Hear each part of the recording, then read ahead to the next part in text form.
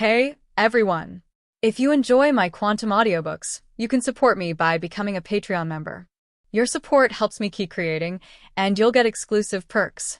You can also access my audiobooks directly through Google Drive. Check out the link in the description. Now, let's get started. So my job this time is to go to Unova region to investigate Team Plasma's recent actions, right? Maen roughly summarized the content of the work to Grandma Agatha. Yes, Team Plasma's recent actions are very high profile, and Interpol has been paying attention to them for a long time. But due to manpower constraints, they can only transfer trainers from other regions to help. I know I will set off right away. After hearing Maen's reply, Grandma Agatha said a few more words and then hung up the phone, and Maen sat in a chair and thought silently. On the other side, Professor Oak did not dare to make any sound throughout the whole process, for fear that Grandma Agatha would notice him. He was relieved after seeing the phone hung up, but after hearing the content of Maen's work this time, he also felt a little tricky. Unova region's Team Plasma has been very active recently, and has launched activities in various cities in Unova region. Although it is not an activity related to terrorist attacks, Alliance feels that Team Plasma's actions are more terrifying than terrorist attacks. Alliance is not opposed to the establishment of various organizations, as long as these organizations are not terrorist organizations, and the Alliance will not interfere with the claims of each organization, and can even publicly express the ideals of its own organization. Among them, Unova region is the most open region in Alliance region in this regard. But recently, Team Plasma in Unova region has also begun to express the ideals of the organization, and this ideal really makes Alliance feel scared. Team Plasma's goal is to separate Pokémon from humans, and advocates that Pokémon in human hands is a misfortune and should be allowed to return to nature. This goal was the idea of some extreme animal protection organizations in Maen's previous life. And in the Alliance world, Team Plasma's goal is undoubtedly digging at the foundation of the Alliance. You must know that the foundation of the Alliance is the harmonious coexistence of people and Pokémon, and then people and Pokémon live together in the daily world and merge together. At the same time, the Alliance can also hold competitions on this basis, develop various industries, and establish various ways to gain benefits in the tourism industry.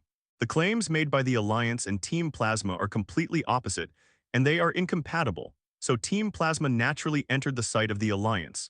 The direction of Maen's investigation this time is to find out the deep meaning behind Team Plasma's actions. The people in the Alliance are not idiots. They will never think that Team Plasma is just a saintly woman who wants to help Pokémon so much. There must be a deeper meaning behind it. Maen, who has learned about games and animations, also knows that Alliance guessed right this time. Team Plasma's ostensible claim is indeed like this, but in reality it wants to use this idea to make other trainers give up Pokémon, so that Team Plasma can monopolize the power of Pokémon, and for the opponents they will forcibly seize the Pokémon of the other party. And Team Plasma's boss Ghetsis even adopted N, who can communicate with Pokémon, to prepare to achieve his great goal, which is to control and use Kyurem and Zekrom to create a new world through N. Maen can only sigh that there is no normal person among these villain bosses in the Pokémon world. This one wants to create a new world with Kyurem and Zekrom.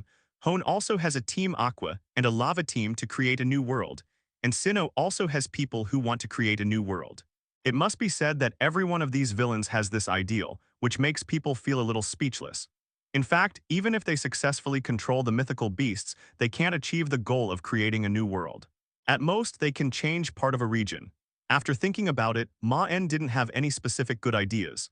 He could only plan to go to Unova region to see what stage the current situation has reached and whether it has been recognized by Zekrom. Maen also said goodbye to Professor Oak, and Professor Oak naturally wouldn't stop him. He heard the general situation described by Agatha Elite throughout the whole process, and he didn't like the apparent goal of Team Plasma. After all, although Professor Oak advocated that people and Pokémon coexist in equality and harmony, it didn't mean that people and Pokémon should break their ties. This is why Agatha Elite is willing to help Alliance contact Maen. Professor Oak, like Agatha, has Pokémon that have become family members with them. They feel uncomfortable with the ideal of letting trainer abandon Pokémon on his own initiative, so they all support Maen's actions this time. Above Unova region, Maen was on the plane, flipping through the information provided by Alliance in his hand. Among them, the above the photos of Ghetsis and N were placed on the top. N is now the king of Team Plasma in public, while Ghetsis is the boss of Team Plasma in secret. These are the results of the Alliance's investigation. From the data, N has not yet been recognized by Zekrom, but Maen thinks that this time may not take too long. These are still within Maen's expectations, but the recent report about Ghetsis did make Maen frown. The data shows that Ghetsis and Chief Scientist Akram of Team Plasma all appeared in Lacanosa Town in Unova region, and it seems that they are planning some activities. However, Interpol cannot investigate the specific activities clearly because Team Plasma is too vigilant and has good hiding ability. It's good. However, Maen clearly knows why Ghetsis and others appeared in Lacanosa Town. There is a legend in Lacanosa Town that is well known to everyone in the local area. A long time ago, a piece of meteorites fell from space, and inside them were ferocious monsters. It was said that the monsters would appear in the town at night, accompanied by cold winds, and would capture people and Pokémon and eat them. The residents of the town built walls to surround Lacanosa Town and even established rules prohibiting people from going out at night and encouraging people to stay at home. Even though some residents no longer believed the story, they still stayed at home at night. The monster mentioned in this legend is the legendary Pokémon Kyurem. Kyurem currently lives in Giant Chasm, not far northwest of Lacanosa Town. Team Plasma's target is obviously Kyurem. This is also the reason why Maen is most confused now. The reason for Maen's doubts is that Team Plasma contacted Kyurem too early. You know, in the animation, it should be after N repented and defeated Team Plasma's conspiracy with the protagonist, that Team Plasma lay dormant for 2 years before planning to assist Kyurem's power to act. Ghetsis planned to use Kyurem to freeze the entire Unova region, but was defeated again by N, who returned from his trip, and the protagonist, so that Unova was slightly calmed down. But if Team Plasma contacts Kyurem now, it is obvious that Team Plasma has made preparations before. Otherwise, it would not be possible to contact Kyurem rashly. And if Team Plasma's plan succeeds, the worst situation is likely to occur. That is, N and Ghetsis control Zekrom and Kyurem respectively, and then Unova region will have to face the destruction of the two beasts. Thinking of this, Maen's face became a little solemn, and he felt that it would be better for him to turn around and leave now so as not to be affected. Hearing Maen's words, the shop owner looked at the Frosty Milk Fairy on Maen's table. After learning about the ability of Frosty Milk Fairy, he was also envious.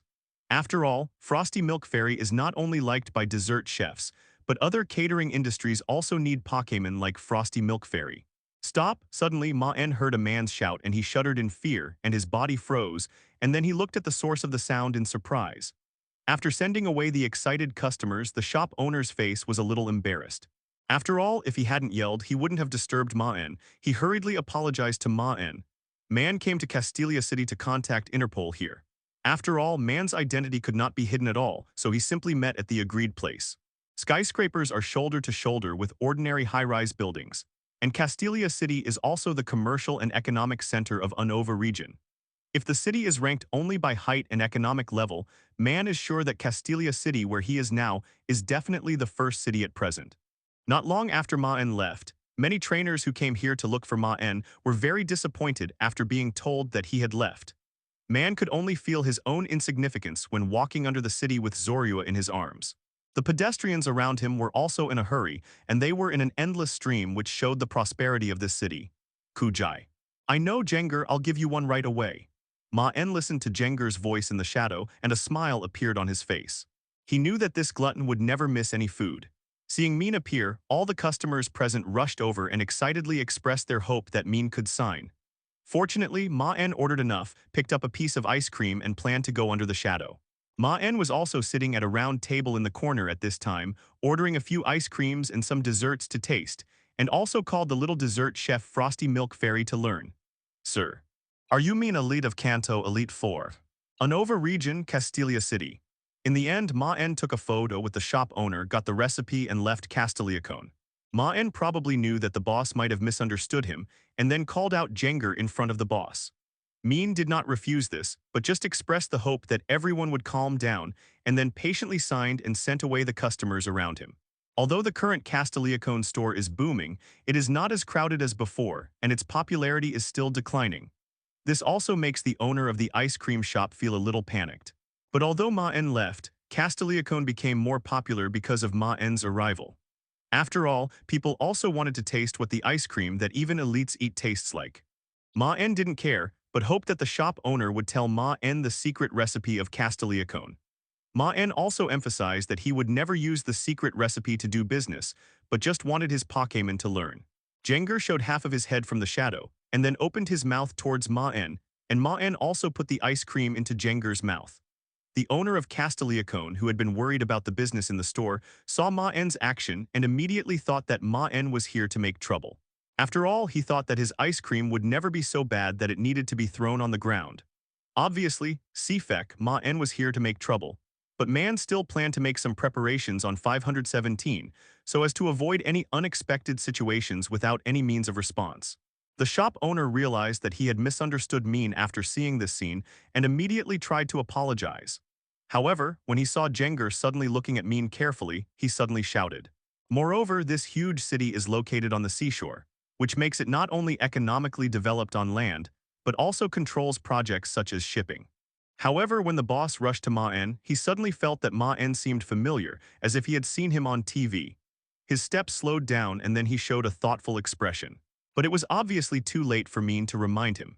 Hearing the shop owner's words, the other customers all stood up excitedly and then saw Maen sitting in the corner with a hat on.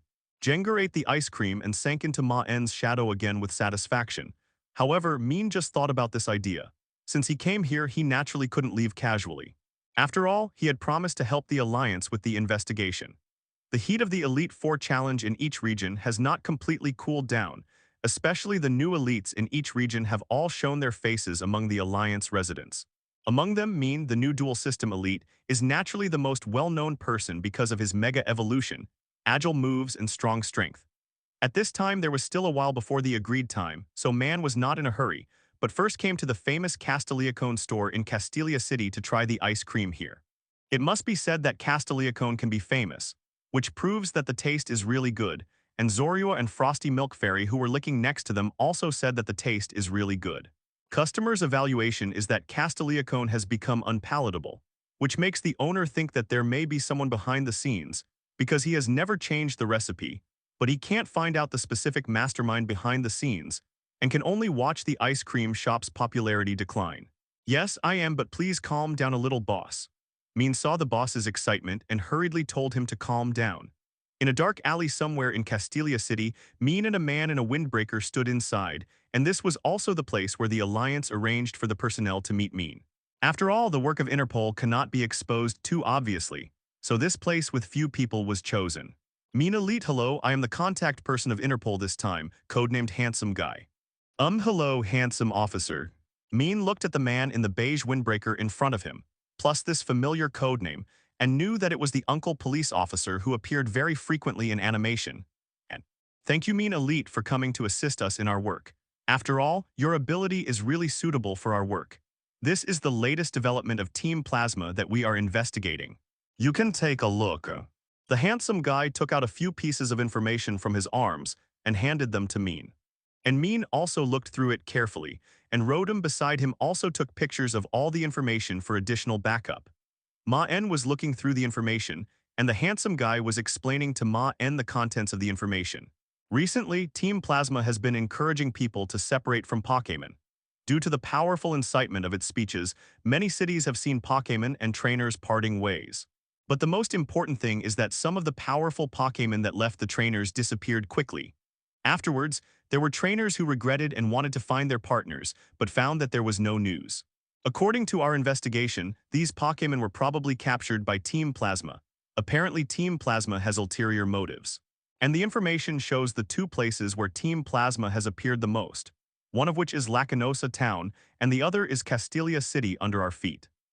Especially recently, our members discovered an underground space in a secret passage somewhere in Castelia City. It is speculated that it is likely to be Team Plasma's underground laboratory. This time, we hope that Maen Elite can assist our Sucker Punch underground laboratory and find out what Team Plasma is researching. Maen flipped through the information while listening to the handsome guy's explanation. After writing down the contents above, he returned the information to the handsome guy and also expressed that he would cooperate with Interpol's actions. Hearing that Maen agreed so firmly, the handsome guy was relieved. After all, the strength of the elite trainer is there, so some elite trainers have a bit of a weird temper. But Maen is obviously not in the weird category. As rumored outside, although this Maen elite likes to do some harmless bad things, he is still very decisive in big things, degrees. If Maen knew what the handsome guy was thinking, he would definitely pull the handsome guy's collar and ask what harmless bad things are. After making a simple disguise, Maen followed the handsome guy to a bungalow somewhere in Castelia City. Under the guidance of the handsome guy, Maen walked into the house. Once you enter the house, you will find that the inside and the outside are simply two different worlds. The room is full of monitors and advanced equipment. Police officers wearing Interpol uniforms are constantly moving in the room, and standing under the many monitors is a man wearing a woman in black uniform and long purple hair. Although this woman looks a little thin, she is the person in charge of this operation and also the boss of the handsome guy. This woman is Annabelle, who will go to Alola region in the future and become the director of the department dealing with the ultimate beasts. Seeing Maen and the handsome guy come in, Annabelle also turned her eyes away from the monitor, then quickly walked to Maen and stretched out her hand. Thank you, Maen Elite, for your help. I won't say too much polite words. Let me first talk about the plan of this operation. Maen could only sigh that Annabelle in front of him was really swift and decisive, but Maen did not refuse. Instead, he shook hands with Annabelle and followed her to the 10 tables to sit down. Annabelle took out a tablet, placed it in front of Maen, and then clicked on a sketch. This sketch is the map of Team Plasma's laboratory this time, but only the outer area is introduced and the interior is still dark. Obviously, Interpol has not investigated what is being studied inside.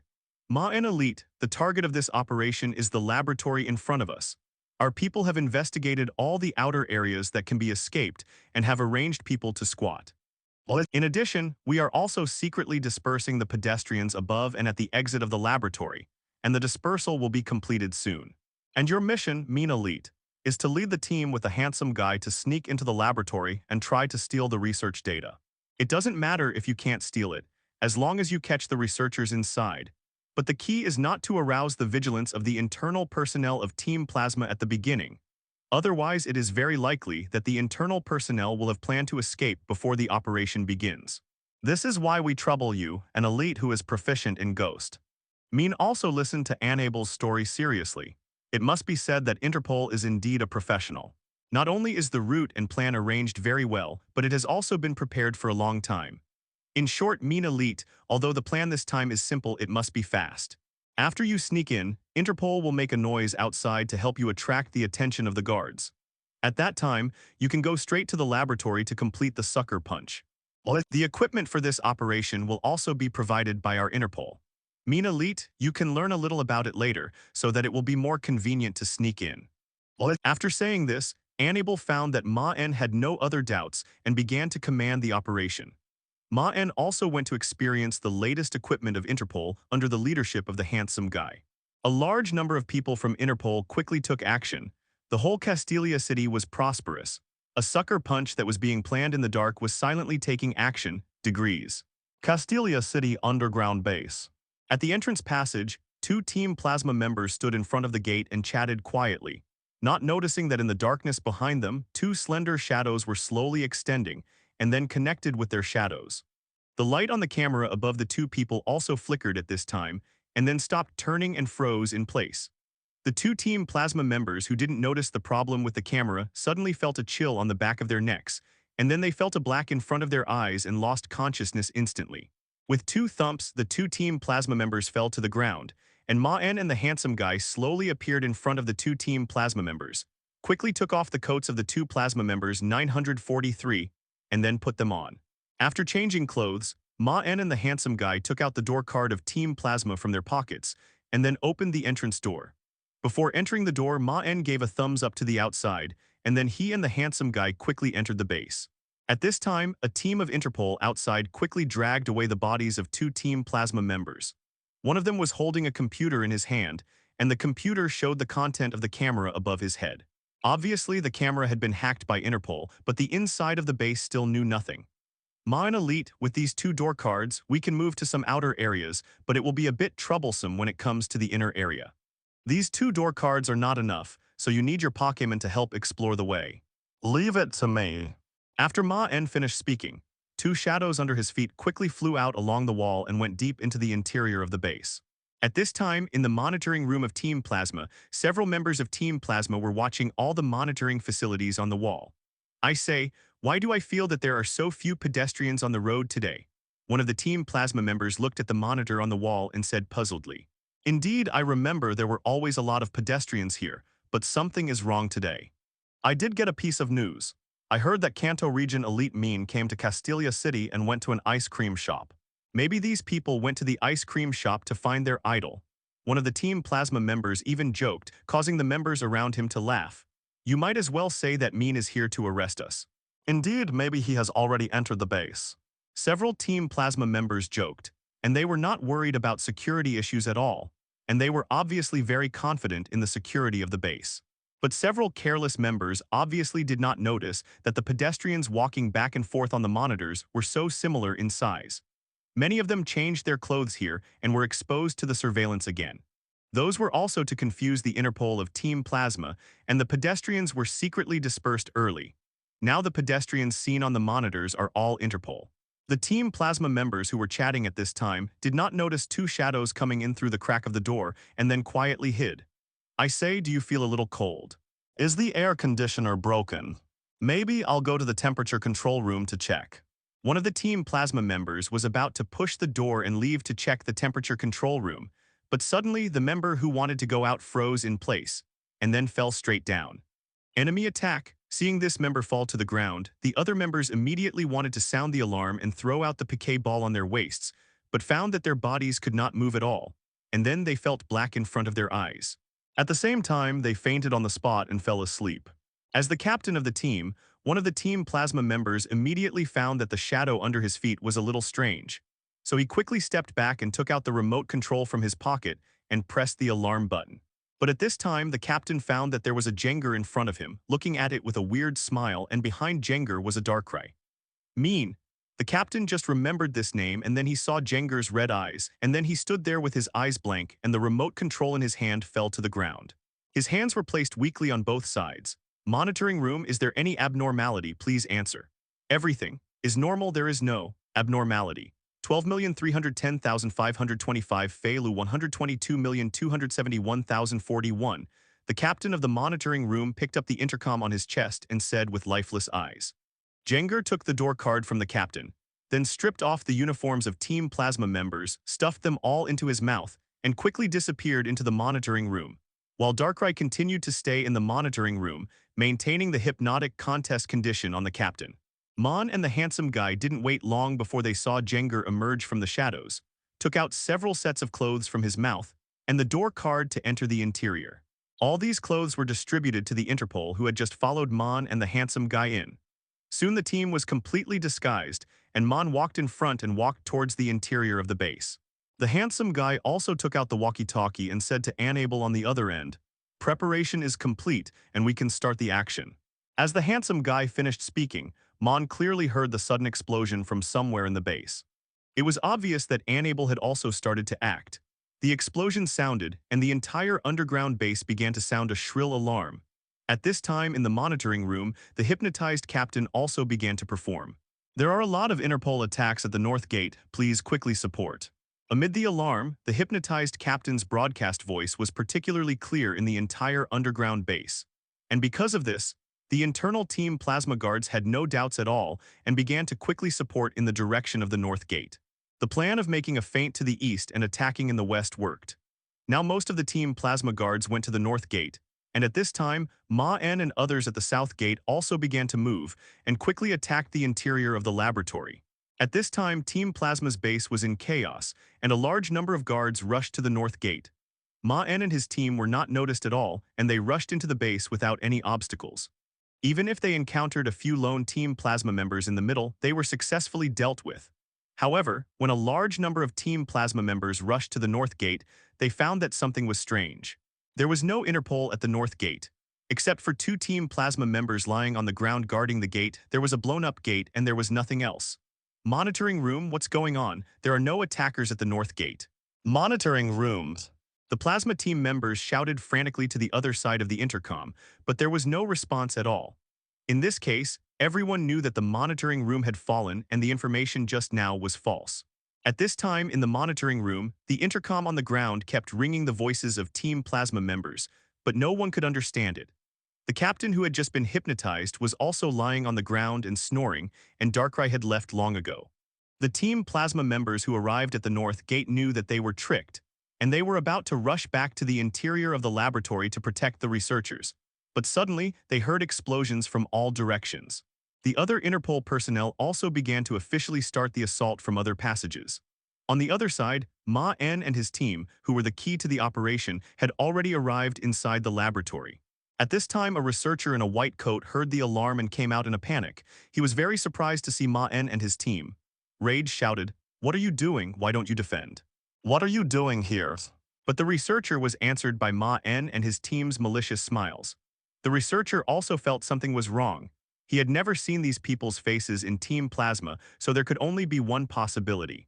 Jengar accumulated energy in his hands, and then a shadow ball blasted open the door and Maen and others quickly entered. Muck poison gas. Elite Mean, why are you here? The two executives of Team Plasma looked at Mean's face and instantly recognized Mean's identity, and said with some fear in their tone. The professor pressed the button in his hand frantically, and then left through the small door with Barrett and two executives. Then the small door closed and the figure disappeared completely.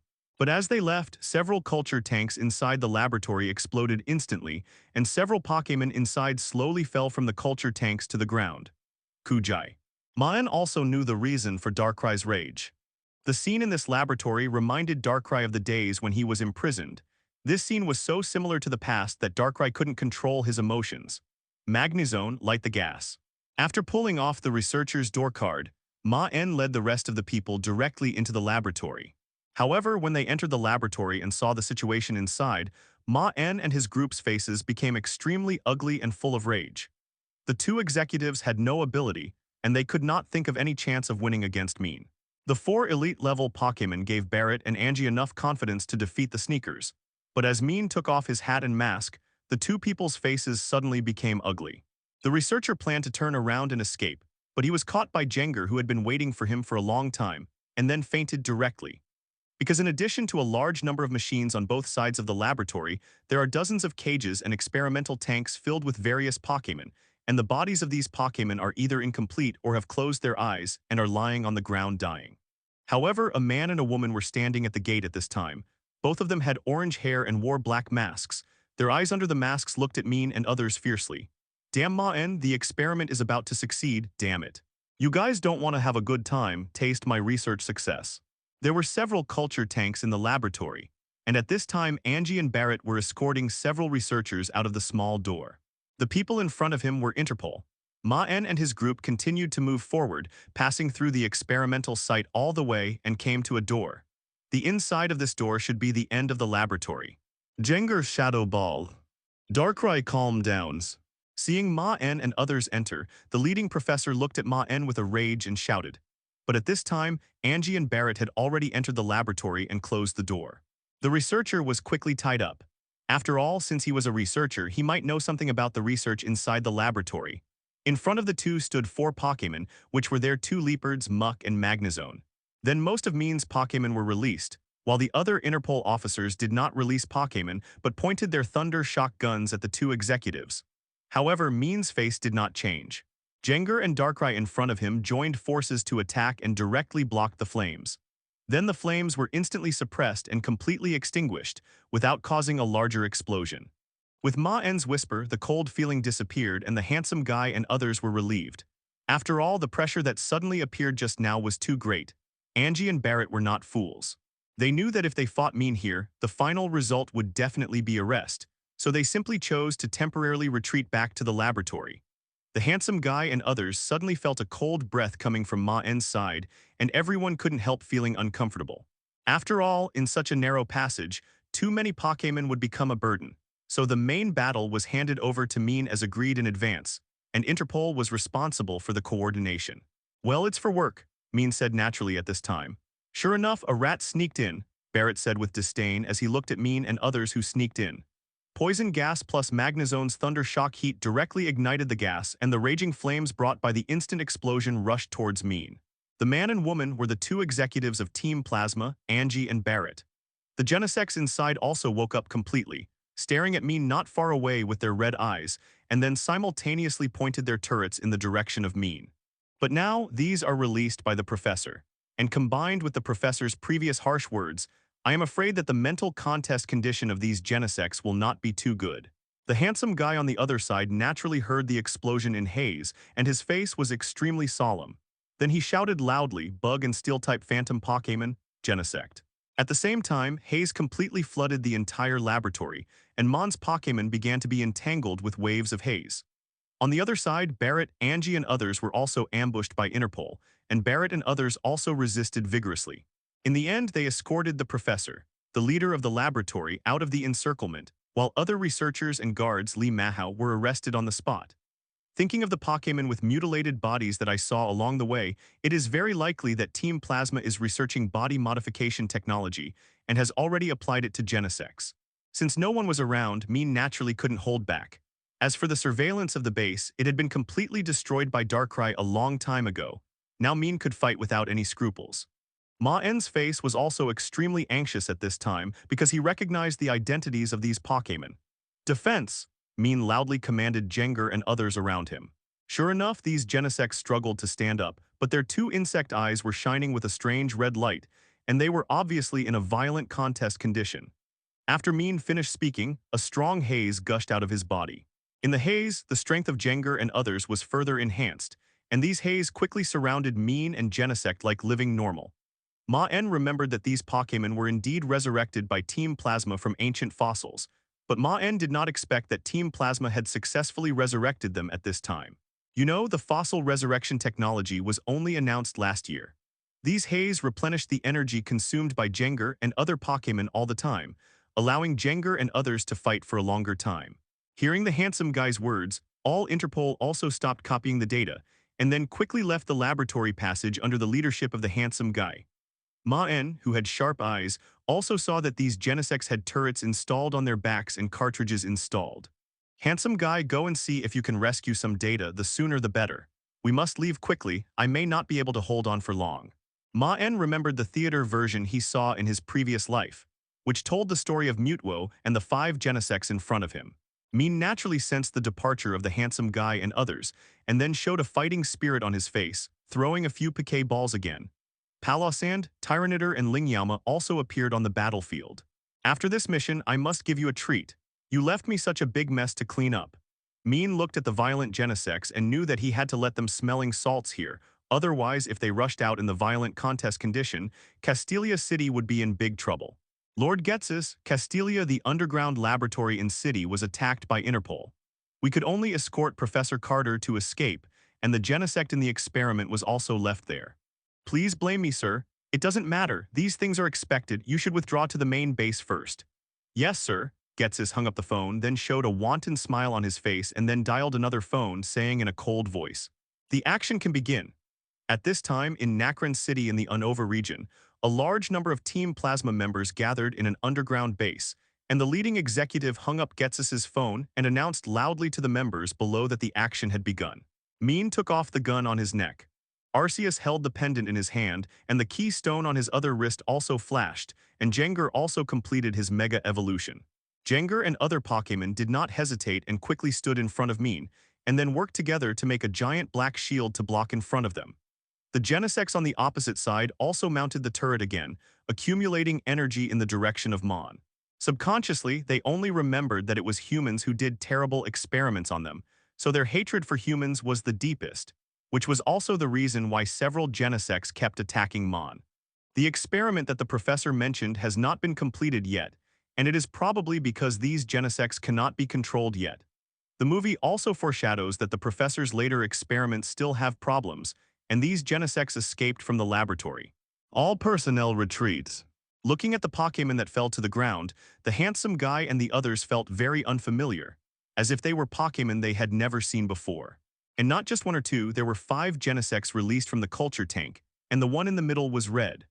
On the other side, Genesect's bombardment also arrived, and the lasers of 5 attributes bombarded the shield, directly causing cracks in the shield, but it was still carried out with the efforts of Jengar and other Pokémon. Barrett, who escaped from the scene, immediately contacted Ghetsis. After hearing Maen's command, the handsome guy quickly asked someone to copy the data that had not been completely deleted without hesitation. He also came to Maen nervously and asked, Maen Elite, do you know these Pokémon? Bug-type Pokémon that existed 300 million years ago, resurrected from fossils. By the way, these are all phantom Pokémon, and the leading one is a different color. We are really lucky to receive such a great gift from Team Plasma. Although Maen's words sounded relaxed, the seriousness in his tone also made the senior brother look ugly. The handsome guy still knew what the 5 phantom Pokémon represented, and shouted for his men to act quickly and prepare to retreat immediately. Handsome officer, prepare to retreat quickly. I will buy you some time. Now stay away from me. I'm afraid I might hurt you by mistake. Home, hearing Maen's words, the strength of the Genesect's struggle became weaker and Palossand was relieved. After all, it was okay to let it restrict the Genesect for a short time. If it lasted for a long time, Palossand's power would not be able to completely suppress the Genesect. After all, the strength of these Genesects was at least elite, and the leading one had even reached the champion level. Genesect stopped struggling immediately when he saw the familiar flower, with nostalgic emotions in his eyes, and kept mumbling the word home. The way to win a quick battle is to get these Genesects out of the violent contest condition as soon as possible, so that they can continue to communicate. Otherwise, Maen is not sure how long the joint attack of these 5 Genesects can last. In the movie, these Genesects dare to fight against Mega Mutwo. Although Mutwo also lets it go, Maen doesn't think that the strength of his Pokémon can compete with the Mutwo that will appear in the future. Maen still remembers that there seems to be a youngest Genesect in the theater version, with a voice like a child, who still has goodwill towards humans. If he can wake this Genesect up to communicate, Maen may be much easier. AI Guanxi came in front of Genesect struggling in the quicksand, and released pink ripples with both hands. Under the influence of this ripple, this Genesect's struggle became slower and slower, and the red light in his eyes gradually disappeared. No problems. Team Plasma's idea should be to control the strongest heterochromatic leader, and then use it to control the remaining Genesects. But this situation also makes this Genesect the most hostile to humans. This is the result of Maen letting Team Plasma release it in advance.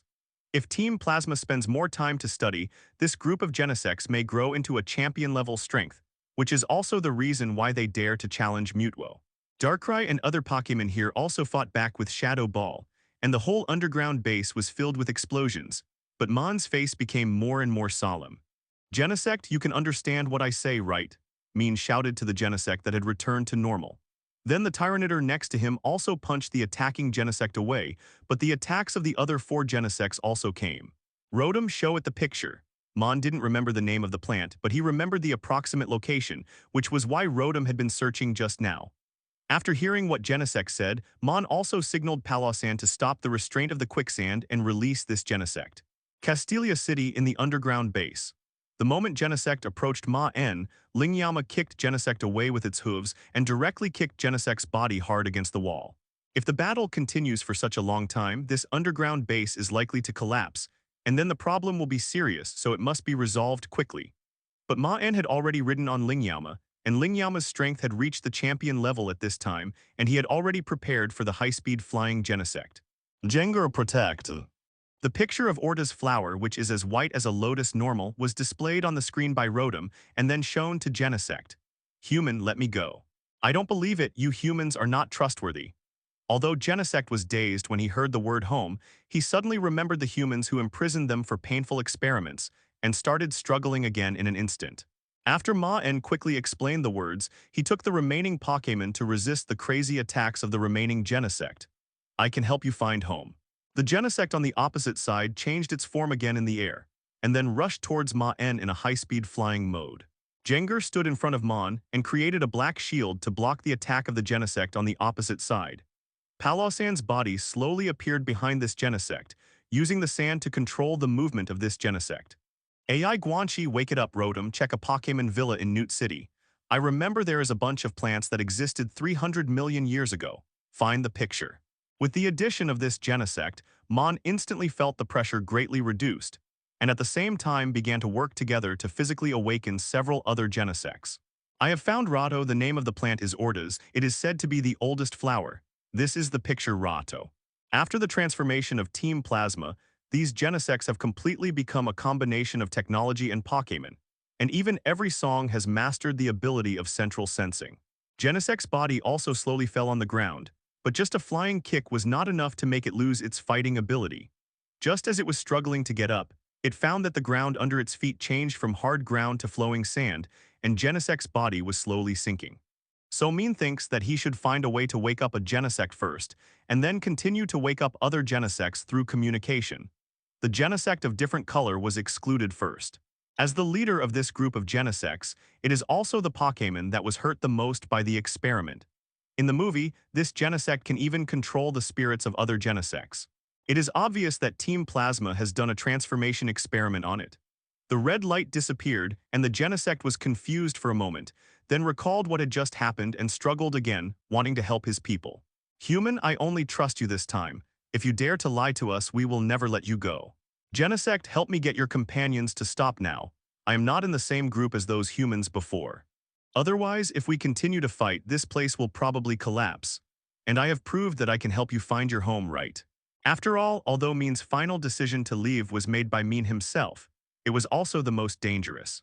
After all, those were 5 phantom Pokémon. Now that they see that Maen is fine, Anable and the handsome guy can also breathe a sigh of relief. Otherwise, if Maen had problems, they might have spent their whole lives in regret. Humans must be eliminated. The different-colored Genesect was indeed full of hatred for humans as Maen expected. After waking up, it still wanted to attack Maen, but was persuaded by the other Genesects. What's wrong, two detectives, what happened? Hearing Maen's question, the handsome guy and Anable also showed serious expressions and said, we received a notice that when we were in the Sucker Punch laboratory, Nacron City was attacked by Team Plasma. Team Plasma took advantage of the police force of our detectives to concentrate here and launched an attack in Nacron City. The Nacron City Museum was destroyed.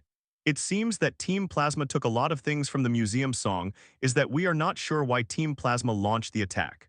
After the different-colored Genesect awakened, the remaining Genesects immediately went over to support it. How is this possible? How could Zekrom assist a crazy guy like Ghetsis? The handsome guy refuted Maen's words. After all, as a criminal policeman, he naturally knew something about the legend of Unova region. Maen's words made Anable and the handsome guy stunned, and then suddenly thought of the legendary Pokémon in Lacanosa town, Kyurem and. With a loud bang, the violent look in the eyes of the last Genesect of a different color disappeared as the familiar pink ripples of the Aguanchi were activated. Maen Elite, thank you for your assistance this time. Anable saluted Maen and thanked Maen sincerely for his help. Hearing Maen's words, the handsome guy showed an expression of disbelief on his face. But he also knew that what Maen said was too reasonable. Otherwise, there was no way to explain the meaning of Team Plasma's actions. So we, Interpol, were fooled by Team Plasma. Our actions were noticed by Ghetsis at the beginning, and in order to let us mobilize police forces to attack the laboratory here, Ghetsis actually invested so much. But the harvest is also huge. Zekrom will soon belong to them. Human, although you saved us, I don't believe that we can find our home on our own. When Maen finished bathing and changed clothes and walked out of the house, he saw Anable and Jack with serious faces.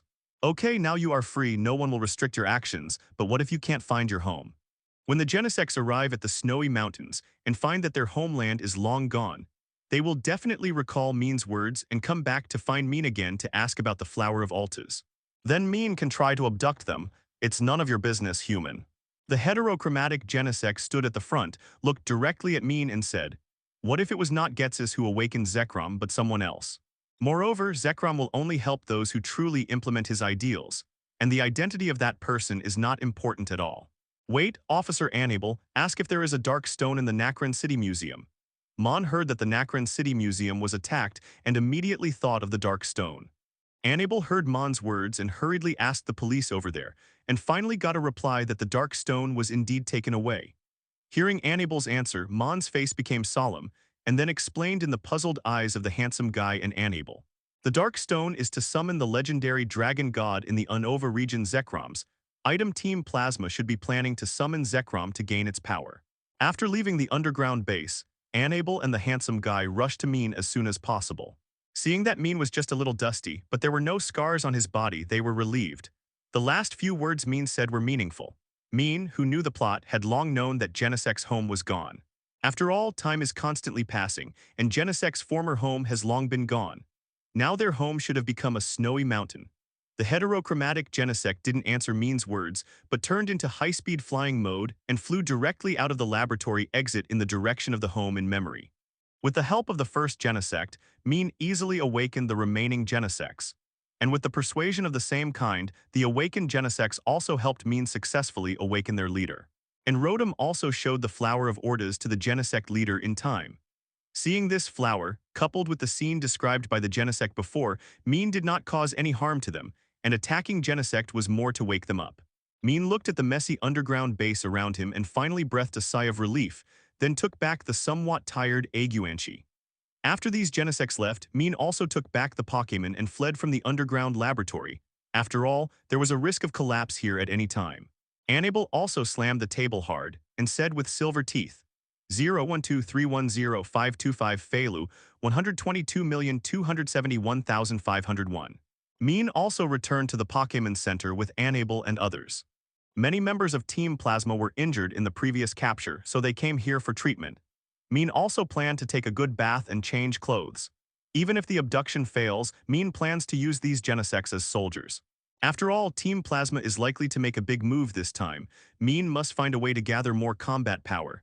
It's okay, I'm not a rival of those Genesects. Fortunately, they regained their sanity and left on their own.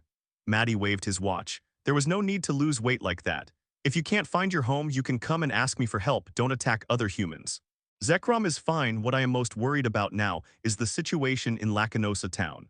I remember that Interpol said that Team Plasma's activities there are also frequent, and there is another legendary Pokémon there. The name Kyurem is also a household name in the Unova region, and its violent character makes people fear Kyurem more than the other two beasts, Reshiram and Zekrom. Hearing Maen's speculation, Annabel and the handsome guy showed a thoughtful expression, and then their expressions became serious. Aendok is the city where the ancient people of the earth lived. Although it has declined now, many legends have been left among them. The legends of Oplucid, Lateram, and Zekrom are well known. Many residents changed into the ancient costumes of the people of the earth.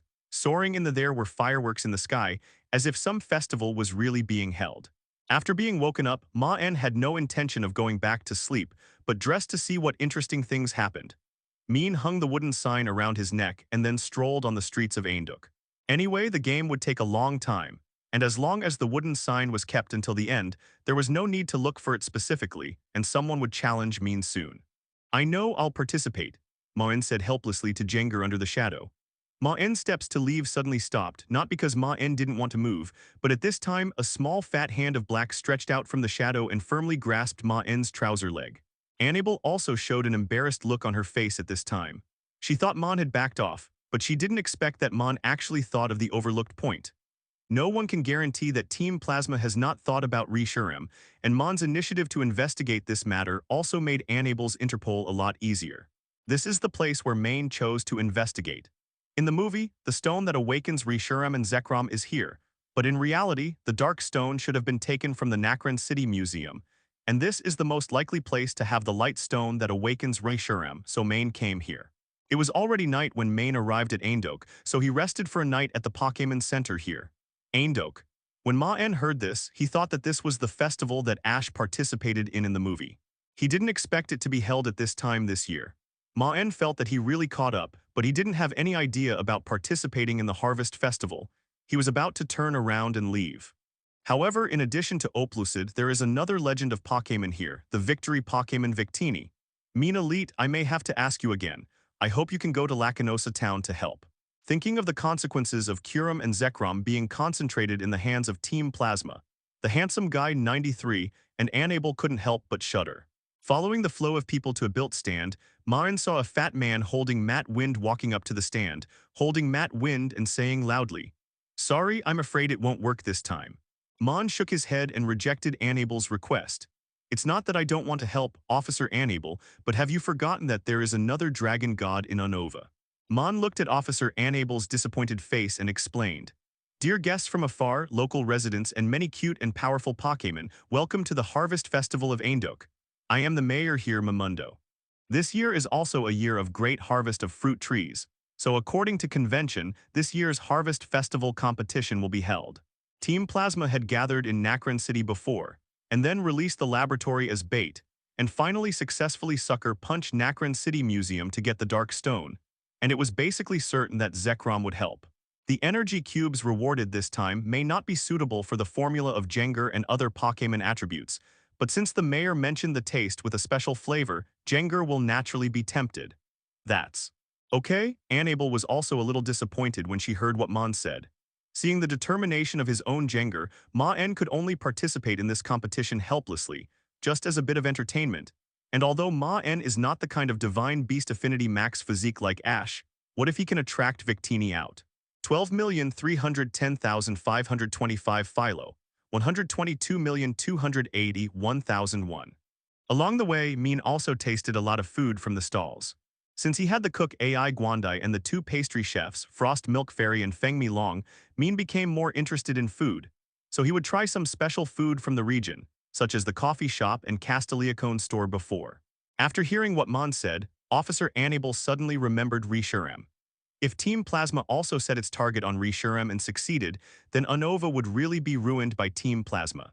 The second Kristoff was awakened by the sound of uproar outside the window before he got up. He rubbed his eyes and went to the window and saw that the streets outside were already crowded with people. There will be prizes for this year's Harvest Festival as usual. This year's prize is a recipe for making energy blocks inherited by our people of the Earth. It is different from the modern production method, so the taste also has a unique flavor, which is for some it's a rare delicacy for Pokémon. There are also special rewards for the second and third place. Welcome all trainers to actively participate. It was also a good opportunity to train his own Pokémon. Zorua and Doranix, who had not evolved to their final forms, were at the 0.0 stage and needed to accumulate battles. It was also good to participate in more battles. Anyway, there was no limit on the Pokémon that could participate in the battle, as long as it was a one-on-one battle. If Team Plasma finds a chance to recapture Kyurem this time, the problem will be really troublesome. Finally, after discussing with Maen went alone to look for Kyurem's traces, while Interpol went to Lacanosa town to be vigilant about Team Plasma's actions. It would be safer with double protection.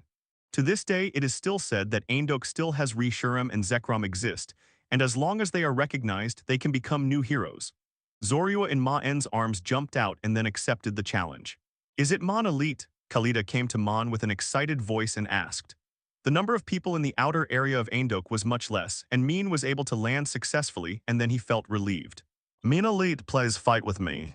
And there is only one person in the Alliance who has this form of Zorua, Kanto's Elite Four Maen. The surging crowd scared Maen so much that he ran away on Hydreigon, and he didn't feel relieved until he ran to the edge of the square of Aindok. The strength of the trainers participating in the Harvest Festival was also uneven. Rival was obviously a trainer who had not traveled for long. The Pokémon he released was easily solved by Zorua with a Phantom Shadow Ball as soon as it appeared. The game ended too quickly, so the onlookers did not react. The most important thing was that Maen, as Zorua's trainer, did not even give any command. The entire battle was completed by Zorua's Pokémon. As the game progressed, Maen also sent Zorua and Doronki to participate in the battle while eating and drinking. Due to the special Pokémon, coupled with the clean and neat way of winning, and the fact that Maen did not command the trainer throughout the whole process, it still attracted the attention of the residents and trainers of Aindo Akri. More and more people began to spontaneously gather around Maen. Special situations are prone to occur when there are many people, and Maen's identity was finally recognized. Although Maen used a hat to cover it, the Pokémon he sent out was still recognized as special. The people of Doranchi didn't know it yet, but the Pokémon that looked like Zorua was quickly recognized as the Zorua of the Zikui region. Maen gradually calmed down and then looked at the cart next to him. The owner of the cart was a middle-aged woman wearing the clothes of the people of the earth, and the cart sold some Victini pendants and dolls. Although Maen can make energy cubes, they are more used for cultivation and cannot be eaten as ordinary meals, so Maen will control the amount of food that Pokémon eat every day, as long as it can just meet the standard of complete absorption. Khalida is also one of those who want to challenge Maen. Seeing that Maen is right in front of her, Khalida naturally couldn't help but challenge Maen. Maen felt that the woman in front of him looked familiar and then came to the stall and bought 2 Victini pendants. When Maen heard Gianta's name, he knew that this person was one of the ancient Earth people in the movie. The reason why Maen could still remember Gianta was very simple, that is, her daughter had a different colored Hydreigon in her hand. Just as Maen and Gianta were chatting, a Stephanie wearing the clothes of the Earth people ran over. This Stephanie was Gianta's daughter Khalida. Yes, but please keep your voice down, I don't want to be caught and watched again. Maen said to Khalida with a smile on his face. Khalida also laughed when she heard what Maen said. After all, what happened in the square just now has spread everywhere. Maen, one of the Kanto region Elite Four, also participated in this harvest festival. Now many trainers are still looking for Maen. Khalida was stunned when she saw Maen chatting with her mother, and then she quickly recognized Maen's identity. After all, as an Earth people, he was not immune to the internet, and Khalida also knew about the commotion in the center of the square just now. Various questions made Maen, who was originally relaxed, change his face. The first two questions were okay, but the one who asked the third question, "You seem to be a man." The sign hanging on Maen's neck naturally attracted the attention of Trainer, and soon someone came to challenge Maen. After hearing what Maen said, Gianta did not think much about it. After all, many people knew that Dreo had been looking for Reshiram and Zekrom, but he had not found anything so far. 130, and Maen also heard from Gianta's words that Dreo should not have found Reshiram yet, and he didn't even know that Reshiram's light stone might be under the castle. Dreo, he came back 2 days ago. After all, today is the Harvest Festival. Maen, do you know him? Jengar also emerged from Maen's shadow, then took out a backpack from his mouth and handed it to Maen. The other main meals are made by Maen and AI Guandai together. Since he is going to travel, Maen is willing to learn more cooking methods. After all, Maen, who was born in Xiaguo in his previous life, was deeply influenced by the food culture and was very concerned about eating. He also tried to use the ingredients of the Pokémon world to reproduce the food of his previous life, and finally received unanimous praise from his own Pokémon. Maen Elite, do you have a girlfriend? Maen Elite, can you please sign for me? After recognizing Maen's identity, the crowd couldn't control themselves and rushed up. No, I don't know him. I just heard that there is an Earth person who has been looking for the traces of Oplucid and has been looking for the descendants of the Earth people in other places. So I heard the name Dreo. The middle-aged woman saw the pendant on Maen's neck and knew that Maen was a contestant, so she greeted him enthusiastically. Trainer, what's your name? My name is Jiang Ta, and my daughter is also a participant in this competition. You might meet each other. Hello, Aunt Jiang Ta, my name is Maen. Maen laid on the guardrail and breathed a sigh of relief. The scenery here was also good. He could see the mountains and forests in the distance. There were not many pedestrians nearby, only one cart in circulation. Maen gently hung the Victini pendant on the backpack. After all, this pendant is also a specialty of Aindok, isn't it? Here, Maen bought some macaron desserts from the stall, and then gave them to Jengar to try and then summarize some experience. Maen also happened to chat with Gianta and asked about the news of Dreo in the movie. After all, now that Zekrom has been taken, whether Dreo has obtained the vegetable Hiram, Maen is a little concerned. Hearing Khalida's words, Maen knew that he couldn't avoid it this time. Moreover, Maen's original intention was to first improve his relationship with the Earth people, and then find an opportunity to enter the Sword of the Earth to see if Reshiram's Lightstone was inside. Similarly, Maen also wants to win the championship in the end, so it's not a bad thing for him to fight Khalida first. Maen nodded and accepted Khalida's challenge, then threw out a Piquet ball from which Hydreigon roared. Khalida was also taken aback, and then she also sent out her own odd-colored three-headed dragon. While Khalida's three-headed dragon is quite powerful, it is still somewhat inferior to Marn's, both in terms of size and strength. This internal battle between dragon-type quasi-gods also attracted viewers, who then discovered Maen again. However, this time, perhaps fearing that Maen would escape again, they only watched excitedly without rushing forward. Seeing this, Maen breathed a sigh of relief and then prepared to fight Khalida. The three-headed evil dragon could not be defeated, and the victor was King Mara and King Angels. With Khalida's three-headed dragon lying on the ground, unable to fight, the referee declared Marn the winner. No one present was surprised by the result. The battle was less of a duel and more of a one-sided instruction from Maen. While fighting, Maen explained some techniques for fighting the Hydreigon to Khalida. So although Khalida was defeated, she did not show any frustration. Harechi sincerely thanked Maen.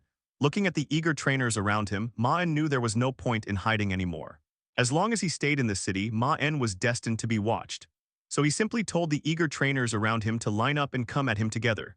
Soon, this year's Harvest Festival tournament became a one-man show for Maen, with almost all the contestants arriving to battle against him. The battle raged from morning until dusk, and finally all the opponents were defeated by Maen, leaving only Maen with the wooden plaques of his opponents. After the final battle, the mayor announced Maen as the victor and then presented him with a prize from the stands. Although this Harvest Festival competition turned into a one-man show for Maen, Mayor Mo Mangduo was very happy because Maen's popularity boosted consumption in the town, which was a good thing for the town. At this moment, Soroya, who was in Maen's arms, suddenly looked towards an open space not far away. Maen was also attracted by Soroya's gaze and looked over, only to find that there was nothing there. What's wrong, Zoroya? Ooh, Tilda. You mean you sensed other people's gazes? Maen stroked his chin, listening to his own Zoroya's words with a thoughtful expression on his face. Maen didn't think his Pokémon was wrong. After all, his Pokémon was quite sensitive to various forms of vision, and since he didn't see anything, that means the other party must be invisible. In this city, the only one who could remain invisible without being detected by Marn and Zoroya was probably Victini. Thinking of this, Maen smiled and then led Zoroya toward the outskirts of the city. After Marn left, a spirit suddenly appeared in the previously empty place. It was Victini. Victini had actually noticed Marn long ago. As soon as Marn entered the city, Victini could sense the aura of victory emanating from him. An aura that only those who frequently win could possess, confident and dazzling. After that, Victini kept observing Marn's every move from the shadows. When it saw Marn feeding its Pokémon all kinds of food, Victini's mouth watered. However, the dark-skinned fat guy ate too much and finished it all, making it impossible for Victini to sneak a little food. Finally, Victini witnessed Marn fighting the entire city alone, and Victini realized that she had not been mistaken. Marn was indeed the owner of the aura of victory. Marn won every battle. Victini truly felt the joy of victory and the mutual trust between the elves, which is why she secretly followed Marn. Tinny.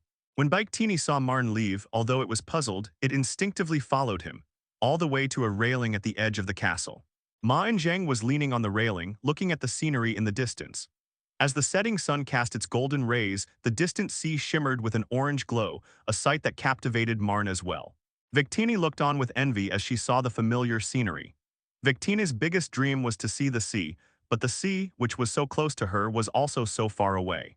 At this moment, Marn also estimated that Victini was still by his side and planned to begin his superb acting skills. He pulled out the familiar kidnapping box from his pocket, took out an energy cube from it, which was coated with honey dragon's honey and creamy fairy's cream, and the sweet aroma instantly filled the air. Victini's gaze immediately shifted from the sea to the energy cube in Marn's hand, and drool involuntarily dripped from the corner of his mouth. Zorua, you can't possibly eat all of this, right? Well, there's no other way but to leave it to Jenger. Maen deliberately spoke loudly, while the Zorua in his arms pretended to be unable to eat. Jenger also slowly emerged from the shadow, opened its big mouth, and gestured for Maen to put the food in there. When Victini saw that Maen was about to give all the energy cubes in his box to Jenger, he finally panicked. This dark-skinned fat guy had eaten everything that morning, and he couldn't let him eat it all this time. Victini accelerated instantly, snatching the box from Maen's hand before Maen could feed it to Jenger. It then placed the box on the railing and took out one piece to eat. Having never tasted such deliciousness before, the Victini felt as if it were flying, its two little wings flapping wildly with joy and its body floating slightly.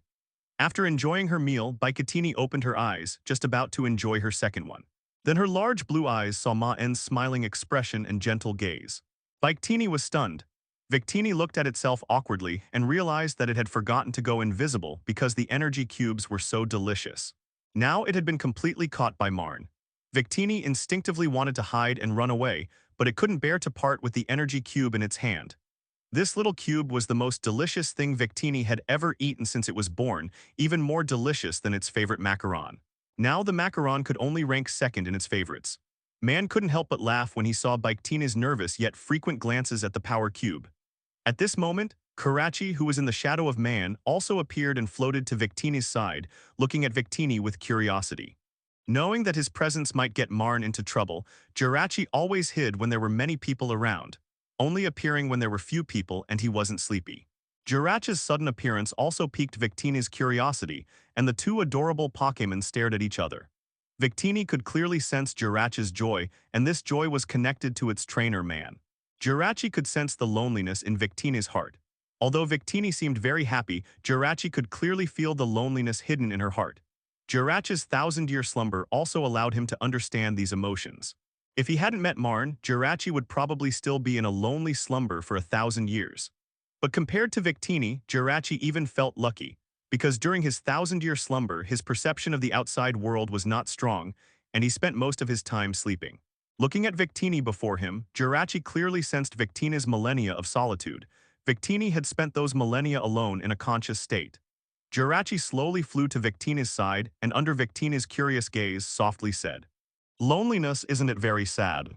Victini was stunned when it heard Jirachi's sincere voice. This was the first Pokémon in 1,000 years to see through its heart. Victini's eyes gradually welled up with tears, and then she hugged Jirachi and cried, venting her inner emotions.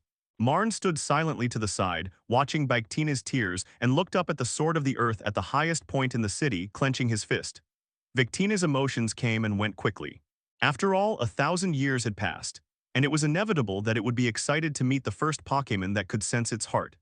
After crying, Victini smiled and shared the power cube with Jirachi, celebrating the first friend it had made since the death of the old king. Victini can subtly sense the emotions of other people and Pokémon. Every year during the Harvest Festival, Victini would secretly watch, then find something to eat and watch the battles. The most attractive emotion for Victini is the trainer's sincere feelings after winning a battle. In the first few times, Victini would take the initiative to show up and meet with the winning trainer. But Victini discovered that after its appearance, the feelings of the previously victorious trainers changed. Greed replaced victory, and the winners all wanted to obtain Victini's power to gain more benefits. After a few times, Victini refused to show itself anymore. It knew that its presence would distort and change the trainers' hearts, so it always watched each battle from the shadows. Only in this way could it feel the most genuine joy of victory. Maen stood beside Jirachi and Victini, since Maen provided the food and was also Jirachi's trainer, which was why Victini didn't choose to go invisible. Most importantly, Victini did not sense any greed from Maen's CCCF, and Maen had no intention of gaining anything from Victini. This is why Victini didn't run away in fear. It was also the first time Victini had encountered a trainer like Maen.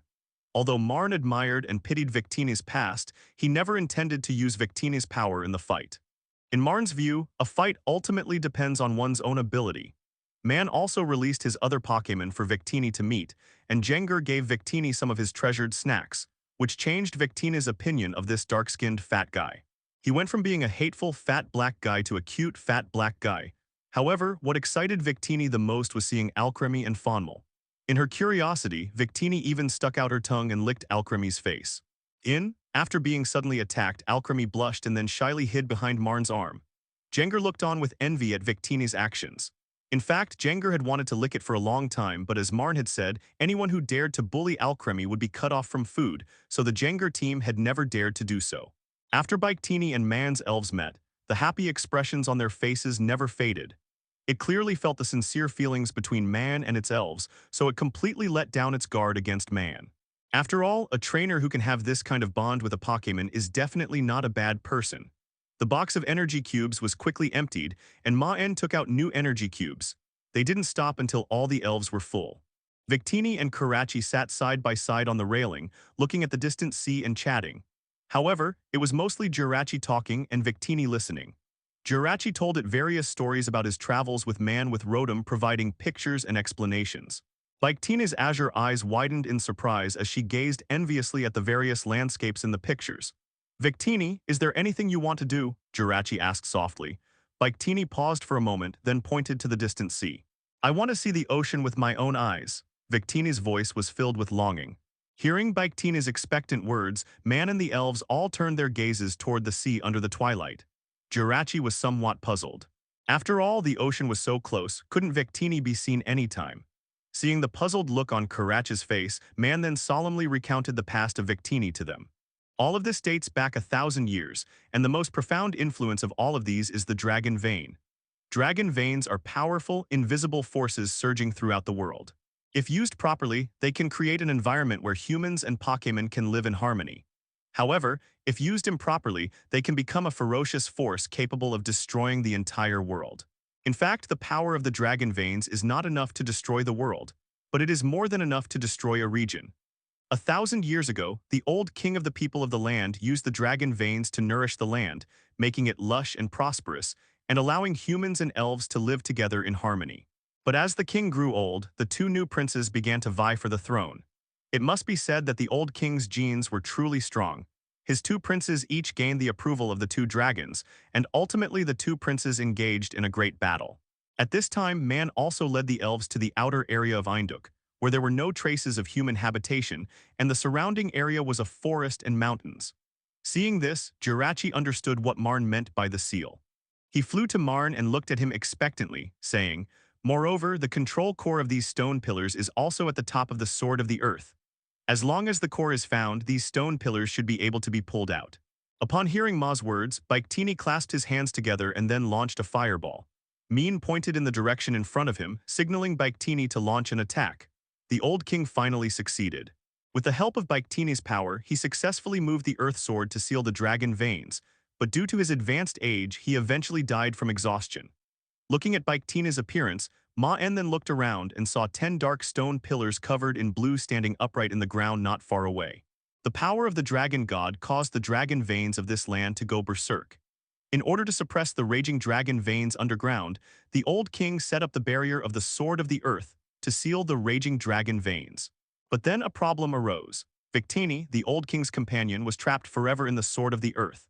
Because it was necessary to use the power of Victini to move the Sword of the Earth, and in order to maximize the use of Victini's power, in addition to the main body of the Sword of the Earth, a prismatic stone pillar was also created to maximize the use of Victini's energy.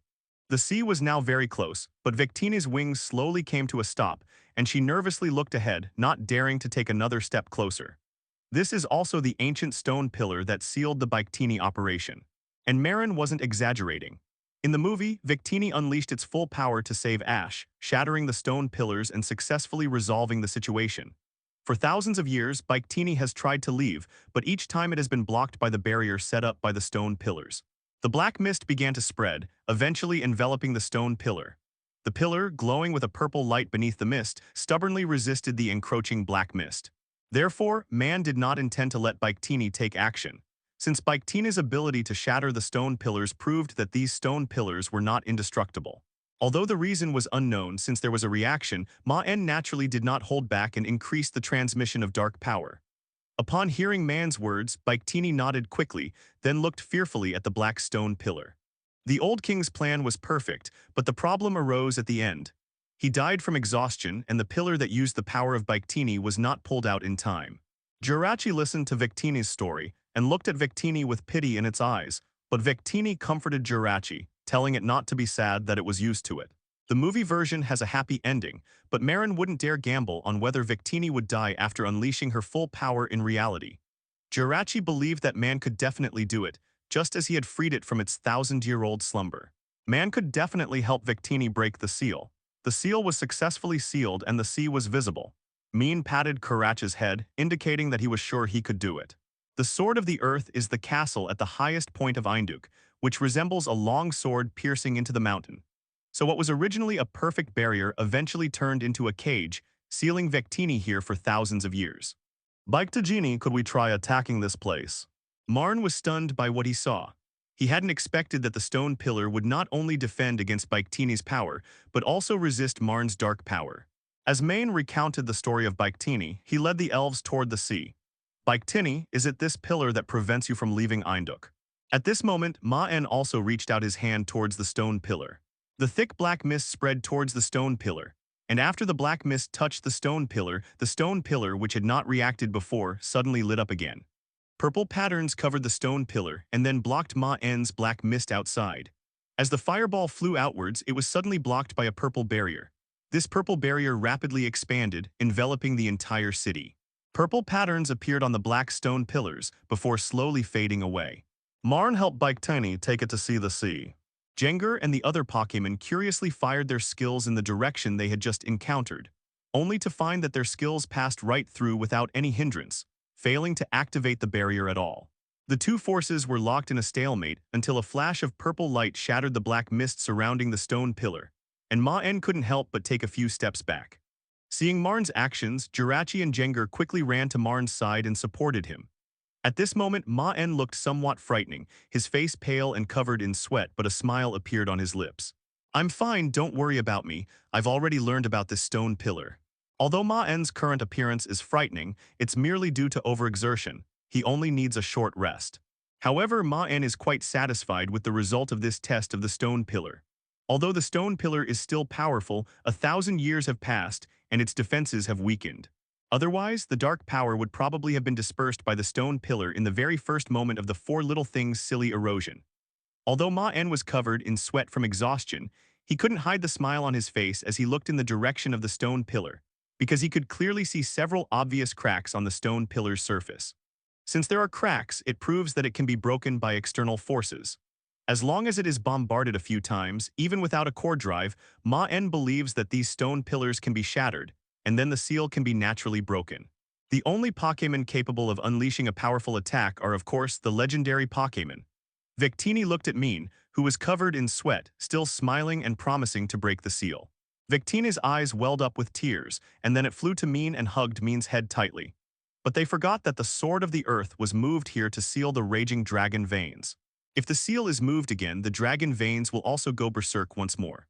Upon arriving at the courtyard, Maen saw Jiangta, whom he had met earlier, her daughter Kalida, and the mayor chatting together, along with a man dressed in the attire of the Earth people. Upon hearing the name Victini, Jiangta and Kalida were the first to show excitement, then looked in the direction Maen had been facing. "Mr. Marks, what brings you here?"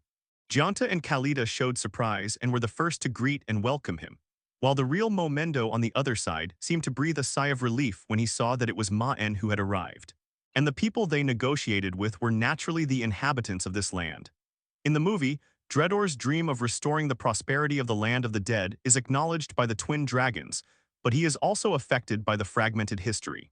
Maen's spirit horse was also a bit lacking, so En also thought of his familiar old friend Giratina. It's important to know that many of the stone pillars are embedded inside the city of Eindhoek.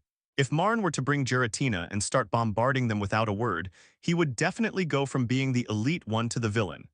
After Maen finished speaking, he whispered towards the place where he was hiding. "Back to Jenny."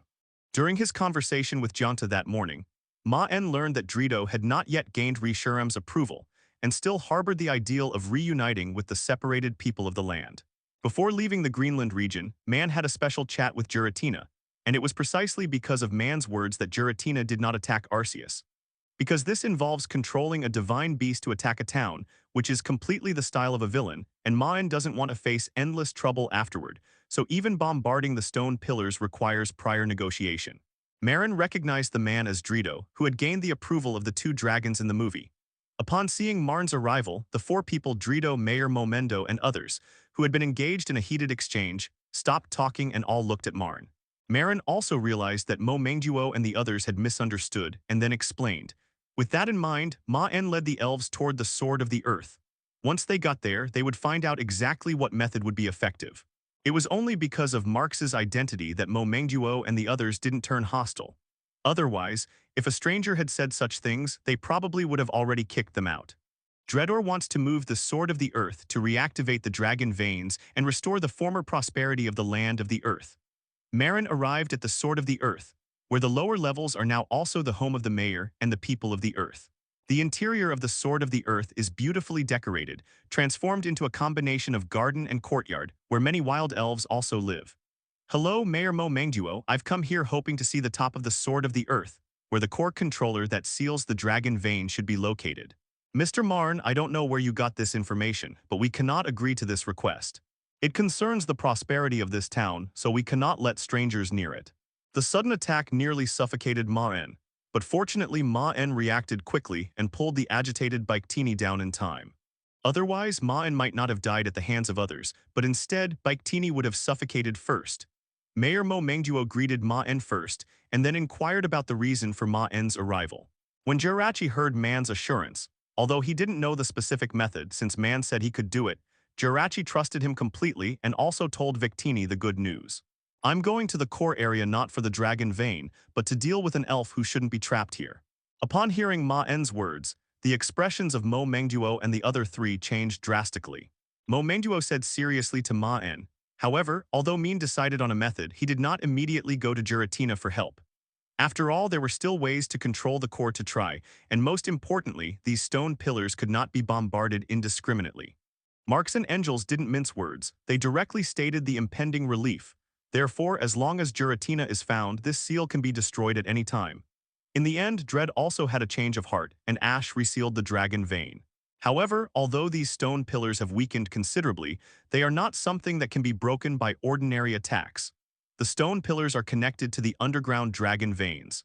Unless a powerful attack is unleashed instantly, it is difficult to completely shatter these stone pillars. Even if weak attacks are frequent, they will not be able to break the stone pillars.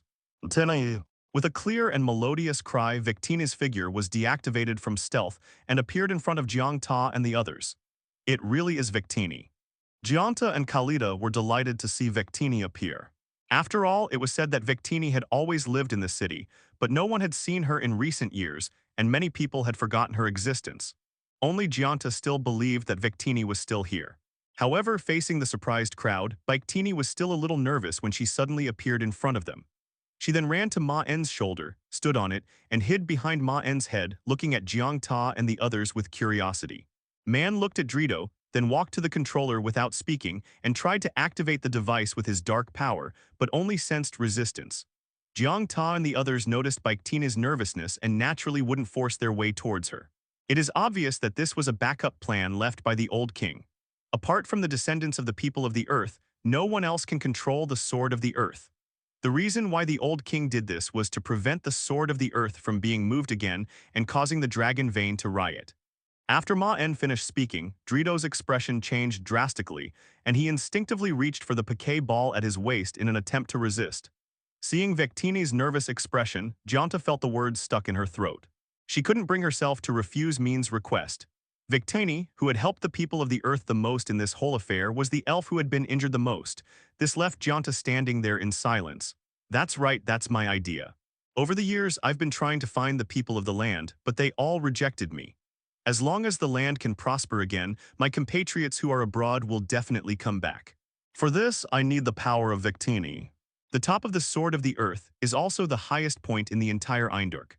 From here, you can overlook the entire Eindork and also see the old site of the former land of the earth. Upon hearing Marn's words, Dreo slowly withdrew his hand, showing no embarrassment, but instead resolutely stated. Although Dreo stopped himself in time, Marn still caught some unexpected information. Dreo said coldly. Upon hearing the mayor's words, Maen knew that they had agreed to take him deep inside the Earth Sword. Just as Dreo was about to touch Victini, Maen grabbed Dreo's hand, stopping him from taking any further action.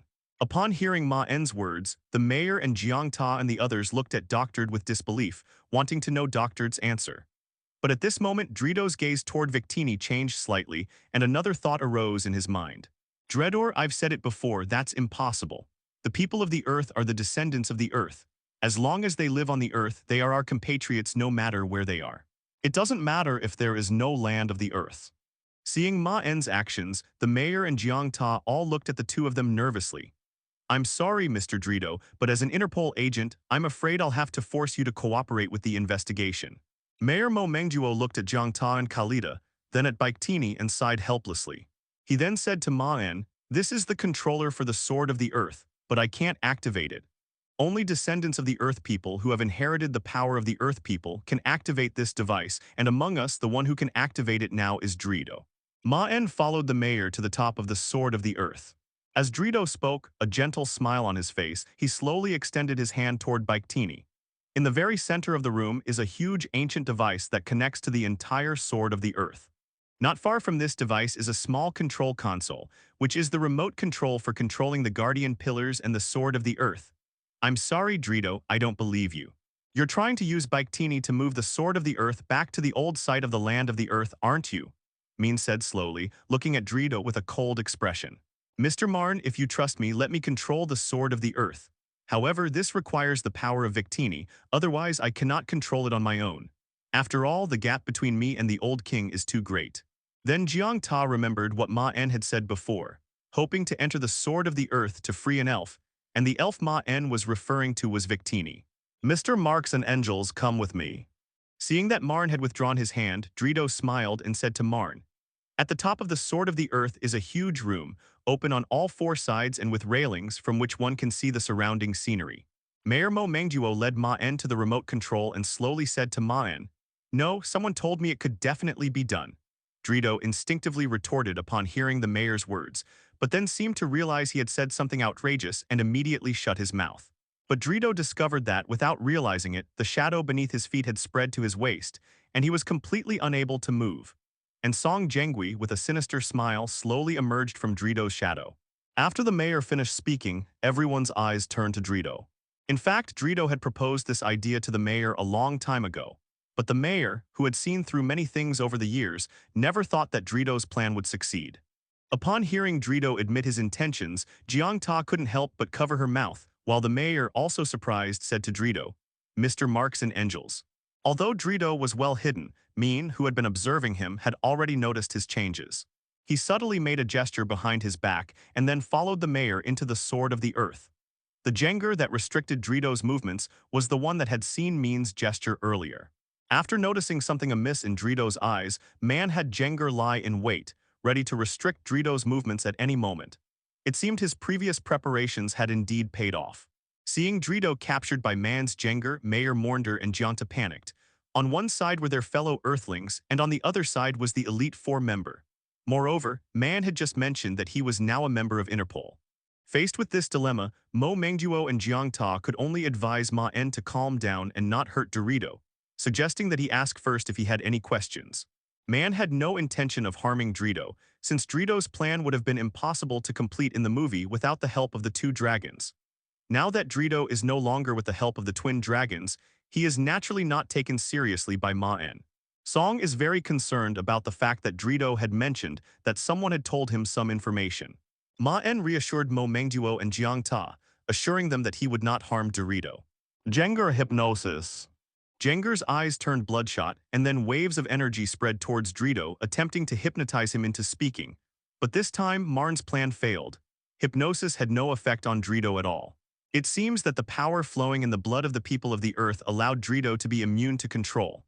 Dreo, stop resisting. I hope you can cooperate willingly. It will benefit everyone. I'm sorry, but if you want me to help Victini break the seal, you must allow me to move the Sword of the Earth and return the dragon veins to the land of the earth. Otherwise, I will not help. Bound, Dreo closed his eyes, clearly refusing to cooperate. It's no wonder that Dreo gained the approval of the two dragons. His willingness to risk his life for his ideals speaks volumes. When the mayor and others heard what Dreo said, they hurriedly helped Marn persuade Dreo, but Dreo remained completely silent. Seeing Dreo's unyielding attitude, Maen laughed and said to the mayor, I'm sorry, Mayor, since Mr. Dreo refuses to cooperate, I will have to use my own methods. I will personally destroy the Guardian Pillars to release Victini. I hope that when I start bombarding, the mayor can stop the residents from taking refuge ~3005. Although Maen had a smile on his face, the coldness in his tone and the unyielding attitude were completely clear to Mo Mengduo and the others. Mo Mengduo's face also turned very tense. He wanted to say something to persuade Maen, but before he could speak, Maen cut him off again. By the way, Mayor, this castle should have a basement that leads to the underground caves, right? Yes, Mr. Marks, what's wrong? Please take me there. As Maen finished speaking, he looked at Dreo, who was tied to the ground, and continued with a smile. Judging from the appearance of you people of the earth, I believe you are no longer qualified to guard Kyurem's Lightstone. I am taking the Lightstone with me. Upon hearing Marn's words, the mayor and the others were all stunned. The one who reacted most strongly was Dreo, who was tied to the ground. He shouted, Impossible, the prince moved Kyurem's Lightstone to another location long ago. No, the Dark Stone was indeed moved to another location. But the light stone was placed in the underground cave of the castle. By the way, the Dark Stone has been obtained by Team Plasma, the evil organization of the United States, so I need to protect the remaining light stone. Please lead the way, Mayor. Marks and Angels spoke very politely, but their tone left no room for refusal. Seeing Maen's resolute tone, the mayor temporarily put aside his doubts, and he also wanted to know if Kyurem's light stone was really in the underground cave. The mayor and his entourage led the way, and Dreo was also brought along because Maen was worried about leaving Dreo alone. If he escaped, the control device could then take control of Victini, which would be troublesome. As the basement door slowly opened, the mayor and Maen and others walked towards the underground cave. Maen released Rotom to help illuminate the way and scout ahead. Various crystals formed underground passages, and the intricate terrain made it difficult to discern directions. Marn recalled that in the movie, the path made of crystals below was also known as the Path of Trials. Only those recognized by Kyurem could reach the bottom, otherwise they would just wander endlessly on the path above. However, Marn didn't care about that. He summoned the three-headed dragon, rode on its back, grabbed Dreo, and flew downwards. As soon as Maen flew downwards, he felt a special energy enter his mind, seemingly intended to disrupt his vision and judgment. The power of darkness was activated, and the energy dissipated, allowing Maen to successfully reach the bottom of the cave. Because Maen used the power of darkness to disperse the energy, Jiang Ta and the others who were following behind Maen were not fooled and followed Maen to the bottom of the cave. Below the cave in a conspicuous open space, a huge white stone lies quietly in the middle. Dragon Stone, Kyurem is actually here. Upon seeing the light stone, Dreo's expression turned utterly shocked. He, the dreamer, never imagined that the truth he had been searching for was right beside him. At this moment, the light stone also shimmered with a flame-like light and slowly floated up from the ground. As the red light inside the light stone grew brighter and brighter, the light stone shattered, and a surge of flames swept over them, instantly engulfing Maen and Dreo's bodies. When Jiang Ta and the others saw that Maen and the other man were surrounded by flames, they tried to go forward, but found that they could not get close at all. Even Victini, who had been perched on Ma's shoulder, was pushed out by the flames. Fortunately, Khalida reacted quickly and caught Victini. Mayor Momendo, who knew the history of the people of the land best, looked at the raging flames before him and the two men, Maen and Dreo, who were engulfed in flames, and murmured, "The trial of the true dragon has begun."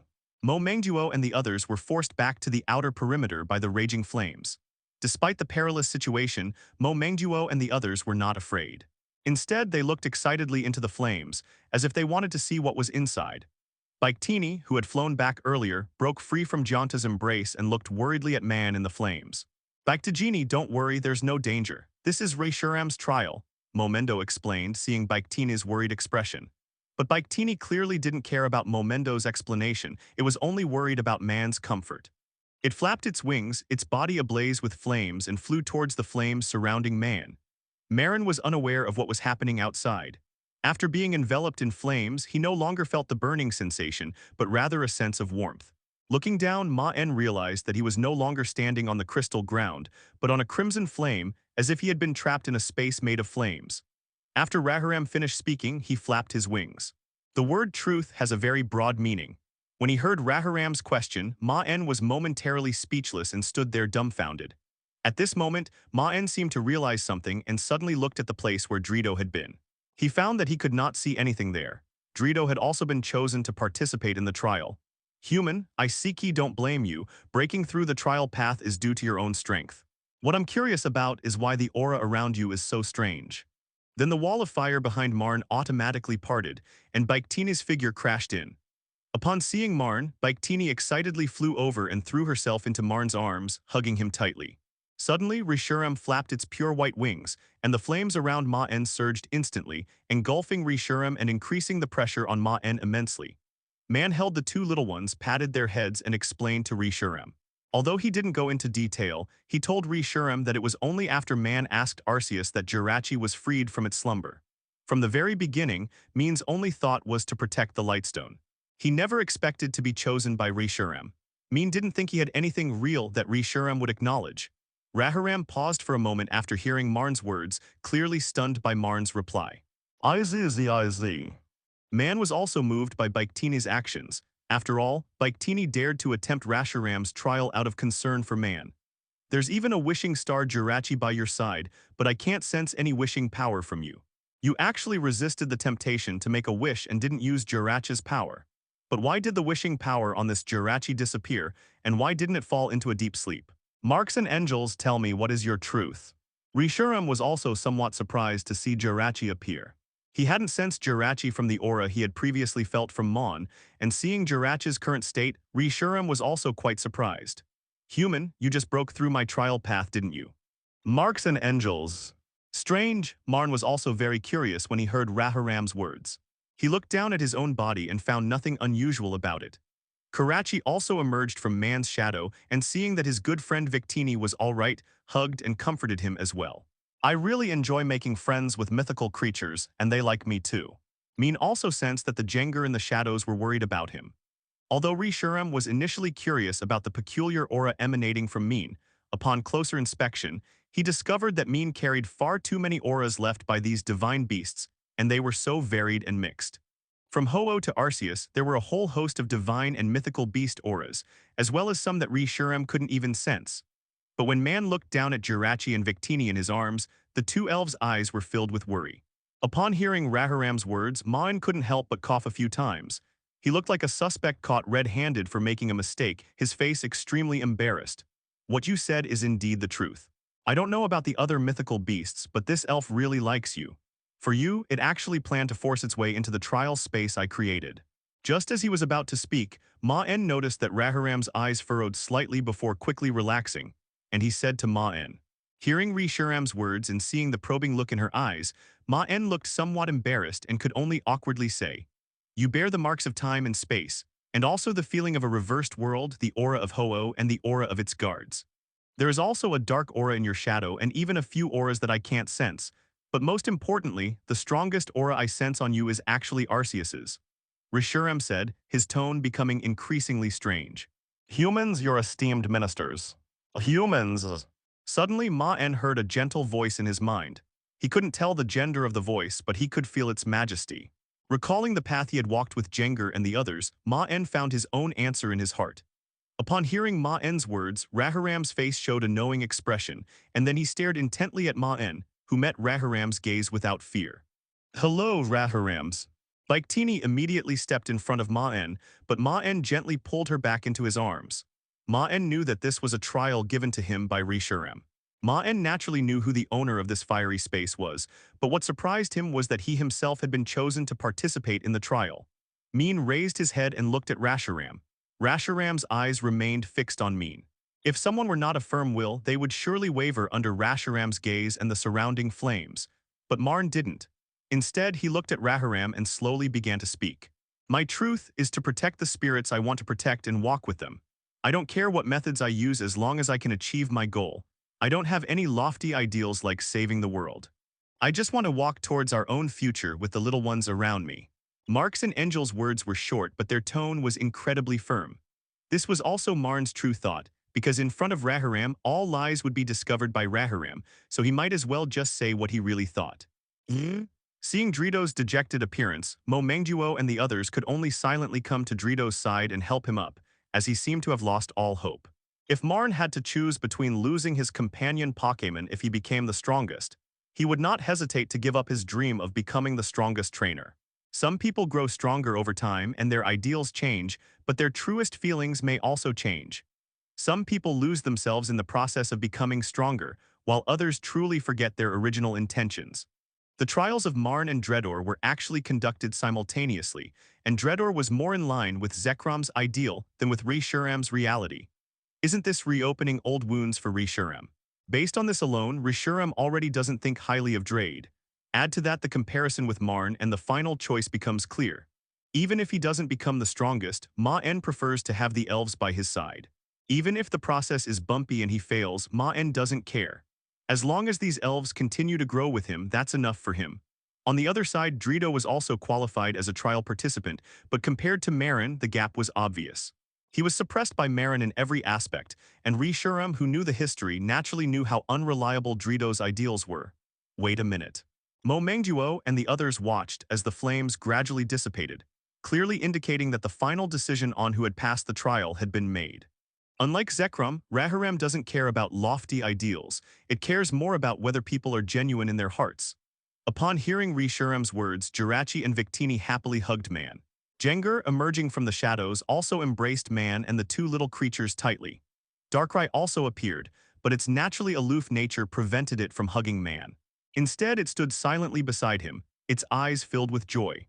As the flames subsided, Dreo knelt on the ground, looking at the restored environment around him with a pained expression on his face. Meanwhile, the flames surrounding Maen finally went out, and Raharam stood behind Maen, while Maen struck Raharam with his hand. Seeing this, Momendo knew that a new white hero had been born, namely Maen and not Dreo, a descendant of the people of the earth. Given the recognition from so many legendary Pokémon, Victini and Jirachi's affection for Maen, and Maen's own strength, Reshiram is more willing to choose Maen as the white hero. Maen seems to be a wealthy young man from a prominent family with a strong background, meaning many people have high hopes for Maen. And at the same time, Maen's own talent is also amazing, meaning he is very strong as a trainer, and he is also very handsome. This is the truth, just as handsome as the readers. Reshiram, on the other hand, does not require you to have lofty ideals.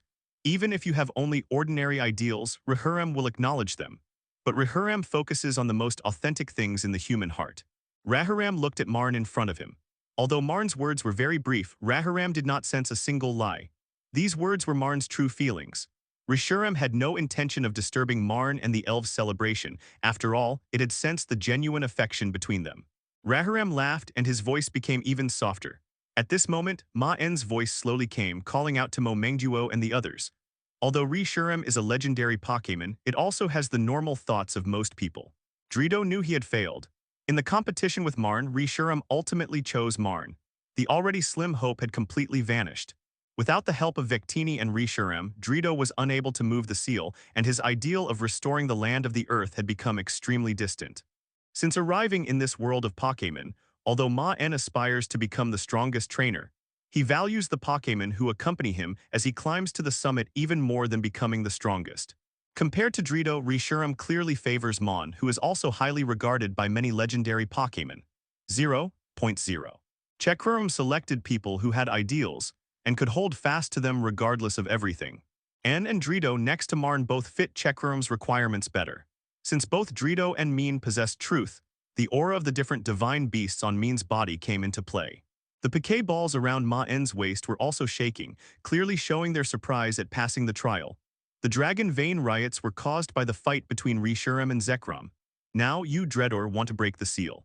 Are you planning to cause the Dragon Veins to riot again? Looking at Maen, Reshiram also thought of another trial participant, Dreo. As Reshiram finished speaking, the raging flames around them subsided considerably, and the oppressive aura emanating from Reshiram also disappeared. Maen, I have indeed felt your truths. Even so, Dreo could be considered to have passed the trial. It's just that Reshiram didn't give Dreo an answer. Hearing Maen's voice, Momengduo and the others looked over. Even the bewildered doctor slowly raised his head, looked in Maen's direction and said in a hoarse voice, "What, trying to show off to me, the new white hero, Mr. Maen?" Looking at Dreo's appearance, Maen knew that if Dreo's obsession was not resolved, a new villain might emerge in the future. After all, people whose ideals have collapsed either become completely decadent or turn completely evil. Maen didn't want to add another insane enemy like Dreo to the mix, so he shook his head and said to Dreo. Victini's expression shone brightly, and then Maen, Dreo, and the others sensed a change in the surrounding scenery. Maru knows that Victini can transmit the history in his mind to others. In the original story, Victini was able to tell Ash the truth about what happened back then, and now Victini can naturally do the same. Please, Reshiram. Momengduo and Jiangta helped Dreo up, then patted Dreo on the back and spoke gently. On that day, everyone in Eindhoek saw the crimson flames in the sky. The stone pillars converged, and Maen looked at Reshiram beside him, saying, returning to the top of the Sword of the Earth, Dreo released his elven symbol bird and then activated the controller of the Sword of the Earth. Visitors and residents of Eindhoek felt a slight tremor, and then saw the guardian pillars surrounding the entire city slowly move before shooting into the sky. 4.6 Several guardian stone pillars shot into the sky and slowly gathered above the Sword of the Earth. With the Sword of the Earth moving to its current location, the raging dragon veins have finally been suppressed. Mr. Maen, thank you for waking me up this time and preventing me from making the same mistake again. Dreo said, looking at Maen, and then bowed deeply. Listening to Dreo's words, Maen couldn't help but admire Dreo's inner strength. No wonder he was able to gain the approval of the twin dragons in the movie. Just his unwavering belief and ability to regain confidence after his ideals collapsed made Maen look at him with new respect. Listening to Maen's words, Dreo seemed to think, "You've won, so everything you say is right." Victini's power is only needed when moving the Sword of the Earth, since it is the core of suppressing the dragon veins. If it is just moving the guardian pillars, then not much energy is needed. Dredor and the elves can do it themselves. Finally, a pillar of crimson flame shot out. No, Dreo, I just want to tell you that your dream of rebuilding Earthland is not wrong, but your methods are wrong. Dreo knew that if it weren't for Maen, and if he were to truly control Victini, the dragon veins would definitely erupt again. In that case, he would probably not be the leader who rebuilds the land of the earth, but rather the sinner of the land of the earth. Dredor, don't be sad. Fortunately, the mistake wasn't made and there's still a chance to repent. If you still want to rebuild the land of the earth, then we are willing to help you rebuild it with the hands of our own people. When the old king left his last words to Victini before he died, everyone was deeply moved. You must not move the castle. If you move the castle again, the dragon vein will ... it will become chaotic again and the world may be destroyed. You must not move this castle again. No, Mr. Maen, it's all thanks to your help that I can see the path ahead clearly this time. I've decided that I will work with the people of this land to rebuild the land of the earth and then find the lost people. I will achieve my ideals with my own hands, not by relying on forces that are not mine. Saying this, Dreo looked at his hands, then clenched his fists, reaffirming his resolve as he continued. The surrounding scenery kept changing, from the origin of the prosperity of the land to the struggle between the two princes, and then to the chaos of the dragon vein, all of which were presented to everyone. Maen waved his hand repeatedly, saying that Dreo's own heart gave him the final answer, and he only played the role of a catalyst. Looking at Dreo's expression, Maen knew the other man hadn't listened at all. He shook his head, then picked up Victini and said gently, "Marks and Angels, along with the others, experienced a journey through 1,000 years of history. As the old king finally died, everyone witnessed once again the sealing of Victini before the scene finally dissipated." Dreo gradually regained his composure, looked at the expressions on Mo Mengduo and Jiang Ta's faces, and finally calmed down, revealing a smile. Victini's range of movement was quickly suppressed, but this time Victini showed no fear. This was not only because it knew that this was to eliminate it, but also because Maen was always by its side, so Victini did not feel lonely or afraid. Before dying, the old king used his last strength to stroke Victini's face and slowly said, "No matter how difficult it is, I will not give up my ideals. After returning to the Sword of the Earth, I am willing to help Victini regain her freedom. This is a sin committed by us, the people of the Earth, and it is naturally up to me, a descendant of the people of the Earth, to resolve." "Victini, please, could you tell the people here the history from 1,000 years ago?" Kyurem nodded slightly upon hearing Maen's words, then focused his energy towards the direction where the stone pillars in the sky were converging. After all, this device was designed exclusively for the people of the Earth. Others who want to activate it will face countermeasures, and even if they succeed, the power required to activate it will be doubled. As a person of the Earth, Dreo does not have so many restrictions. As the scene faded, Dreo knelt on the ground, his hands covering his head. The terror in his eyes was impossible to hide. Only after witnessing the aftermath of the Dragon Vein's rampage did he realize the enormity of his mistake. When Victini heard Maen's words, a look of hesitation appeared on her face. That lonely memory was a painful one that Victini had always been unwilling to recall. But looking at Maen's gentle eyes, Victini finally decided to agree to Maen's request. Blazing, intertwined flames shot out, striking the guardian stone pillar in the sky. The guardian stone pillars cracked under the high temperature, and then several stone pillars exploded in the sky, and a rain of black stone chips fell from the sky. The people of Eindhoek all witnessed this scene. Although they did not know the reason, the image of the powerful flames shattering the guardian pillars was deeply imprinted in their minds. As the stone pillar shattered, Victini felt the shackles that had always been on its body suddenly disappear. It had never felt so relaxed before. With a joyful expression on its face, it flapped its wings and rushed into Maen's arms. Seeing the smile on Victini's face after regaining her freedom, everyone else smiled knowingly. "Rahuram, could you please take us to the beach?" Maen asked Rahuram, who was holding Victini beside him.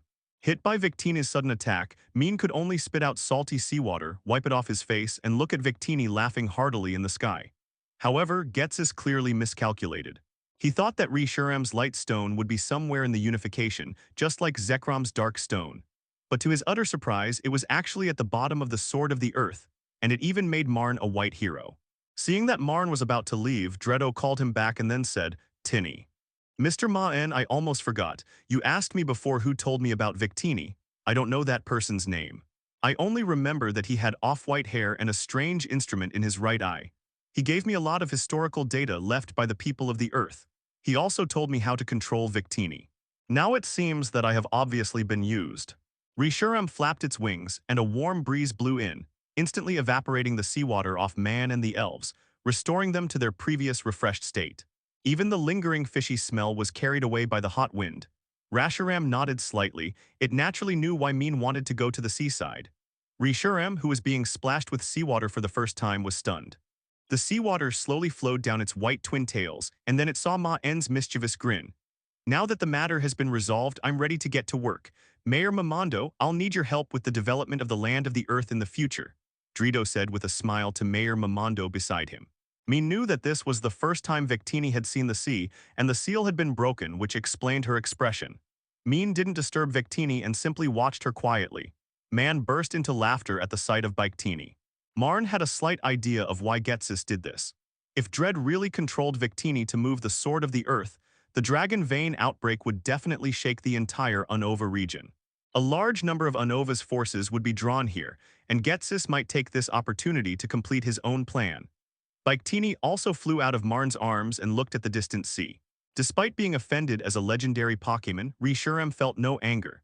The cheerful atmosphere around him gave Reshiram a different feeling for the first time.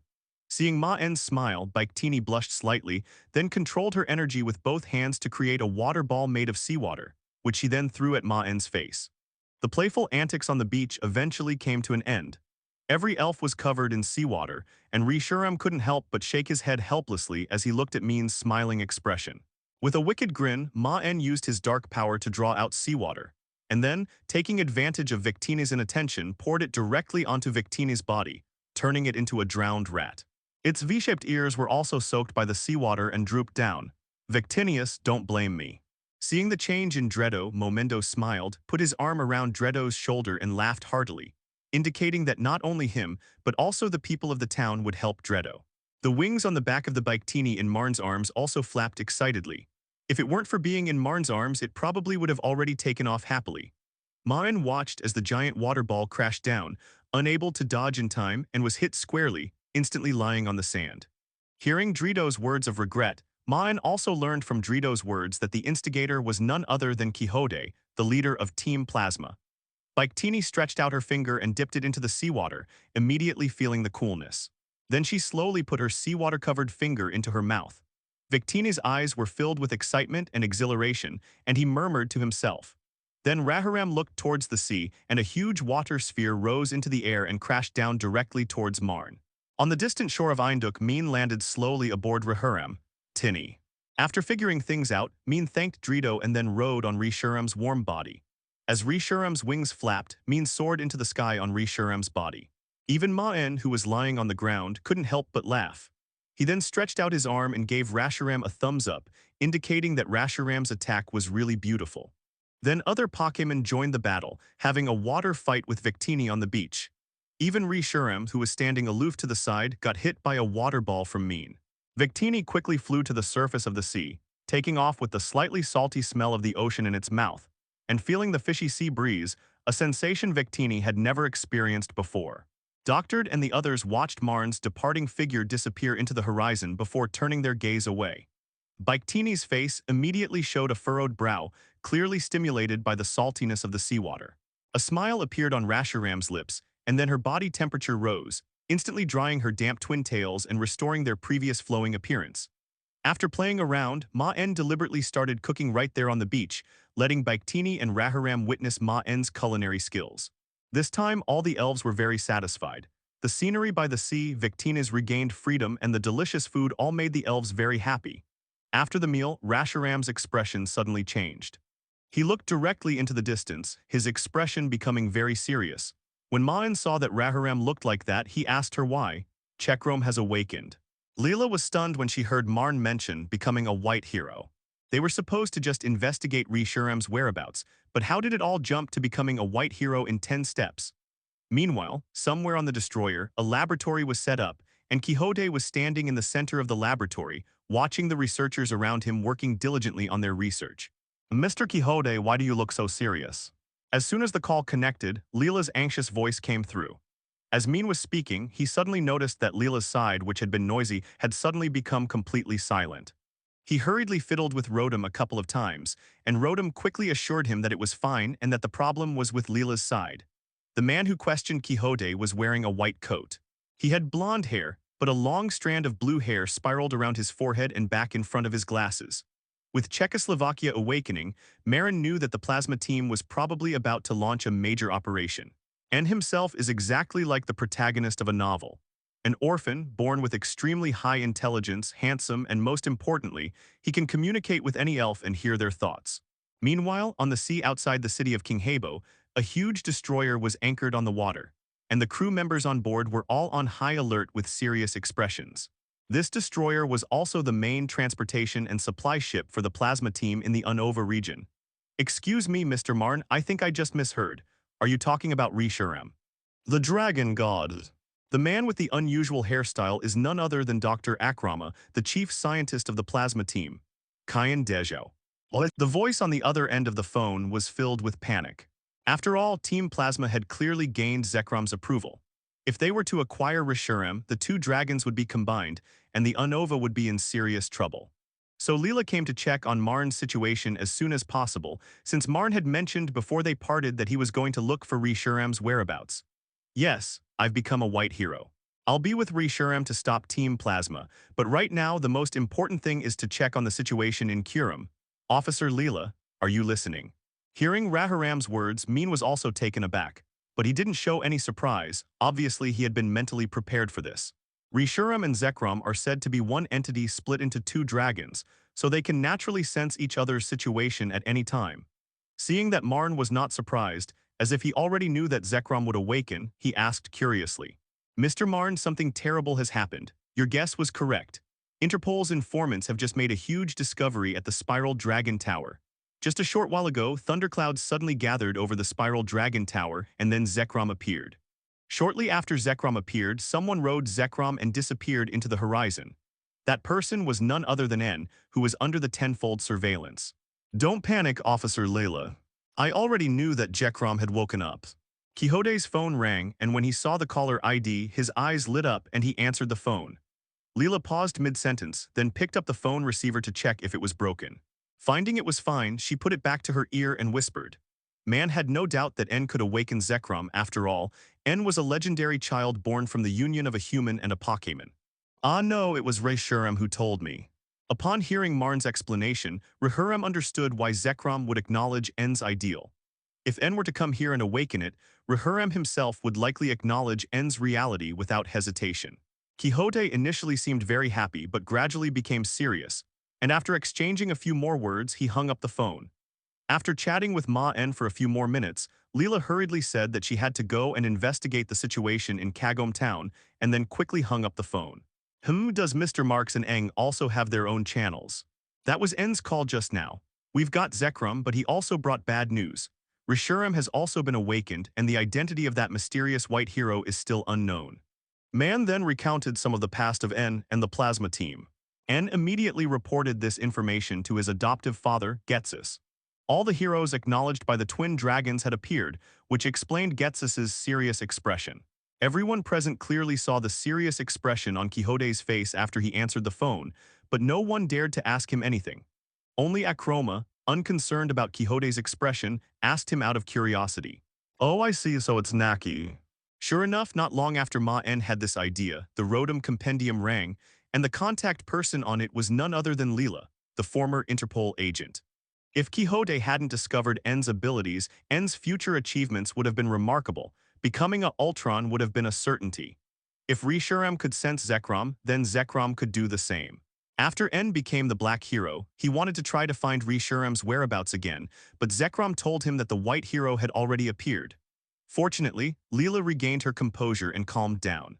As long as Team Plasma didn't get the two dragons, Zekrom would have Marn to deal with, and the pressure on the Unova would be much less. The intelligence indicated that the Guardian Pillar was shattered by a massive pillar of fire, and the elf capable of unleashing such powerful flames, could it be Reshuram? Oh, what is it?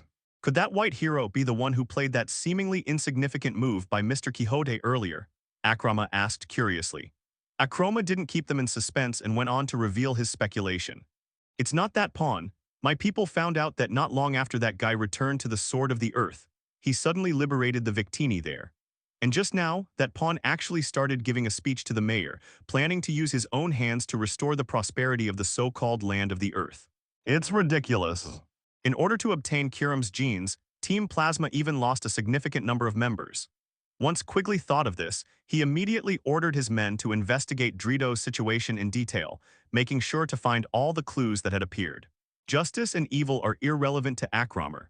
As long as it satisfies his research, Akromer will help anyone. Among them, the legend of the two dragons is Akromer's most fascinated research subject, which is why he accepted Quixote's employment. Mr. Quixote, I've also made a significant discovery. So Ghetsis deliberately told the Dreador more about ancient history, mentioning many things about dragon veins and Victini. No. Mr. Ghetsis, it's true that other elves are like that, but although their genes overlap, they can't fuse. But Kyurem and Zekrom are different. I've discovered that their genes can actually fuse. Do you know what that means? Kyurem, Zekrom, and Reshuram may very well be a single entity separated. The legend of the two dragons may very well become the legend of the three dragons. Akroma didn't notice Ghetsis' furrowed brows and instead voiced his speculation. While casually reading the ancient books collected by Ghetsis, Akroma discovered that Kyurem seemed to be related to the two dragons, so he proposed a plan to Ghetsis to collect Kyurem genes. Upon hearing Akroma's words, Quidditch sneered and then said, Akroma's current research findings are clearly insufficient to make up for the losses. Mr. Quixote, I've discovered it. There's an overlap between the groups of Kyurem and Zekrom. If Dreo truly breaks the seal and allows the dragon veins to flow again, then Quixote can use this opportunity to gather the power of the dragon veins. If Dreo fails, Quixote believes that the commotion he creates will definitely attract the attention of the Unova Regional Alliance, which will make his plans go more smoothly. Akromer is a pure researcher who focuses on studying the hidden talents and powers of elves, regardless of the sacrifices required. Then, Kyurem could potentially fuse with Zekrom or Reshiram to become a completely new elf. However, while Ghetto's dream of 50 was laughable to him, it didn't stop Ghetto from using Dreo as a useful piece, since the legend of the dragon vein was still somewhat interesting. It was Ghetsis' deliberate inducement that led Dreo to conceive the idea of using Victini to break the seal. Is there anything strange about that? Many elves probably have overlapping genes. However, Dredd didn't even touch the seal, and even released Victini on his own initiative, which surprised Ghetsis. Although Dredd was a pawn, his beliefs were still very firm. The fact that Dredd could change his beliefs now meant that something unknown had definitely happened there, otherwise Dredd would not have made the change. Ghetsis frowned. This discovery was clearly not a significant achievement. The reason Ghetsis had sent his troops to Kagome Town was because Akroma had mentioned that Kyurem might be connected to the twin dragons, which led Ghetsis to send a large number of troops to the giant's cave. Akroma did not disturb Quetzalcoatl at all, but waited until Quetzalcoatl finished giving the order before speaking. My theory is that in ancient times, the Unova didn't actually have two dragon gods but three. We just don't know what happened. Kyurem fell into a deep sleep, and the legend of the other two dragons began to circulate, leading us to mistakenly believe that Kyurem and the two dragons were unrelated. But if Kyurem and the two dragons were originally one, Akroma paused slightly, then under Ghetsis' excited gaze said each word carefully. Thanks to Akroma's previous remarkable achievements, Quixote naturally did not refuse, and the result is that Akroma has now given Quixote this shocking piece of information. Quixote gripped his cane tightly. Even he who was usually calm and collected was shocked by Akroma's speculation. An excited expression appeared on his face. He then gestured for Akroma to continue. Dreo was actually someone Ghetsis discovered by chance. After all, Team Plasma members were scattered throughout the Unova region, and it was naturally easy for Ghetsis to discover ancient people like Dreo. In order to control the power of the two dragons, Ghetsis had naturally studied the history of Unova, so Dreo naturally came into Ghetsis' sight. As for Victini's power, Gazis was merely curious. In his mind, only the power of the twin dragons was the strongest, and Victini was nothing more than a dispensable entity. Upon hearing Quidditch's question, Akromer's face lit up with a fanatical expression as he excitedly replied. Quetzalcoatl also showed a curious expression. After all, Akroma had been researching Kyurem-related matters recently, and now Akroma had obviously made some progress. Akromer's talent goes without saying. The body modification of Genesect was his doing, and the current modification of the Plasma Destroyer was also his doing. Akromer also showed a curious expression when he heard Quixote's words. He had never expected that someone would become a white hero. It was as if it were a destiny from 1,000 years ago. Black and white heroes appeared at the same time and eventually began to fight because of their ideologies. From Quixote's words, the chess piece he mentioned was none other than Dreo, a man of the earth. Quigley's mind turned to this point, and he also showed a thoughtful expression, recalling a piece of information from one of his subordinates that he had previously overlooked. Then Kyurem could very well fuse with Zekrom or Reshiram to become a completely new elf, Akroma said excitedly. For him, a researcher, this discovery was incredibly exciting, and he couldn't wait to get results. Meanwhile, Quixote's breathing also became heavy, clearly startled by Akroma's astonishing prediction. To paraphrase a famous foot massage parlor worker, if the 98 yuan ones are this cheap, then the 298 yuan ones must be taking off. This is what Ghetsis is thinking right now. If Zekrom is already this strong, then if Zekrom and Kyurem could combine, Ghetsis feels that his ambition to dominate the world will soon be realized. Seeing the excited Akroma, Quixote tapped his cane, then looked at Akroma seriously and said, "What are the chances that your guess will come true? I am 70% certain that this hypothesis is true. If I can obtain Reshiram's genes, then my hypothesis can be confirmed 100%. Listening to Akramer's words, Ghetsis felt that a 70% probability was enough. The remaining task was to figure out how to control Kyurem. Akramer, can you control Kyurem now? It's not possible right now because the power within Kyurem is simply too immense. Akramer's face also showed a frustrated expression. For him, the feeling of having the answer so close yet being unable to confirm it was too unbearable. Is there really no way at all? Quixote's tone was also full of resentment. No, there is a way, but it might cause quite a stir. What method? Upon hearing Gedos's question, Akramer led Gedos to a computer. Akramer rapidly typed on the keyboard, and the image on the screen changed to a diagnostic chart of Kyurem. Mr. Ghetsis, the reason why Kyurem is so difficult to control is because the energy within Kyurem is too immense, even far exceeding that of Zekrom. With the devices we currently possess, we simply cannot control Kyurem. Akrama pointed to the abdomen of Kyurem on the screen, where there was an ice blue circle, clearly representing the energy inside Kyurem. I don't care about any of that, I just want to know how to control Kyurem. Kyurem's immense energy has kept it dormant in the giant's cave to suppress its overwhelming power. If we can release the energy Kyurem has sealed away, we can weaken its power and thus have a way to control it. Release? How do I release him? Quixote asked Akrama, somewhat puzzled by her words. Mr. Gitcheyes, I have already prepared for this direction. We can use our destroyers. I have developed a special device that can collect Kyurem's energy for our use. As long as it does not exceed the threshold, we can even use Kyurem's energy as a weapon. This will not only strengthen our strength, but also weaken Kyurem. Akrama tapped his hands rapidly, then showed the special energy collection device to Gitcheyes. HMPH, Akramer, things are probably not that simple. If it were that easy, you wouldn't have reported to me and would have acted directly. Quixote said to Akramer word by word. Akramer ignored Quixote's gaze and continued. That's right, Mr. Ghetsis. All of this depends on having an elf that can directly withstand Kyurem's wrath. Otherwise, it's all just empty talk. And haven't we already obtained that elf? Upon hearing Akrama's words, Quixote was taken aback at first, then smiled, and then realized what Akrama meant. Czechoslovakia, N has already obtained Zekrom. As long as N leads Zekrom to withstand Kyurem's furious attack, Ghetsis can find a way to ambush Kyurem, and then Akramer's plan can be executed. Please give me flowers. Meanwhile, on the other side, Maen was also riding Raharam through the clouds. After leaving the beach, Rishuram took Maen to search for Zekrom's whereabouts. After all, Maen had roughly guessed Team Plasma's plan, so he intended to stop them and prevent Kyurem from being controlled by Team Plasma as well. Victini snuggled into Marn's arms, clinging to his coat as she gazed at the view below the sea of clouds. Unlike in the movie, Victini did not choose to stay in Eindhoek, but instead chose to travel with Marn. After all, Marn isn't a generous trainer like Ash. He doesn't offer to capture legendary Pokémon even after gaining their favor. When Marn asked if she would like to travel together, Victini agreed without hesitation. In Victini's view, Maen is its current family since the Old King, and Victini has no objection to traveling with its family. At the Sword of the Earth, Dread also had a sudden realization, so there was no need to worry about the Dragon Vein issue, and therefore there was nothing left for Victini to miss. Victini loved the view of the sea, but now she wanted to see more of the world, so she set off with Marn.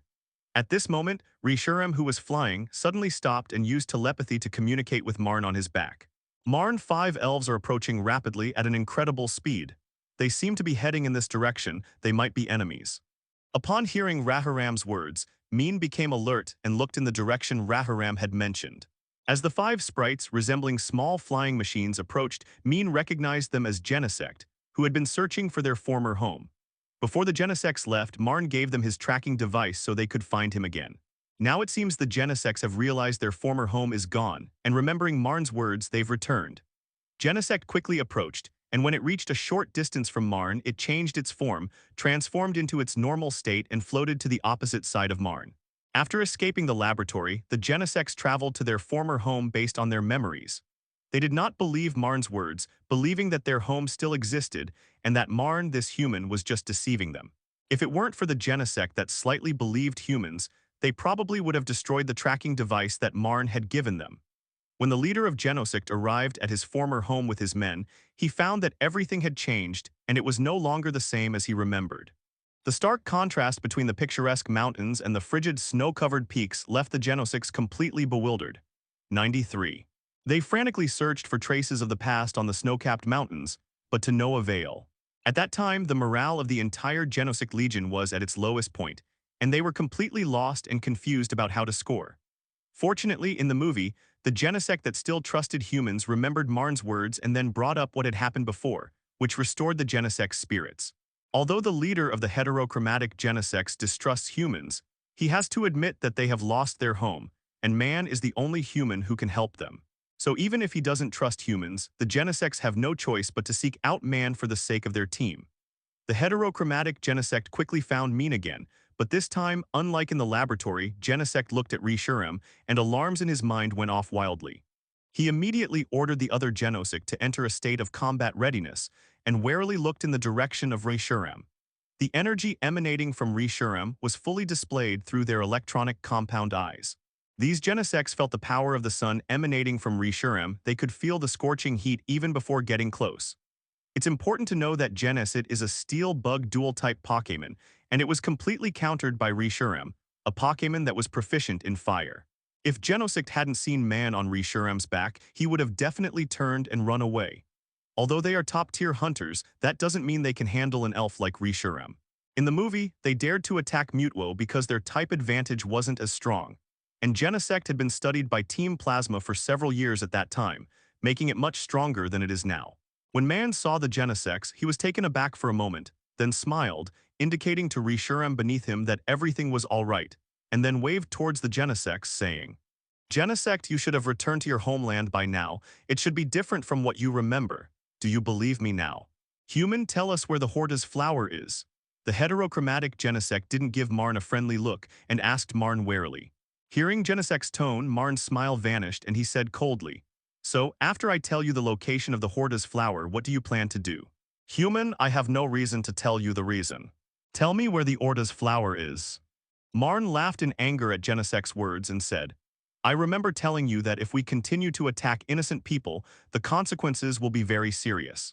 From what Maen heard about Genesect, he knew that this oddly colored Genesect planned to forcibly build homes in the city, just like in the movie. Hearing Maen's indifferent tone, the heterochromatic Genesect leader quickly turned its cannon towards Maen, and the three Genesects accompanying it also pointed their weapons at Maen. Only one of the Genesects who believed in Maen froze in. From the very beginning, the duel between Genesect and Darkrai was not a fair fight. Although the two Pokémon appeared to be of equal strength, Genesect had been in a fossil state before being resurrected and had never experienced battle. Darkrai and Maen, on the other hand, had grown stronger by defeating their opponents step by step. The difference in their combat experience was simply too great. In addition, Maen also has memories from the previous movie and some understanding of Genesect's fighting style.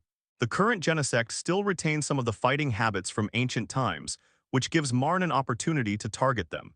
If Genesect continues to use its speed advantage to engage in hit-and-run combat from the beginning, then it will be difficult for Maen to deal with Genesect.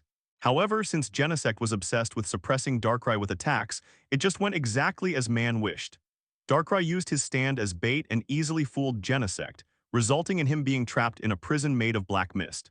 Darkrai, the demon's prison. As Darkrai clasped his hands together again, several more chains appeared on the black cube that had been binding Genesect. The outside of the cube was constantly surging, clearly indicating that the Genesis inside was struggling with all its might, trying to break free of its cage. Unfortunately, that's impossible. Even the champion-level spirit horse was locked inside, let alone a king-level Genesect. The human was sitting at a table, surrounded by many elves, including the one that had frightened him and the one that had defeated him. Seeing this, the already red-faced leader of the aliens seemed to turn even redder. Maen's act of publicly shoving his own subordinate had already filled Genesect's anger to the max. Maen had no intention of letting Darkrai hold back. He had to thoroughly beat this Genesect into submission before it would calm down and talk to him. Darkrai love, Gano. Gano, seeing the dejected expressions and bewildered eyes of its subordinates, it, as the leader, had no choice but to go and find that distrustful human once again. The heterochromatic Genesect felt its prestige had reached an all-time low and needed saving. Then came the painful beginning. The plasma team's modification experiments were no comfortable surgery. The intense pain made Genesect stronger, but also filled him with hatred for humanity. The heterochromatic Genesect roared, and then its four henchmen shuddered and reluctantly put down their food bowls. Maen couldn't take Genesect that far, but knocking out the current Genesect shouldn't be a problem. Seeing the food still stuck to his subordinates' mouths, Genesect, as their leader, felt nothing but disappointment. Hadn't they been eating tree fruits the whole way? Why were they eating human food? The heterochromatic Genesect let out a deep roar, immediately freezing the four Genesects whose faces were buried in their food bowls. They then looked at their leader with embarrassment. At this moment, Maen had Jenger catch the falling Genesect and then handed it over to the remaining four Genesects. But then it started arguing with the human, and then a fight broke out. Genesect knew in its heart that it had been saved by the man before it, but out of hatred for humans, it was unwilling to believe the man's words. However, it did not continue fighting, but instead led its minions to search for their former home. For example, in the movie, Mutwo took Genesect to Earth, and only then did Genesect finally calm down. Upon hearing Ma's words, the four Genesects immediately smiled and then buried themselves in their rice bowls and bowls again. The most crucial thing isn't any of that, but rather how his four subordinates ended up sitting inside and eating so much. Don't they have any sense of honor as Genesects? Genesect has entered a state of slumber. Sure enough, as Genesect's struggles grew weaker and weaker, and finally as the cage dissipated, Genesect closed his eyes and fell from the sky. Don't let go. As the defeated one, Zhao Heihao has no right to order you around. As the victor, I have the right to demand that you eat. As the leader, you can't even guarantee the health of your subordinates. Just as I said, you're definitely not qualified to be a leader. Maen reached out and stopped the four Genesects who wanted to leave. Then, looking at the heterochromatic leader, he said with a smile, "And it seems that the human and these elves are having a meal. The most crucial thing is that his own bunch of idiot subordinates actually obeyed." A gentle breeze caressed her face, and the heterochromatic Genesect gently opened her eyes, her gaze falling upon the azure sky. A dark laboratory, sinister human smiles. This is the scene in the dream of the alien Genesect. In its long slumber, it had long forgotten its past memories. After it awoke, it was surrounded by enclosed culture tanks and all sorts of strange machines that it did not recognize. In the end, Genesect only remembered being tricked, then being trapped in a black mist, and finally losing consciousness. Because of the modifications, Genesect's body is capable of carrying and using some electronic products, and the locator left by the man successfully led them to this human. It wasn't until a human came to the laboratory that the alien Genesect and its minions were able to escape. So I was defeated by the very humans I've always hated. As the Dream Eater was activated, a look of pain appeared on Genesect's face, black mist burst forth from his body, and then his body went completely limp, losing his ability to fight. The familiar human voice rang out again. It was the voice of the human who had defeated it before. Upon hearing the sound, the heterochromatic Genesect immediately jumped to its feet and looked warily in the direction of the sound. What it saw next nearly made its jaw drop. "Oh, you're awake." But the result was a great disappointment. What the man said before leaving was true, their former home was gone. The heterochromatic Genesect felt he needed to restore his authority as leader. He had to strike hard, and he'd use this human in front of him to establish his authority. After a while, the leader of the heterochromatic Genesect lay on its back on the ground, looking at the azure sky, at the familiar clouds and scenery, and feeling the injuries on its body. It felt that its plan to restore its majesty needed to be changed. Then, the leader of the heterochromatic Genesect felt a sudden darkness before its eyes, and that annoying human face appeared in front of it. The smile on that face made it feel a little embarrassed, so it had no choice but to turn away firmly to the side. Shall we continue? Seeing the silent leader of Genesect, Maen knew that the other party was behaving itself for the time being, so he asked AI Guanxi to treat it. Anyway, if Genesect tries to attack again, Maen will beat him up again. Even when he was near his peak during the fight against Darkrai, he couldn't beat Maen, so now that he's injured, he's even more useless. The attendant quickly healed Genesect's injuries, then happily ran back to Marn's side to continue helping Marn cook. "It smells so good." The words suddenly popped into the mind of the leader of Genesect as he ate his meal. "I just saw the boss get beaten up and he's still eating." As the leader, he's still holding a grudge against his subordinates for not punching them. The four metallic clanging sounds caused the four Genesects to clutch the back of their heads in pain. Seeing Maen beckoning, the Genesect, though simple-minded, was not stupid. It had clearly angered its leader with its words and hurriedly ran to Maen's side for protection. As for its trainer's excellent cooking skills, Servant 737 was also eager to learn. After all, as a little cook, it also wanted to help Marn with some of the cooking. "Human, what exactly do you want? How can you tell me about the Horta's flower?" The heterochromatic leader of Genesect took 2 deep breaths and looked at Maen, speaking each word clearly. Facing the questioning looks from his subordinates, the leader of the Genesect snorted coldly and said. After the leader of Genesect finished speaking about the swirling vortex, a sound suddenly erupted from its belly, instantly creating an awkward atmosphere. Genesect's simple voice echoed throughout the camp, instantly plunging it into silence. Originally, Maen didn't need to cook so much food this time, but what could he do when 4 more big mouths appeared? These 4 Genesects were pitiful. Before becoming fossils, they had never eaten anything good. After being revived, they were used as experimental subjects, so it was even less likely they would get to eat anything good. Therefore, after eating Maen's food, they transformed into food demons and began to eat madly. However, an unexpected incident occurred.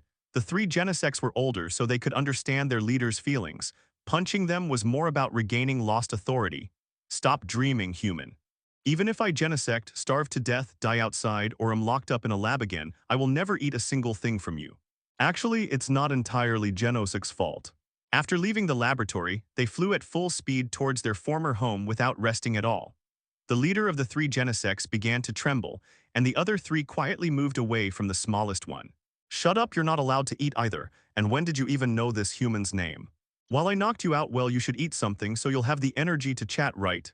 Maen said with a smile, adding insult to injury for Genesect. Oh, being a leader requires a big appetite, and your subordinate isn't wrong, it's telling the truth. Upon hearing their leader's words, the 4 Genesects understood the reason. Their eyes then filled with resentment. It was clearly their leader who lost the fight, then provoked them and got beaten up. What did it have to do with them? Maen also fed it a few energy cubes as a reward for its honesty. Why didn't you help me fight just now? So when Maen brought the food up, the aroma instinctively triggered the hunger of the Genesect leader. The leader of Genesect sat up, looked around, and found itself in a meadow. The beautiful environment, the gentle breeze, and the occasional aroma of food calmed it down. It then slowly got up, walked behind its 4 subordinates, and punched one of them. Human, I will not eat your foods. Although that's what they thought, they couldn't say it out loud. After all, anyone could see that their leader was resentful, and it was best not to add fuel to the fire. But didn't you yourself beat up Maen, boss? Besides, Maen's cooking is really delicious, much better than the tree fruits you found. Maen is a really good human. After discovering their home was missing, they set off at full speed to search for Maen, eating only a few tree fruits along the way and spending the rest of the time traveling. Then, remembering his embarrassing moment, he channeled his hatred into his appetite and ate even more diligently. Maen, who was cooking, couldn't help but laugh. Then, looking at the trembling Genesect, he teased him. Boss, if you're not going to eat it, I'll eat it. Maen's cooking is really delicious. The other Genesects, upon hearing their boss's words, not only didn't try to dissuade him, but also gave him an expression that said, even if you don't eat it, I'll still eat it. After saying all this, Maen reached out and called over the innocent Genesect. See, isn't this much better? Normal communication is beneficial for everyone, isn't it? Maen, carrying a bowl of freshly cooked food, offered it to the leader of Genesect, then sat down and said with a smile, 012303522 Felu, 112,140,1241. Since things were already awkward, and adhering to the idea that as long as I'm not afraid of being embarrassed, no one can make me feel awkward, Genesect started eating heartily. After all, it's better not to make things difficult for yourself than for others, right? Only the youngest Genesect failed to grasp the deeper meaning and simply stated. Looking at the gluttonous Genesect, Maen said with a smile. So can we have a proper talk now? Human speak, Genesect said, his chin still covered in rice grains but his voice remained serious. I know where the Horda's flower is and I can tell you. I can even help you find a home to rebuild, but you have to do something for me. Upon hearing Maen's words, the Genesect leader put down his food bowl and began to think quickly. In the end, he chose to agree. After all, they couldn't defeat him in a fight, and Maen was the only person they knew who knew about the Horda's flower. Most importantly, Maen seemed to be the most trustworthy human at the moment. Although the Genesect leader thought Maen was a bit cunning, his subordinates thought highly of him. Humans, tell us, what do you want us to do? Help me deal with some people. Fight impossible. I won't let myself and my men get into danger again. Genesect immediately refused when he heard Maen's request. Don't rush to refuse. What if I asked you to deal with the people who used you for experiments? Upon hearing Maen's words, the Genesect leader and the other 4 Genesects immediately turned to look at Maen. Human, you haven't lied to us, have you? Genesect's voice was unusually serious at this moment.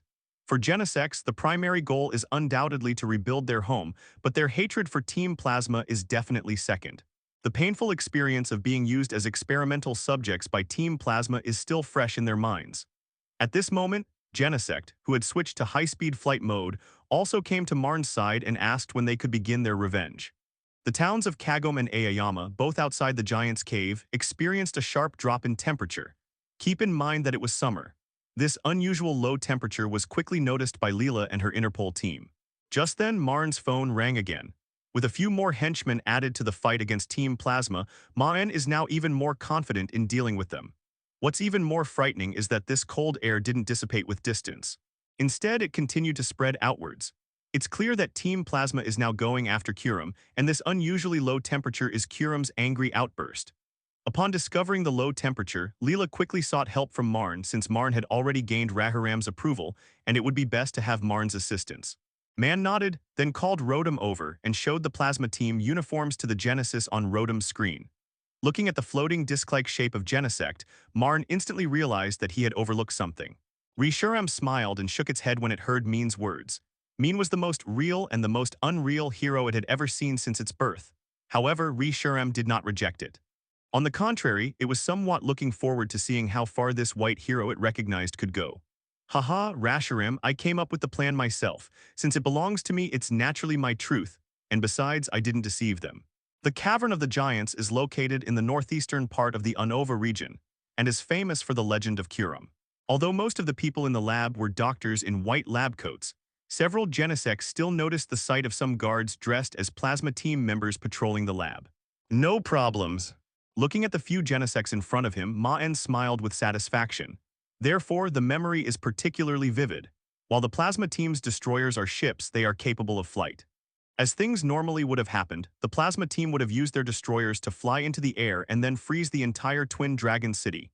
Detective Leela, quickly evacuate the residents of the cities surrounding the Giant's Cave, especially the residents of Twin Dragon City and Ripple Town.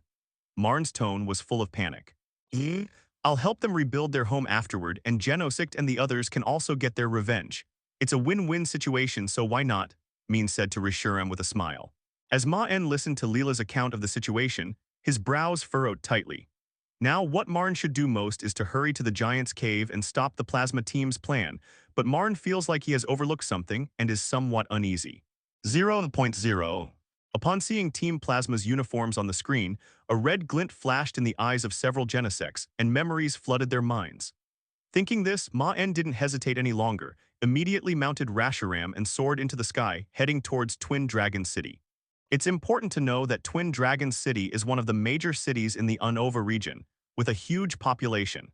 If Twin Dragon City were to be frozen, unprepared residents could suffer massive casualties.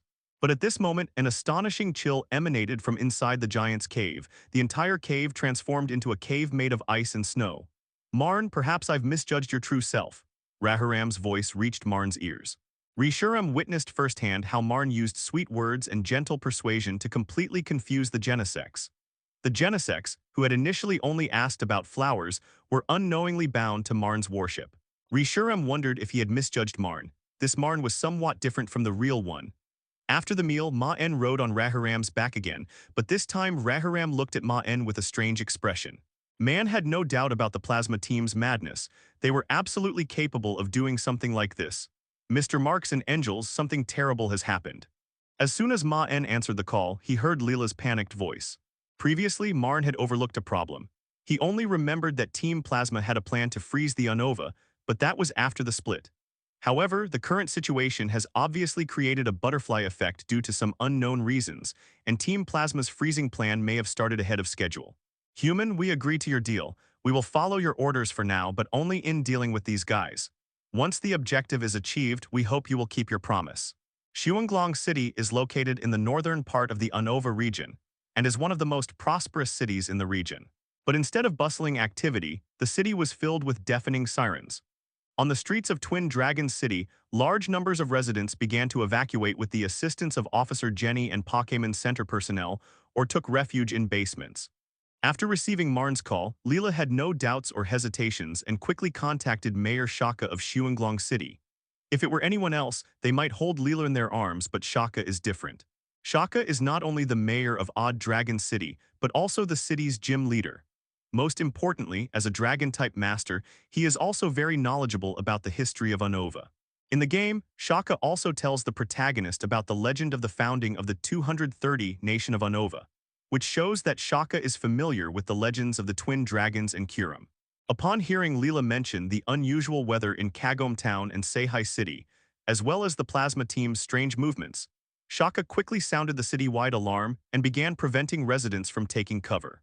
Shaka knew the legend of Kyurem, and he was 100% certain that the unusually low temperatures in Kagome Town and Seihai City were due to Kyurem. Just as the residents were evacuating in an orderly manner, a huge destroyer appeared in the clouds above Shuanglong City, and the plasma team insignia on it identified the destroyer's owner. Feeling the low temperature around him, Shaka exhaled continuously as he breathed. At this moment, the entire Shuanglong City had changed from summer to winter, and it was an extremely cold winter. Just after the Pokémon unleashed their flamethrower, Shaka felt a gust of cold wind sweep over him. The wind, as sharp as ice blades, made Shaka involuntarily close his eyes. This is yet another bait scheme. After a dozen seconds, Shaka felt the cold wind dissipate, and then gently opened her eyes. The entire city of Sangyang has been transformed into a world of ice. The once scenic and lush Shuanglong City has now turned into a snow-covered landscape. At this time, all the buildings in Shuanglong City were frozen, and the plants on both sides of the road were turned into ice sculptures. Several huge ice pillars even appeared on the ground due to the high temperature. Shaka looked at the destroyer with a shocked expression. Sure enough, the plasma team's destroyer had arrived. It's good that the residents are safe. As for the freezing of Shuanglong City, I've already seen it. But the scene before her eyes caused Shaka to show a shocked expression. The plasma team's missiles froze an entire city in an instant. As Salamence' trainer, Shaka immediately sensed that something was wrong with Salamence' current state and hurriedly looked up at the sky. At this moment, Ange and Brad, the two executives who had escaped from Feiyun City, were standing in the control room of the ship, looking down at Shuanglong City with a terrifying smile.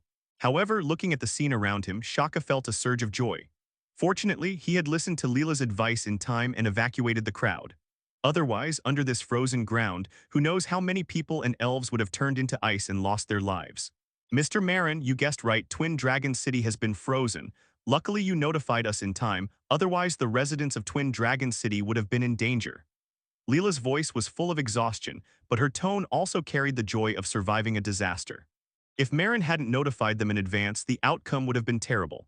Mr. Maen, the Alliance forces have already gone to Twin Dragon City for rescue, and Mayor Heavy Truck has also gone to stop the Plasma Team Destroyer from continuing its operation. Leela's voice came through the phone again. Seeing that the residents had basically finished, Shaka's face showed a relaxed expression, and he breathed a heavy sigh of relief. As the explosion rang out, Shaka felt the surrounding temperature drop instantly, and at the same time quickly commanded his Pokémon to use Flamethrower to spray fire in all directions. At that moment, the Rotom Codex on Marn's chest, who was riding Kyurem through the sky, rang again, and Rotom automatically connected Marn to the system. This is the aura of Kyurem, Kyurem exclaimed, looking down at the frozen Twin Dragon City, his voice filled with astonishment. That's the sound of a missile being launched. At this moment, Shaka's Salamence suddenly looked up at the sky and roared. The roar contained not only a warning but also a hint of fear. Shaka quickly identified the source of the sound, then swiftly threw out a Piquet ball, summoning his own Pokémon, which stood firmly in front of him. The bait this time was the massive plasma destroyer in the sky. Looking at Twin Dragon City before him, Maen's mind raced. There was still one thing he couldn't figure out. Why did Team Plasma freeze Twin Dragon City? Shouldn't such a terrifying weapon be saved as a trump card? Maen finally figured out the last point of doubt. The Plasma team had indeed not yet obtained Kyurem, and he also knew why they had used freeze missiles to freeze the city. It can buy time for the Plasma team to capture Kyurem and also attract the Alliance's attention. Is there any better bait than that Plasma team destroyer? Shaka looked at the Plasma team destroyer in the sky, his face filled with unconcealed anger. He mounted his Salamence and soared into the sky. At that moment, the Plasma Team Destroyer's turrets were raised high, followed by a loud boom that Shaka could clearly hear even while standing on the ground. Unless the Plasma Team has a weapon more powerful than this freezing missile. A weapon more powerful than the freeze missile would naturally be the Kyurem. However, if Team Plasma already possesses the Kyurem, it's unlikely they'd abandon the missile as their primary weapon. Wouldn't it be more convenient to use the Kyurem directly? Several huge blue missiles flew out of the sky and then landed straight in Shuanglong City. By this time, Maen had already felt a chill in the air, and as he got closer to Twin Dragon City, he finally saw Twin Dragon City reflecting the sunlight on the ice. After listening to Leela's words, Maen pondered for a moment and then suddenly realized what she meant. A massive destroyer partially emerged from the clouds. After figuring out Team Plasma's plan, Maen couldn't help but admire Quixote's ruthlessness and cunning. In order to attract the Alliance's attention, he was even willing to use the Destroyer, which was built with a large amount of funds from the Plasma team, as bait. This is an open conspiracy. And it's an open conspiracy that the Alliance cannot refuse. The freezing of Xuanglong City is the first step in the Plasma team's open strategy. The commotion caused by a city being frozen in ice was enough to attract the attention of the entire Alliance. The Plasma team Destroyer in the sky was like a Damocles sword hanging over their heads. There are definitely smart people in the league who saw through Team Plasma's operation as a decoy, but there was nothing they could do to stop it. Because the Alliance can't afford to gamble, if the Plasma team's destroyers are not decoys but planned weapons, they will continue to launch aerial attacks on other cities. It's worth noting that freezing Twin Dragon City alone is already enough to damage the United States Alliance. If that destroyer were to freeze 2 more cities, the United States Alliance would likely be severely weakened. So even if that Plasma Team Destroyer was a decoy, the Alliance was determined to take the bait. Moreover, Maen had already seen some television helicopters appearing in the skies above Xuanglong City, clearly indicating that some reporters who had come to report the situation had begun broadcasting live from Xuanglong City. If the Alliance doesn't handle this matter well, it will be a huge blow to the Alliance's prestige. However, there was a solution. Team Plasma considered everything, but they didn't think of the existence of Maen and Kyurem. Maen patted Kyurem on the neck, then gestured for Kyurem to take him towards the Plasma Team Destroyer. Ladies and gentlemen, this is a reporter from the Alliance Daily. We can now see that Xuanglong City has been completely frozen over for unknown reasons. The reporter sitting in the helicopter gestured to the photographer next to him to broadcast the terrifying scene of Xuanglong City live. At this moment, people in both the Unova region and other regions could clearly see the tragic scene in Twin Dragon City, and some residents even squeezed their mouths in fear. Fortunately, Mayor Shaka of Xuanglong City learned of the situation in advance and urgently evacuated the residents of Xuanglong City. Otherwise, the consequences would have been unimaginable. The reporter truthfully reported the first-hand information he had obtained, while the camera was also pointed at the residents who came out of the basement of Xuanglong City. The residents of Xuanglong City felt a sense of relief upon seeing the entire city frozen in ice. If it weren't for Ziaka leading his troops to advance and evacuate, most of the residents would probably have turned into ice sculptures like the plants along the roadside. But the crisis is not over yet. We can see Mayor Shaka fighting against the destroyer in the sky, but the situation is not optimistic. We don't know what kind of weapon that destroyer is equipped with, but Mayor Shaka's attacks can't penetrate the defenses at all. The reporter's tense voice came again, and at the same time he pointed the camera at the sky. At this moment, beads of sweat were streaming down Shaka's forehead as he stared intently at the destroyer in front of him. Many elves stood on the deck of the destroyer, launching an attack on Shaka and his elves who were riding assailants. Shaka and Salamence worked together perfectly, completely dodging the attacks of these Pokémon, but that wasn't the problem. Each time Shaka retaliated, a thin, icy blue film would appear on the destroyer, neutralizing Shaka's and the elves' attacks upon hitting the film. Shaka easily determined that the energy of that thin film, like that of the previous missiles, belonged to the Kyurem, which was why the destroyer was able to block Shaka's attack. Shaka and Salamence were both severely exhausted, while Altaria and Flygon were also in poor condition. Although the opponent's attacks were not strong, they were frequent. Although they managed to dodge, it still cost Shaka and their Pokémon a lot of energy. The residents watching the live stream felt distressed by Ziaka's exhausted appearance and worried about her safety. On the destroyer, Plasma Team executives Ange and Brad looked at Shaka, who was struggling to defend himself, and smiled smugly. Although no residents of Twin Dragon City were injured, the plan to freeze Twin Dragon City had been successfully completed, and they could also take care of the mayor of Twin Dragon City in the meantime. Once we defeat the mayor of Twin Dragon City, the Plasma Team's fame will spread throughout the entire world. At that moment, an alarm suddenly sounded on the screen in front of the operator at the control panel. "What's wrong?" Brad asked anxiously, standing next to the operator at the control panel. "Lord Brad, no ... it's bad. A high-energy reaction has been detected 200 meters ahead. A massive amount of energy is gathering." "Energy, how powerful is it?" "It can penetrate the current protective shield." Upon hearing the panicked words of the person at the control panel, Brad kicked the member aside and then quickly switched the camera on the screen. Subsequently, the source of the energy disappeared from the large screen. 012303522 Chinese letter 112,151,241. Flames gathered in Reshurem's mouth as he soared through the sky, and this high-energy reaction originated from them. 330 This is Reshurem, wait the person on its back King Maen. Brad stared at Reshurem on the screen and Maen on his back, and couldn't help but let out a horrified sound. Then Brad saw Reshurem spewing scorching flames from the sky on the screen, with the target being the Plasma Team Destroyer in the sky. At this moment, Shaka, who was fighting on the periphery of the destroyer, also sensed the abnormality. He led the elves to create some distance, and then looked up at the sky. Seeing Shaka's actions, the photographers below instinctively turned their cameras to look in the direction Shaka was gazing. This legendary scene was then broadcast live to people throughout the region.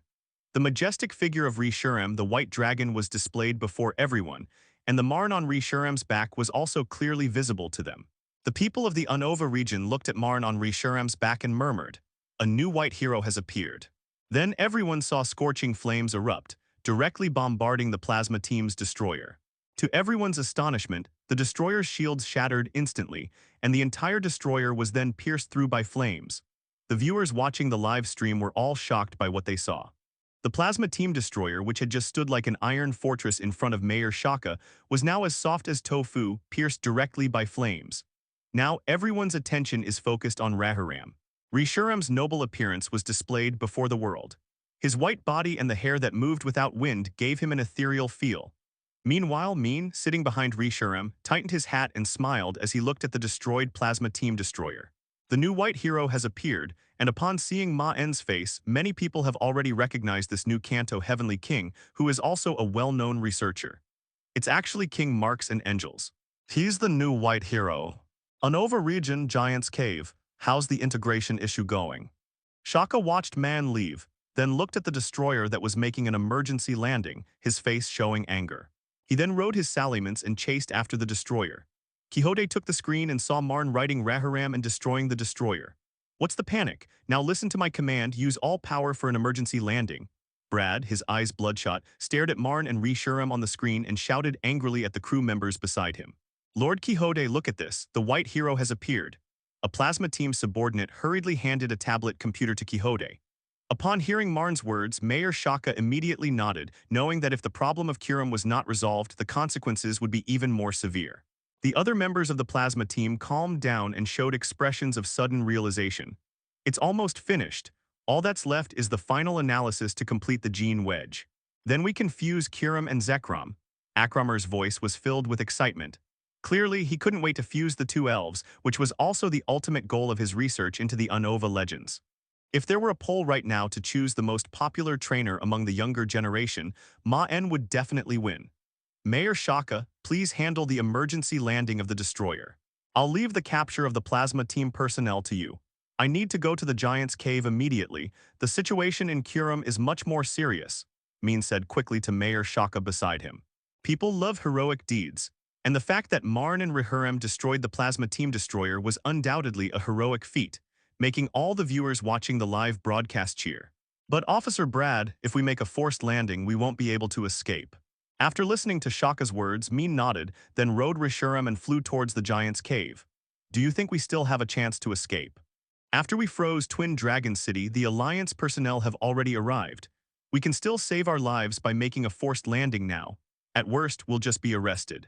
As long as Lord Quijish's plan succeeds, the Unova region will all belong to Team Plasma, and we will naturally regain our freedom. Officer Brad, the destroyer's propulsion system has failed. We can't control it anymore. Brad's sinister grin and his words calmed down the surrounding Team Plasma members. Marks and Angels are so handsome. At this moment, chaos reigned on the Plasma Team's destroyer, with alarms blaring throughout the entire vessel. At this moment, the Giant's Cave had completely turned into an ice cave, and cold air continued to emanate from it, accompanied by the roars of dragons. Oh my, it's King Maen. Our intelligence seems to have indicated that he did indeed go to the land of the earth before that. It seems that Reshurem's light stone is there. How unexpected. Akroma also came closer to Quetzalcoatl and saw Maen on the screen, saying in a calm tone. At this moment, Maen also rode Reshurem to Mayor Shaka's side. Reshurem's imposing presence made Shaka's salamence somewhat nervous. The Plasma Team members cried out, They were at their wits' end facing the out-of-control destroyer. Previously, due to the Elite Four challenge, Maen's popularity among the younger generation of trainers was already astonishing. And with the emergence of the white hero, Maen's popularity has increased once again. "Yes, that's right," said Officer Brad. "With Lord Quixote around, they'll be saved." With that thought in mind, the crew on the destroyer began their all-out effort to make an emergency landing. After watching Kyurem launch another attack and then be absorbed by the device, Ghetsis smiled and continued. "Angie Kadris, what should we do?" Seeing that Reshiram's flames pierced through the destroyer in an instant, Ghetsis couldn't help but shrink his pupils. Then upon seeing Maen's figure, Ghetsis frowned. "Wow, King Marks and King Angels are truly the pride of our Guandu." Brad never expected to fall into Maen's hands again. Maen destroyed the laboratory in Flying Cloud City, and now he has ruined the plans in Twin Dragon City as well. That damned guy. "King Maen, we owe you a great debt for what happened in Twin Dragon City. You were the one who notified us to evacuate the residents of Twin Dragon City. We'll express our gratitude after this incident. I'll leave the Kyurem situation to you, Mr. White Hero Maen." "It doesn't matter. He's just a lucky guy at best. Team Plasma's plan cannot fail. Akramar, how's it going with Kyurem?" Ghetsis turned off the video and said to Akramar beside him, "That is to unleash the true power between the three dragons." "Mr. Ghettos, the plan is almost complete. All that's left is time. After all, Kyurem is already trapped by us, isn't it?" Akramar tapped on his portable computer and then the screen flashed to reveal a new image. On screen, Kyurem is currently fighting against En and Zekrom. Despite having the home advantage, Kyurem is unable to defeat Zekrom because Kyurem's attacks are absorbed by a special device next to En each time. A green-haired boy dressed in white was directing Zekrom to block Kyurem's enraged attack. He was En from Team Plasma. En could clearly sense that Kyurem's strength had declined compared to before, and as long as Kyurem's strength fell to a certain level, then his father Ghetsis would find a way to control it, and then his dream would be fulfilled. But is such an ideal truly correct? En grew up with elves and was born with the ability to communicate with them. This ability also caused him to be ostracized, making him more willing to befriend the elves. But at this moment, En only felt anger from Kyurem, and resentment filled En's heart. En's dull, lifeless eyes flickered slightly as he looked at Zekrom in front of him. He didn't know if his ideals were right or wrong. Was it just for the sake of ideals to attack the Kyurem in front of him, even if it had done nothing? Zekrom also turned to look at En, sensing the confusion in the heart of the black hero before him. Meeting Chekoslov's gaze, En began to reminisce about the past. 57. The image of the injured Pokémon lying in En's arms, weeping sadly. The abandoned Pokémon and his angry lamentation about the trainer who abandoned and tormented them. The elf's voice and painful memories flooded En's mind. Thinking of this, En's eyes, which had initially gleamed with light, dimmed again. Looking at Kyurem before him, En reaffirmed his resolve. For the sake of those suffering spirits, En will not allow himself to lose his way. As long as he can achieve his ideals, some appropriate sacrifices are acceptable. Chekrom, intertwined lightning. Zekrom knew that the heroic beliefs he admired had been restored, so he roared and a bolt of blue lightning shot out, slamming heavily into Kyurem. "Maen, I feel it, Kyurem's wraths." At this moment, Maen rode Reshiram to the vicinity of the giant's cave. Before they even got close to the cave, Reshiram spoke to Maen telepathically. "Let's go, Reshiram, we must stop Team Plasma." Meanwhile, Ghetsis also discovered that Maen had arrived. Ghetsis had already arrived inside the giant's cave and smiled as he looked at the injured Kyurem in front of him. Quixote came to En's side and gently patted his shoulder. En turned around and saw his father Quixote, and a smile appeared on his face. "En, the white hero has arrived. Go and deal with him. This is a battle of ideologies, but I believe you will prevail, become a hero of the Unova region, and lead us to achieve our ideals." Ghetsis said, then looked at Kyurem and continued, "Leave Kyurem to me, your father. You just need to focus on dealing with Reshiram." En had no doubts about his father's words, and moreover, En was very curious about White Hero. He wanted to know why the other party could gain Reshiram's recognition. Watching En ride away on Zekrom, the kind smile on En's face vanished instantly, replaced by a cold gaze as if looking at a monster. Once En had completely left, Ghetsis looked at the injured Kyurem, a sinister smile spreading across his face, and slowly said, "Next, we'll put a collar on you. The dragon god is just a tool." On the other side, Reshiram, who was already close to the giant's cave, suddenly stopped and then said to Maen behind him in a solemn tone, "Maen, the black hero is here, get ready." As soon as Reshiram finished speaking, En, riding Zekrom, rushed out of the giant's cave and then floated opposite Maen. This was also the first time that Maen and En met, and Maen could clearly see En's numb and lifeless eyes. Above the sky, the true hero and the ideal hero stand in stark contrast. This scene seems to transport us back 1,000 years. Both the plasma team below and the lurking Interpol agents stopped in their tracks, looking up at the sky and witnessing the sight of the two dragons facing each other. At this moment, everyone knew that the final outcome of this clash between the League and Team Plasma would depend on which of the two dragons would emerge victorious. Suddenly, an Archaeopteryx flew out of the forest, and En was gently picked up by the Archaeopteryx and eventually placed on an open ground. On the other side, Maen also threw out a piquet ball from his waist, and Hydreigon emerged from it, then landed on the ground with Maen on its back. However, the sight of Hydreigon emerging from the piquet ball still made En frown. Having been instilled with ideals since childhood, he believed that the piquet ball was a constraint on humans and Pokémon, and that such Pokémon did not truly exist. This is also why En wants to change the world. He intends to change the world and create a new world that will allow elves to be free and belong to the elves. The white hero in front of him clearly held a completely opposite viewpoint. Why? En watched as Maen gently stroked the head of the three-headed dragon with a smile on his face, then jumped off the dragon's body. En was very puzzled as to why he did not feel any hatred from the three-headed dragon, and why he did not feel any anger towards Maen, this human. En has met many trainers, but he can always sense dissatisfaction from their Pokémon, no matter how little he feels. But why is there no barrier between the white hero and the Pokémon in front of him? Even after being captured and put into a piquet ball, En did not sense a single negative emotion from Hydreigon. En really wanted to talk to Maen. He wanted to ask Maen how he had managed to do it. But just as he was about to speak, the voices and sorrowful emotions of the injured elves surged into En's mind again, silencing the words he wanted to say. En suppressed his emotions, his previous numb gaze returning as he looked at Maen. Meanwhile, Maen on the other side also happened to look over. Their eyes met in midair. En was stunned again. He thought there would be anger and excitement in Maen's eyes when he looked at him, but he didn't see any of these emotions. En actually saw only pity in Mark's and Angel's eyes. En looked at Maen with a puzzled expression, wondering why Maen was looking at him with that kind of pity. On the other side, Maen naturally noticed the doubt in En's eyes, but he did not explain, only sighed helplessly. En is still just a tool brainwashed by Quixote, and his so-called dream is an idea forcibly instilled by Quixote. But even so, En still gained the approval of Czechoslovakia by adhering to this ideal, which shows how firm En's belief is. But even if Maen tells En the reason now, it will be of no use. Only after En sees through Quixote's true colors will En change his mind and truly live for himself. Leharam, Maen, Zekrom, and En stared at each other from afar. The temperature around Reshiram rose sharply, and boiling flames appeared around Reshiram, while dark clouds also gathered above Zekrom on the other side.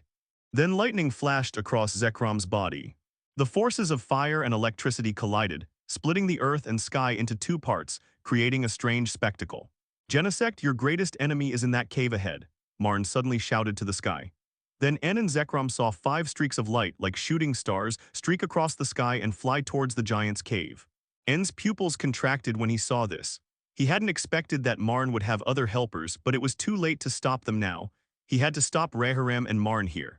Maen will naturally stay here to fight En, since Reshiram also needs Maen's help, but that doesn't mean he's willing to waste his time here. Jengar and Darkrai also emerged from Men's shadow, joining the 3 Hydreigon that Men had previously released. Jengar, you guys go to Giant's Cave to help stop Team Plasma from getting Kyurem. Also, Marshadow, I know you're still watching. I'm not asking you to help in the battle, but if Jengar and the others get into danger, could you please help them? After all, you've been eating and drinking here for free for so long. Maen deliberately lowered his voice when he mentioned Marshadow, but it was enough for Marshadow to hear him clearly. Masha. It'll be soon. The collar has been put on, but Kyurem is still putting up a fight. It will take a little more time. These 3 are the dark trio that have always followed Quixote and En. Jengar, you guys figure out a way to defeat these 3, then go to the giant's cave to help. Following Maen's quick command, the Pokémon on the field didn't hesitate and sprang into action. Just as Jengar and his Pokémon were about to leave, a dark figure suddenly darted out from behind En, seeing the Plasma team members retreating steadily. Quixote knew that if things continued like this, Genesect would soon break into the giant's cave. Enemies meeting are bound to be furious, and the Genesis naturally had no intention of holding back, immediately launching a thorough attack.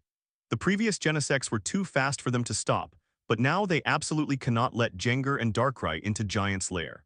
They can't afford to introduce any more unknown factors that could interfere with Team Plasma's plans. He knew about Mega Evolution N, but this was the first time he had witnessed it in person. He truly felt the connection between Maen and Jengar at that moment. But then, Quijish heard a series of explosions outside the giant's cave, along with screams from humans. Marshado's embarrassed and annoyed voice came from the shadows, but Maen smiled because he knew that Marshado had already agreed. The blazing flames and violent lightning collided in midair, creating a deafening roar that echoed around the giant's cave. "What's going on?" Quixote shouted to his men. The footage shows the Genesect Legion firing lasers indiscriminately, viewing those wearing Team Plasma uniforms as enemies. At this moment, En's eyes were also filled with astonishment. He was shocked by Jengar's mega evolution. When Maen saw the Dark Trio appear, he couldn't help but scratch his head. He had forgotten that Team Plasma had these three members, but he could only accept it. Anyway, Genesect was enough to give Team Plasma a hard time. Quixote never expected that the bait he had used to attract Interpol's attention would turn into a dagger that would get him in trouble. Maen on the ground didn't intend to waste any more time with the Dark Iron Triangle and immediately prepared to intensify his efforts. Reporting to Lord Quixote, 5 strange elves have broken in. "Please take a look." The subordinate picked up a portable computer and showed Quixote the images on it. Jengar Mega Evolve. The 2 dragons clashed in the sky, flames and lightning flashing across the heavens, and everyone on the ground witnessed the power of their battle.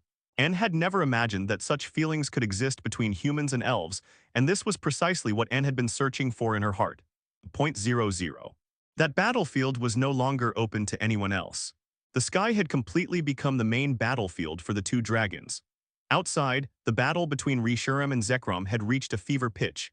To prevent their acknowledged heroes from being caught in the crossfire, the 2 dragons tacitly decided to move the battlefield to the sky.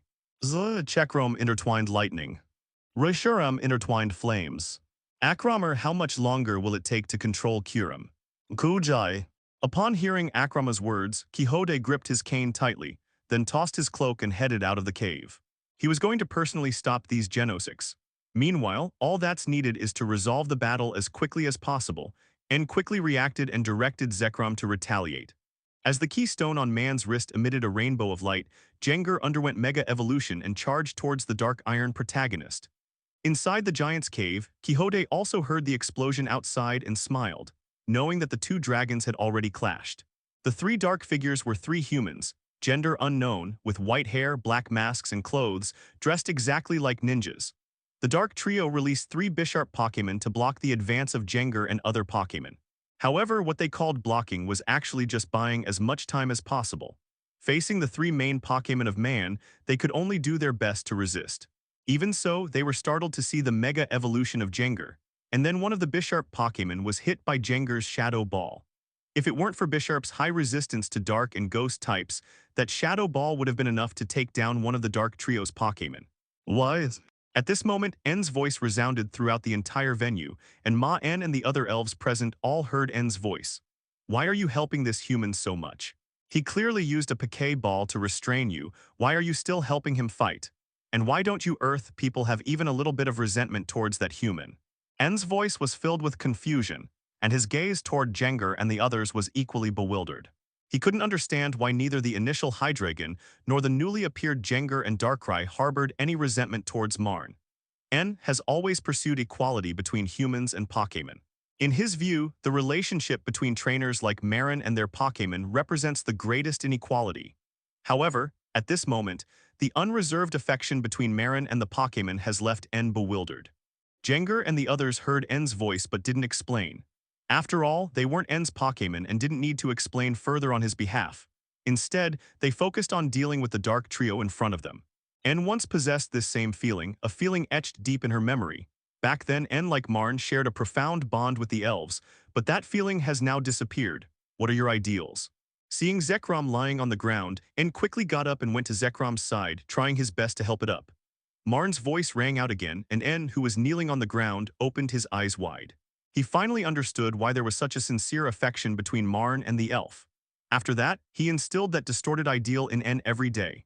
When En grew up, he let En come into contact with people specially selected by Quixote, so that En would be subtly influenced to deepen that distorted ideal, and eventually En would become a puppet controlled by Quixote. Hearing N's mechanical reply, Maen sighed slightly, realizing just how severely Quixote had brainwashed him. Of course, we should let elves and humans live equally, grant elves freedom, and create a world that belongs only to elves. N's eyes trembled incessantly, and the memories sealed in his mind began to surface again.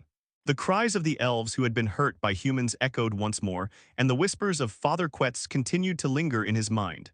Zekrom wasn't actually hurt.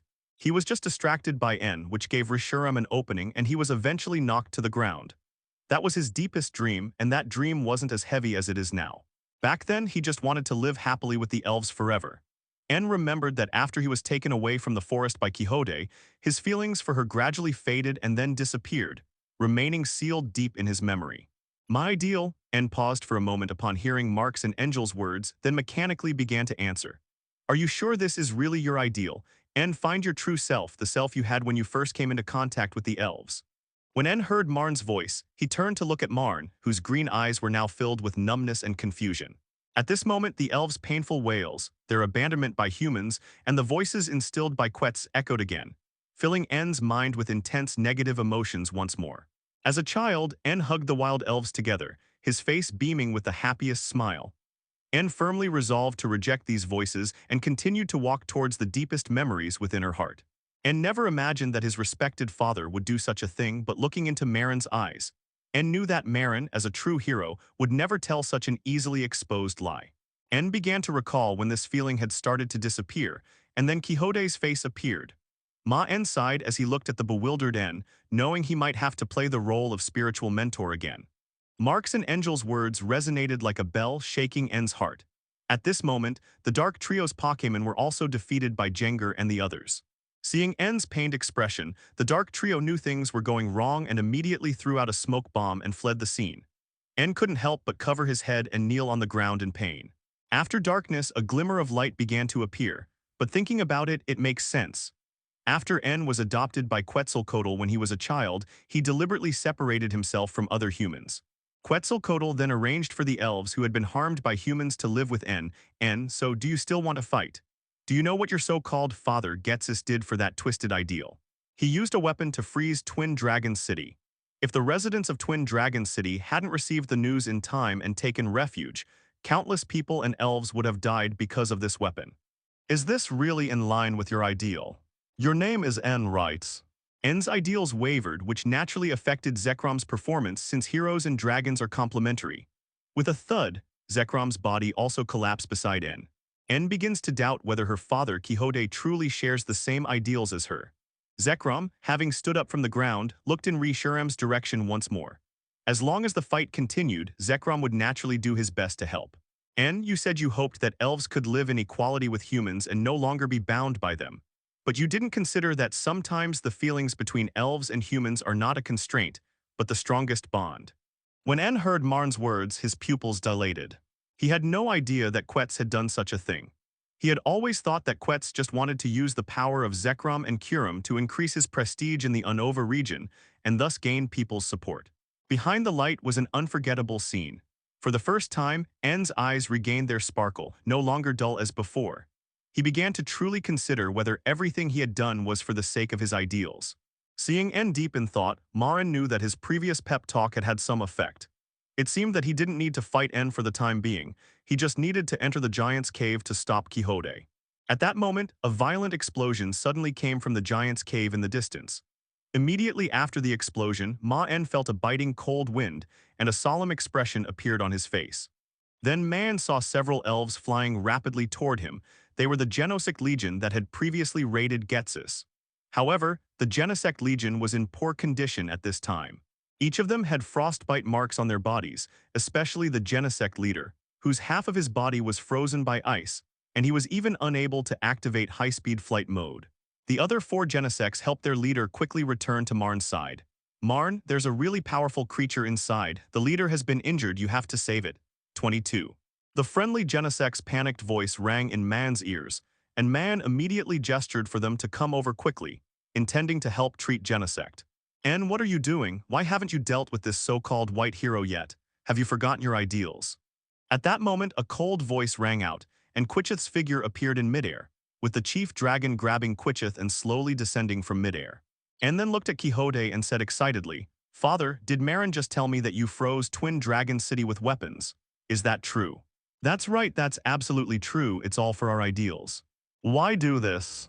What does this have to do with our ideals? Is it necessary to hurt so many people and elves for the sake of our ideals?" Anne asked angrily, listening to Quixote's words. "Why? There's no why. These are necessary sacrifices for our ideals. But you, Anne, are you questioning me? Hurry up and deal with Kyurem and that person." "I refuse, this is not my ideal at all," he said resolutely, looking at Quixote. Upon hearing Anne's words, Quixote's previously calm expression instantly turned cold, revealing an eye Anne had never seen before. That eye was so familiar, Anne had often seen it when he was a child, the kind of eye that looks at a monster. Under Quixote's gaze, Anne's expression became flustered and his eyes filled with shock. HMPH, the puppet has actually developed its own thoughts. No wonder it's a white hero managing to awaken this puppet. Quixote glanced coldly at Anne, then looked at Maen and said slowly, "Father's father." "Father, HMPH, you still hold on to that ridiculous title. You monster, having lost your ideals with Team Plasma, you no longer deserve to call me father. It's laughable that I prepared so thoroughly for you when you were little, also I could control you. But a monster is indeed a monster, easily swayed by a few words." Quixote's face was full of mockery, and his words pierced Anne's heart like sharp swords. "When I was a child, could it be that I?" Anne looked at Quixote with an incredulous expression. "That's right, I was the one who isolated you when you were a child, including keeping you away from humans. I also specially prepared all the elves around you and even the people around you. I arranged for the 7 sages to crown you in the castle, also that you could help Team Plasma obtain Zekrom. As it turns out, you did succeed. But now you've been provoked, so you're useless. A monster is still a monster, you can never become a hero." Upon hearing Quixote's words, Anne's eyes lost their luster, and he knelt on the ground. Clearly, his beliefs had completely collapsed. He had never imagined that his life had been controlled by Quixote all along, including the ideals he pursued. Seeing his hero turned out like this, Zekrom angrily launched an attack towards Ghetsis. A thunderous roar followed, and then a thick bolt of lightning struck towards Quixote. However, before the lightning could get close to Quixote, it was blocked by a cold wind and scattered in the air. Bang, bang, bang. Heavy footsteps sounded, and then Kyurem's figure slowly emerged from the forest. With the appearance of Kyurem, the surrounding temperature began to drop rapidly, and frost even began to form on the surrounding vegetation. Raharam immediately released high temperatures, creating a layer of flame protection around Maen and the surrounding area, blocking the invasion of the cold wind. At this moment, the full appearance of Kyurem was revealed to everyone. "Maen, be careful, Kyurem is acting strangely," Reshurem's voice rang in Maen's ears. Maen also looked at Kyurem and indeed noticed something unusual. At this moment, Kyurem was wearing a strange collar around his neck, and his eyes had turned crimson. Clearly, he had been controlled by Ghetsis. HMPH, losing Zekrom and Reshurem doesn't matter. I've already obtained the strongest dragon god. Now I'll take care of all of you troublesome guys at once, Quichai said, raising his cane and pointing it in Maen's direction. "Kyurem, freeze the world." At Ghetsis' command, Kyurem roared angrily, then opened its mouth and gathered energy in the direction of Maen. The energy was quickly accumulated, and then a cold wind was spewed out from the sky above Kyurem. The cold wind howled in like a blizzard on a snow-capped mountain, and anything that came into contact with the cold wind instantly froze into ice. "Reshurem, interlocking flames," Maen quickly commanded Reshurem to defend. Flames spewed from Reshurem's mouth, the blazing flames blocking the cold winds in front of Maen. But the rest of the cold winds still howled behind and around Maen, turning the forest under Maen's feet into a world of ice and snow. This is the power of Kyurem. The entire forest was instantly frozen, and some elves in the distance who did not have time to dodge were instantly frozen by the cold wind, their entire bodies sealed in ice. Although these elves' bodies are frozen, they are not dead because of the surrounding environment. However, if they are trapped in the ice, their lives cannot be guaranteed. Maen's face also turned extremely ugly. Reshurem had already done his best to defend against the Kyurem's attacks and protect Maen, and had no time to care about the wild elves. "Jengar, go and rescue those frozen Pokémon." The battles are no longer something Jengar and his friends can participate in. The battles between top-tier legendary Pokémon are completely beyond their current capabilities. Even Darkrai can only barely protect itself. Jengar and the others naturally understood what Maen meant and quickly darted into the shadows and flew towards the outer perimeter, intending to rescue the frozen Pokémon. Zekrom interlaced lightning. Just then, En's voice rang out again. Zekrom fired lightning at Kyurem, instantly striking Kyurem as it was exhaling a chilling wind and interrupting its skill activation. N. What are you doing? Quixote looked in N's direction, his face showing anger for the first time. He hadn't expected N to dare to attack him and interfere with his plans. At this moment N, whose faith had just collapsed while kneeling on the ground, slowly stood up. The numbness and confusion in his eyes disappeared, and his eyes shone with a different kind of brilliance. Maen looked in N's direction, a look of surprise on his face, followed by a smile. As expected of someone who can gain the approval of both dragons in the story, he quickly reshaped his ideals and strengthened his beliefs. Upon hearing Quixote's words, N looked at Quixote and slowly said, "I'm just doing what I'm supposed to do, shattering your twisted ideals." N's voice was full of confidence. When he was kneeling on the ground, N was prepared to die in the face of Kyurem's attack, but when Kyurem's cold wind blew to the elves in the forest, the elves' painful cries and emotions reached N's heart. N finally remembered what his true ideal was. He no longer pursued equality between humans and elves, since the relationship between humans and elves was complex and ever-changing, and he had no way of truly understanding it. But one thing N is certain of is that the happy smile on the elf's face is what he can truly protect, and that is his true ideal. Feeling the hero's faith restored upon being recognized, Zekrom let out a long roar, and a bolt of lightning struck from the dark clouds, its azure light engulfing Zekrom's entire body. The enormous explosion and flash of light reverberated throughout the forest, drawing the attention of both Interpol agents and the plasma team. As the smoke from the explosion completely dissipated, the figures of Maen, Raharam, N, and Zekrom were also broadcast live. Czech Republic. The scene on the ground also amazed everyone watching the live stream. The intertwined flames and lightning merged into one, doubling their power and instantly suppressing Kyurem's strength. The legend of the twin dragons tells of how they separated from one entity, but they were once one, and their powers were meant to coexist. After all, the legends of the twin dragons and the heroes had long been etched into their hearts, and now, seeing the heroes of white and black, they felt their lives were complete. The jet-black tail behind Zekrom began to flash with dazzling electric light. Zekrom had clearly entered overclocking mode, which was where Zekrom's true power was revealed. The violent collision of energies unleashed gusts of strong wind. Maen and N simultaneously covered their heads with their hats, while Quixote on the other side planted his cane in the ground to steady himself. "Kyurem, freeze the world." Ghetsis raised his cane and pointed it in the direction of Maen and N, shouting angrily. Flames and lightning collided instantly with the cold wind. Reshiram also let out a dragon roar, and then the surrounding temperature rose rapidly, and the engine at Reshiram's tail also quickly burst into flames. Reshiram and Zekrom's engine-like tails roared violently, and then powerful energy began to gather around the two elves. Reshiram and Zekrom exchanged a knowing glance, then adjusted the direction of their skills together. White flames were enveloped in blue arcs of electricity. The two forces converged, instantly suppressing Kyurem's breath and rapidly propelling the energy towards Kyurem. The once lush forest was now a large clearing due to the explosion, and strange phenomena appeared on the clearing where flames, lightning, and frost coexisted. The intense heat from the flames quickly melted the surrounding ice, and Reshiram unleashed his true power.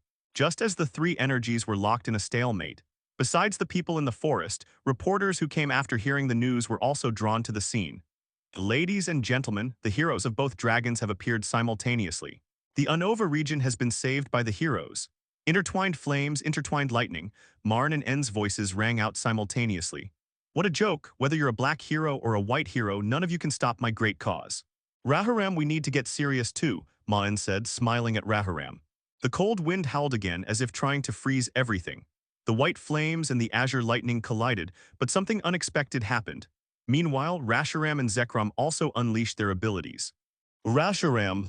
The reporter's excited voice rang out, and everyone watching the live stream, especially those in the Unova region, was incredibly excited.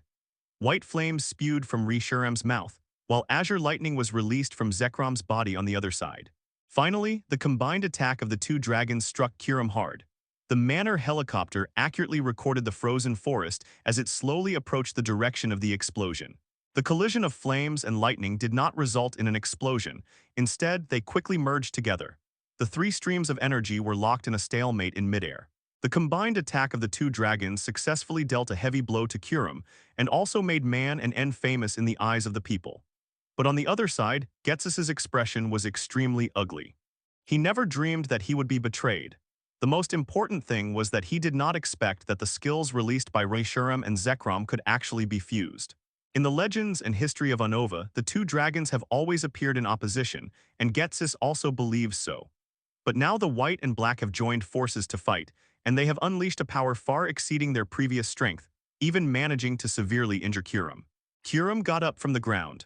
Although the previous combined attack had severely injured Kyurem, it was not enough to render him unable to fight. Looking at Maen and En in front of him, Quixote had already considered retreating. If the black and white dragons were together, he would have no way to deal with them together. He could only try to retreat and then find time to defeat them one by one.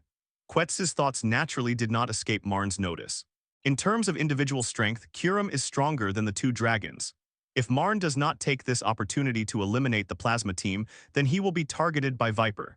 Therefore, he must find a way to deal with it. Reshuram Blue Flame. Rahuram spewed blue flames from his mouth, the eerie color captivating all who were mesmerized by the beautiful flames. But beneath its beauty, this flame also harbors danger, like a rose with thorns. Blue flames gathered around Kyurem, engulfing him in a sea of fire. Sensing the heat of the flames, Kyurem naturally couldn't just sit and wait to die. It flapped its wings, and a chill spread from around its body. Kyurem's chilling aura blocked the blue flames around him, successfully preventing them from launching further attacks. Zekrom, Lightning Strike. Zekrom, of course, would not miss the opportunity to attack. His body was once again enveloped in azure lightning, and then the engine behind him roared. Zekrom's body transformed into lightning and crashed directly into Kyurem's direction. Just as Zekrom's body was about to touch the outer blue flames, the blue flames automatically parted to create a passage, as if they were sentient. Meanwhile, Zekrom used the passage to enter the blue flames and crashed hard into Kyurem. The lightning and the powerful impact caused Kyurem's body to involuntarily retreat, and the release chill was also interrupted. Taking advantage of this opportunity, the surrounding blue flames quickly approached Kyurem, and the high temperature directly burned Kyurem's body, causing Kyurem to let out a painful cry. The combined attack of lightning and fire dealt another heavy blow to Kyurem. Kyurem also activated its ferocity, gathering frost power in its mouth before biting down hard on Zekrom's arm. The power of the frozen teeth made Zekrom feel incredibly cold instantly, causing his body to stiffen involuntarily. Kyurem unleashed tremendous power, biting Zekrom's body and throwing him to the ground. Then Kyurem pressed down on him, pinning Zekrom to the ground. Reshuram, Aid Zekrom, intertwined flames. Reshuram gathered flames again and then unleashed them at Kyurem. This time, however, Kyurem completely ignored Reshuram's flames and instead took them on with its own body. It knew that it was no match for two dragons in 1-against-2, so it planned to deal with Zekrom first and then think of other ways after Zekrom was dealt with. The Czechoslovakian also became aggressive, and the engine under its tail spun rapidly, roaring loudly. The power of lightning surged into Zekrom's entire body, instantly increasing his strength and gradually breaking free from Kyurem's suppression. Quixote was anxious as he watched, knowing that if things continued like this, they might not even be able to defeat a single elf like Zekrom. At that moment, the sound of an aircraft rang out. Akrama rode his single-person flying vehicle swiftly into the battlefield, then pulled a strange object from his pocket. The strange thing looked like a sharp cone. Apart from its odd shape, it didn't seem particularly remarkable. However, upon seeing this thing, Maren's expression changed drastically and he hurriedly shouted, "Reshuram, stop that guy, don't let him throw what he's holding." Although Mark's and Angel's reminder was timely, it was still a step too late. No sooner had Maen finished speaking than Akroma threw what he was holding at Kyurem. After the cone touched Kyurem, a dazzling white light filled the entire battlefield, and everyone's eyes were drawn to the direction of the white light. Akromer, the research was a success. Quixote looked in the direction of the white light and said with an expression of great surprise, "That's right, Mr. Ghettos, I finally understand the secret of the three dragons gene. Look, this is the true power of the dragon god from the Unova legends." Akromer shouted fervently, looking in the direction of the white light. No one knew the reason for Quixote and Akroma's excitement except for Maen. Only Maen knew exactly what that all was. No wonder Akroma hadn't been seen earlier. The other party was probably trying to make that thing, and that thing is called the Gene Wedge. The Gene Wedge has only one function: to fuse Kyurem with Reshuram or Zekrom. A powerful energy emanated from within the white light, and everyone present felt that astonishing power, causing their hearts to pound involuntarily. En's expression turned panicked, and Zekrom's presence became extremely weak. En could only sense a faint trace of Zekrom's presence in the light. As the white light faded, a brand new elf appeared before everyone. Kyurem and Zekrom both vanished, replaced by an elf that had never been recorded before. This elf is much larger than the previous Kyurem, and its body is also slightly more upright. You can still vaguely see the face of Kyurem in its appearance. However, the color of its body has changed dramatically. The elf's body color has become a blend of shimmering white and jet black, and even its arms are one black and one white. At the rear is the enormous generator from Czechoslovakia, but it is firmly secured around the generator by something silver like three claws. Dark Kyurem appeared before the world for the first time. Looking at the Dark Kyurem before him, Maen spoke to En beside him in a slightly grave voice. En, can you still sense Zekrom's presence? No, I can only sense a faint trace of Zekrom's presence on that elf, but I can't communicate with him at all. Maen, do you know that elf's? As expected, it's a being dominated by Kyurem. This is terrible. And that elf's name is Dark Kyurem, and it was formed by fusing Kyurem and Zekrom. This is Kyurem's true form. Maen's words made En and the viewers watching the live stream gasp. This was the first time people had ever heard of mythical beasts being able to fuse, which completely shattered their worldview. Hahaha, as expected of researcher Maen, you actually knew about Kyurem's form. I only managed to do this after studying the genes of Kyurem and Zekrom, plus all my previous research. This is the true Unova dragon god. Akramar looked at Maen as if he were a close friend, overjoyed that someone had witnessed his successful research. Akramar. I'm so happy, White Hero Man, your legend ends here. However, you will have the honor of being the first to feel the power of Dark Kyurem. Be proud of that. Quixote gripped his cane, looked at Maen, and then shouted. Suddenly, several wires extended from the fur on the back of the Dark Kyurem and then plugged into the engine on its tail. Three-headed dragon runs. Requesting 0 flowers, Quixote grabbed the controller with a grim expression and pressed it hard. Point 0. Land. Mr. Quixote, there's nothing I can do. Time is of the essence, and this is the best I can do. If it weren't for the White Hero's interference, I could have completely controlled the device given enough time, but I'm powerless now. But at least Dark Kyurem is still in our hands, isn't it? Akramar spread his hands, indicating that the responsibility was not his. As soon as Ghetsis' shout faded, Maen and Reshiram looked warily toward Dark Kyurem. A tremendous amount of energy began to flow along the wires to the engine-like organ at the rear of the Dark Kyurem. And suddenly, the generator at the rear of the Dark Kyurem emitted a dazzling light. Upon seeing this, Ghetsis immediately ordered the three-headed dragon behind him to grab his body and lift him into the sky, bringing him to Akramar's side. Seeing that Dark Kyurem ignored his actions, Ghetsis' face showed a look of shock.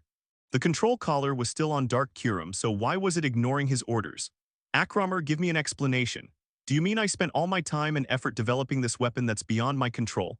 Ghetsis stared at Akramar, his eyes implying that if he didn't get an explanation, the three-headed dragon was ready to bite Akramar to death in the next second. But Dark Kyurem didn't move. Instead, he silently turned his head and looked at the shouting Quidditch. The collar around Dark Kyurem's neck rapidly released red lightning, and as the lightning appeared, Dark Kyurem collapsed to the ground in agony, his previously lucid eyes turning bloodshot once more. Of course not, I added something to the previous gene wedge. Here's the new remote, Mr. Quixote. Akramar showed no fear of Quixote's threat and instead handed the remote to Quixote with a grin. The instant Ghetsis left, the power of lightning erupted from the mouth of the Dark Kyurem, blasting a large crater into the ground where Ghetsis had just stood. Dark Kyurem gathered the power of lightning from its mouth and then aimed it at Ghetsis. With such destructive power from a mere casual strike, Dark Kyurem's strength was on full display. Instead of dissipating, this chilling energy, under the control of Dark Kyurem, surged wildly towards Reshiram. Dark Kyurem's eyes turned bloodshot, and the power within him began to surge wildly. Akramar wasn't really one of Quetzalcoatl's regular subordinates. He was just a researcher drawn to the research facilities Quetzalcoatl provided. For Akramar, it didn't matter who he worked for, as long as he could do his research to his heart's content. Several parts of Dark Kyurem's body simultaneously turned ice blue, accelerating the conduction of electrical energy. This light was unlike any of the previous colors. It turned ice blue, and at the same time, electric arcs began to emerge from the generator-like organ. The first enemy to be destroyed is naturally Reshiram, the strongest among those present. Akramar, what's going on? Quixote roared, his face grim as he looked at Akramar beside him. Quixote could only exhale a heavy breath. Although Akramar looked incredibly irritating, Quixote couldn't bring himself to do it. Dark Kyurem with its bloodshot eyes rose from the ground once more, letting out a deafening dragon roar. Mr. Quixote, the power of the Dark Kyurem after fusion is too strong. The control device was not strong enough before, so it was impossible to control it. Quixote could only vent his anger on Maen, looking down at Maen and Raharam with a cruel smile on his face. Are you sure Dark Kyurem is under my control right now? I feel like it's more like it's gone berserk. Ghetsis looked at the bloodshot Dark Kyurem below, gritted his teeth, and glared at Akramer beside him. On the other side, the berserk Kyurem had completely lost its mind and was preparing to cause destruction without any reason. Dark Kyurem, defeat the enemy before you. Dark Kyurem remained in overclocked mode, its gaze fixed on Reshiram. Moreover, if they want to truly control the device for Dark Kyurem in the future, they will need Akramer's help. Ghetsis doesn't understand research matters, so Akramer can't be touched yet. Accompanied by Dark Kyurem's roar, waves of powerful energy surged forth from Dark Kyurem's body. 12,303,522, Feilu 112,180,1021. The howling snowstorm under Kyurem's control swept wildly toward Reshiram. Reshiram instinctively flapped his wings and flew through the sky to evade. But the wind and snow followed Reshiram like a leech, eventually forming an ice and snow tornado that enveloped him. Upon seeing Kyurem's ability, Maen instantly sensed something was wrong and shouted loudly towards Reshiram in the sky.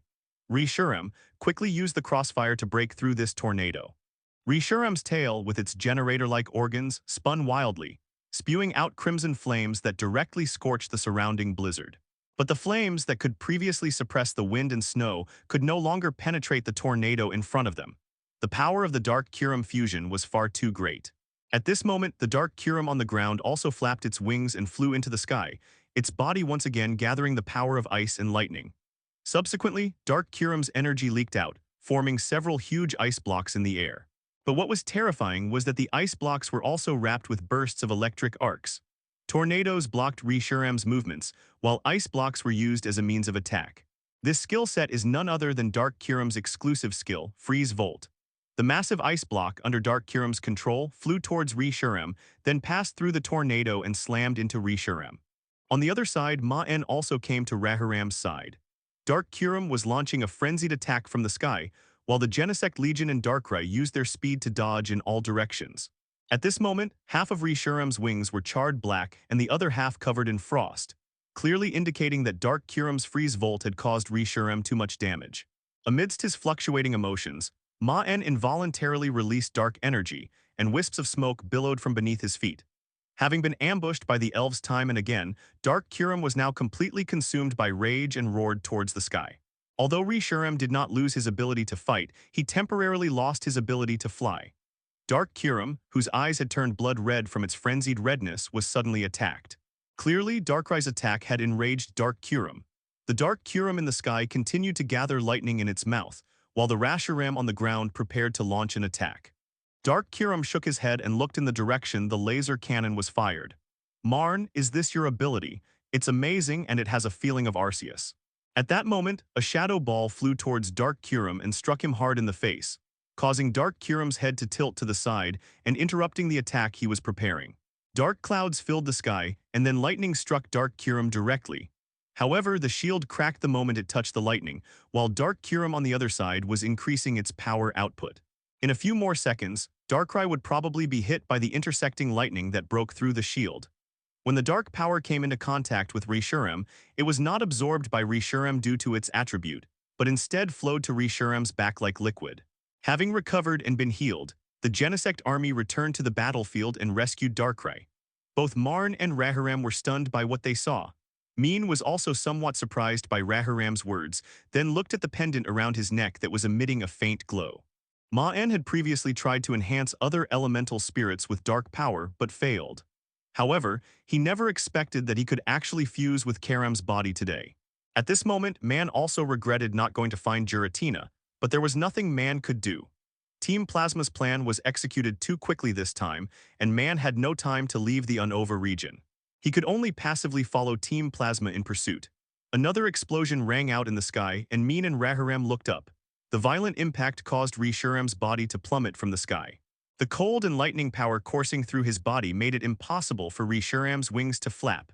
A loud boom was heard, but Maen knew that this method of dodging would eventually cause problems. If he were hit by Dark Kyurem, he would instantly lose his ability to fight.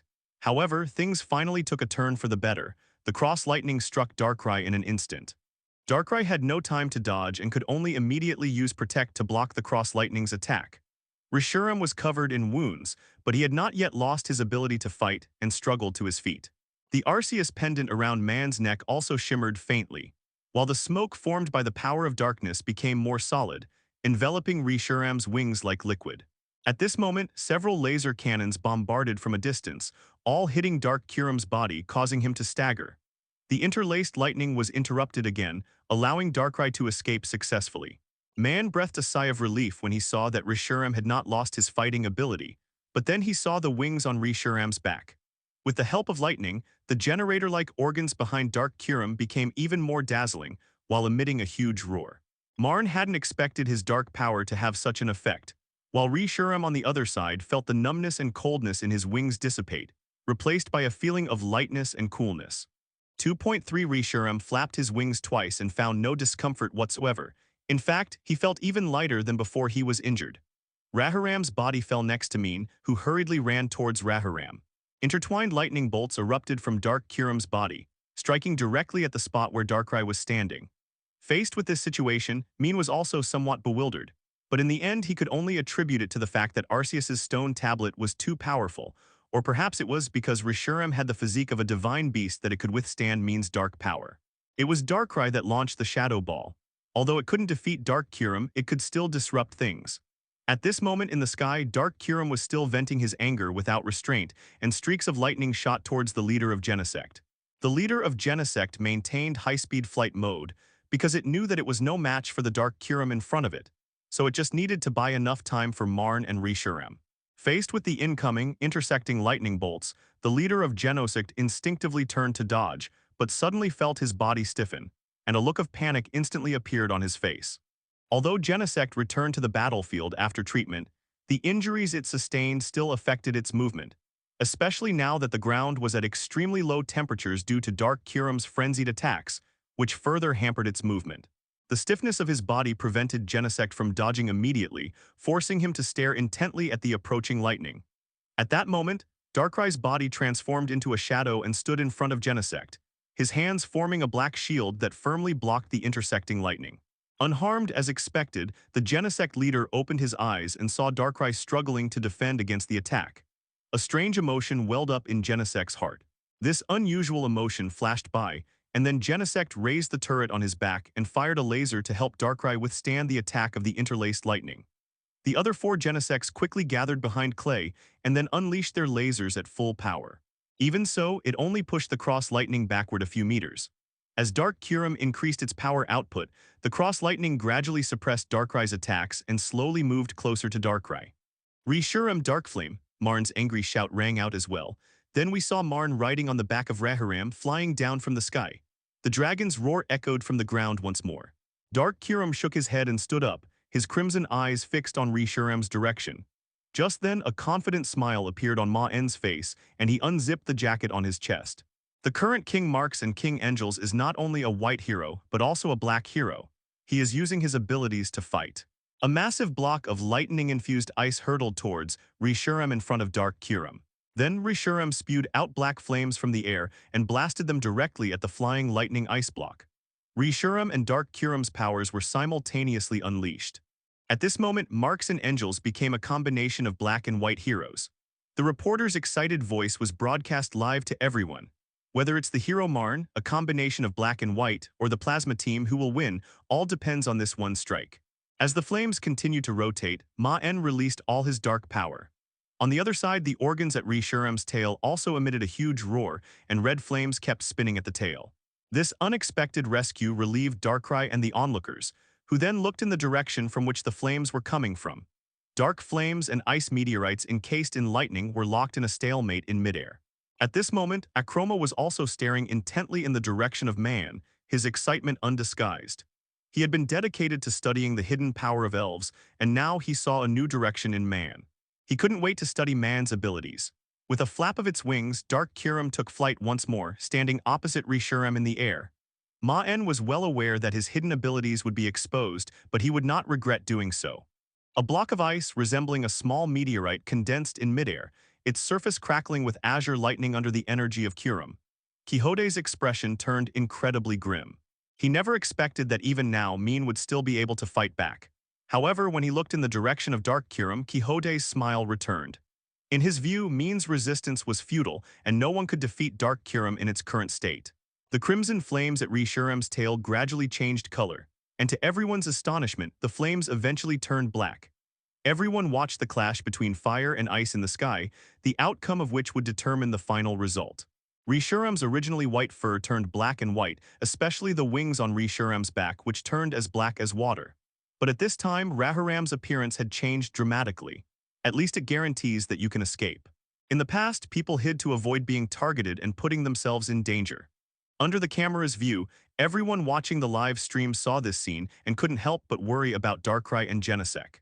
King Maen is actually a superhuman. What a tremendous discovery. King Maen used his special powers to help Reshurem return to the battlefield. At the same time, people also noticed that black mist was constantly emanating from the hands that Maen placed behind Rahuram's back, which clearly indicated that Rahuram's changes were inevitably related to Maen.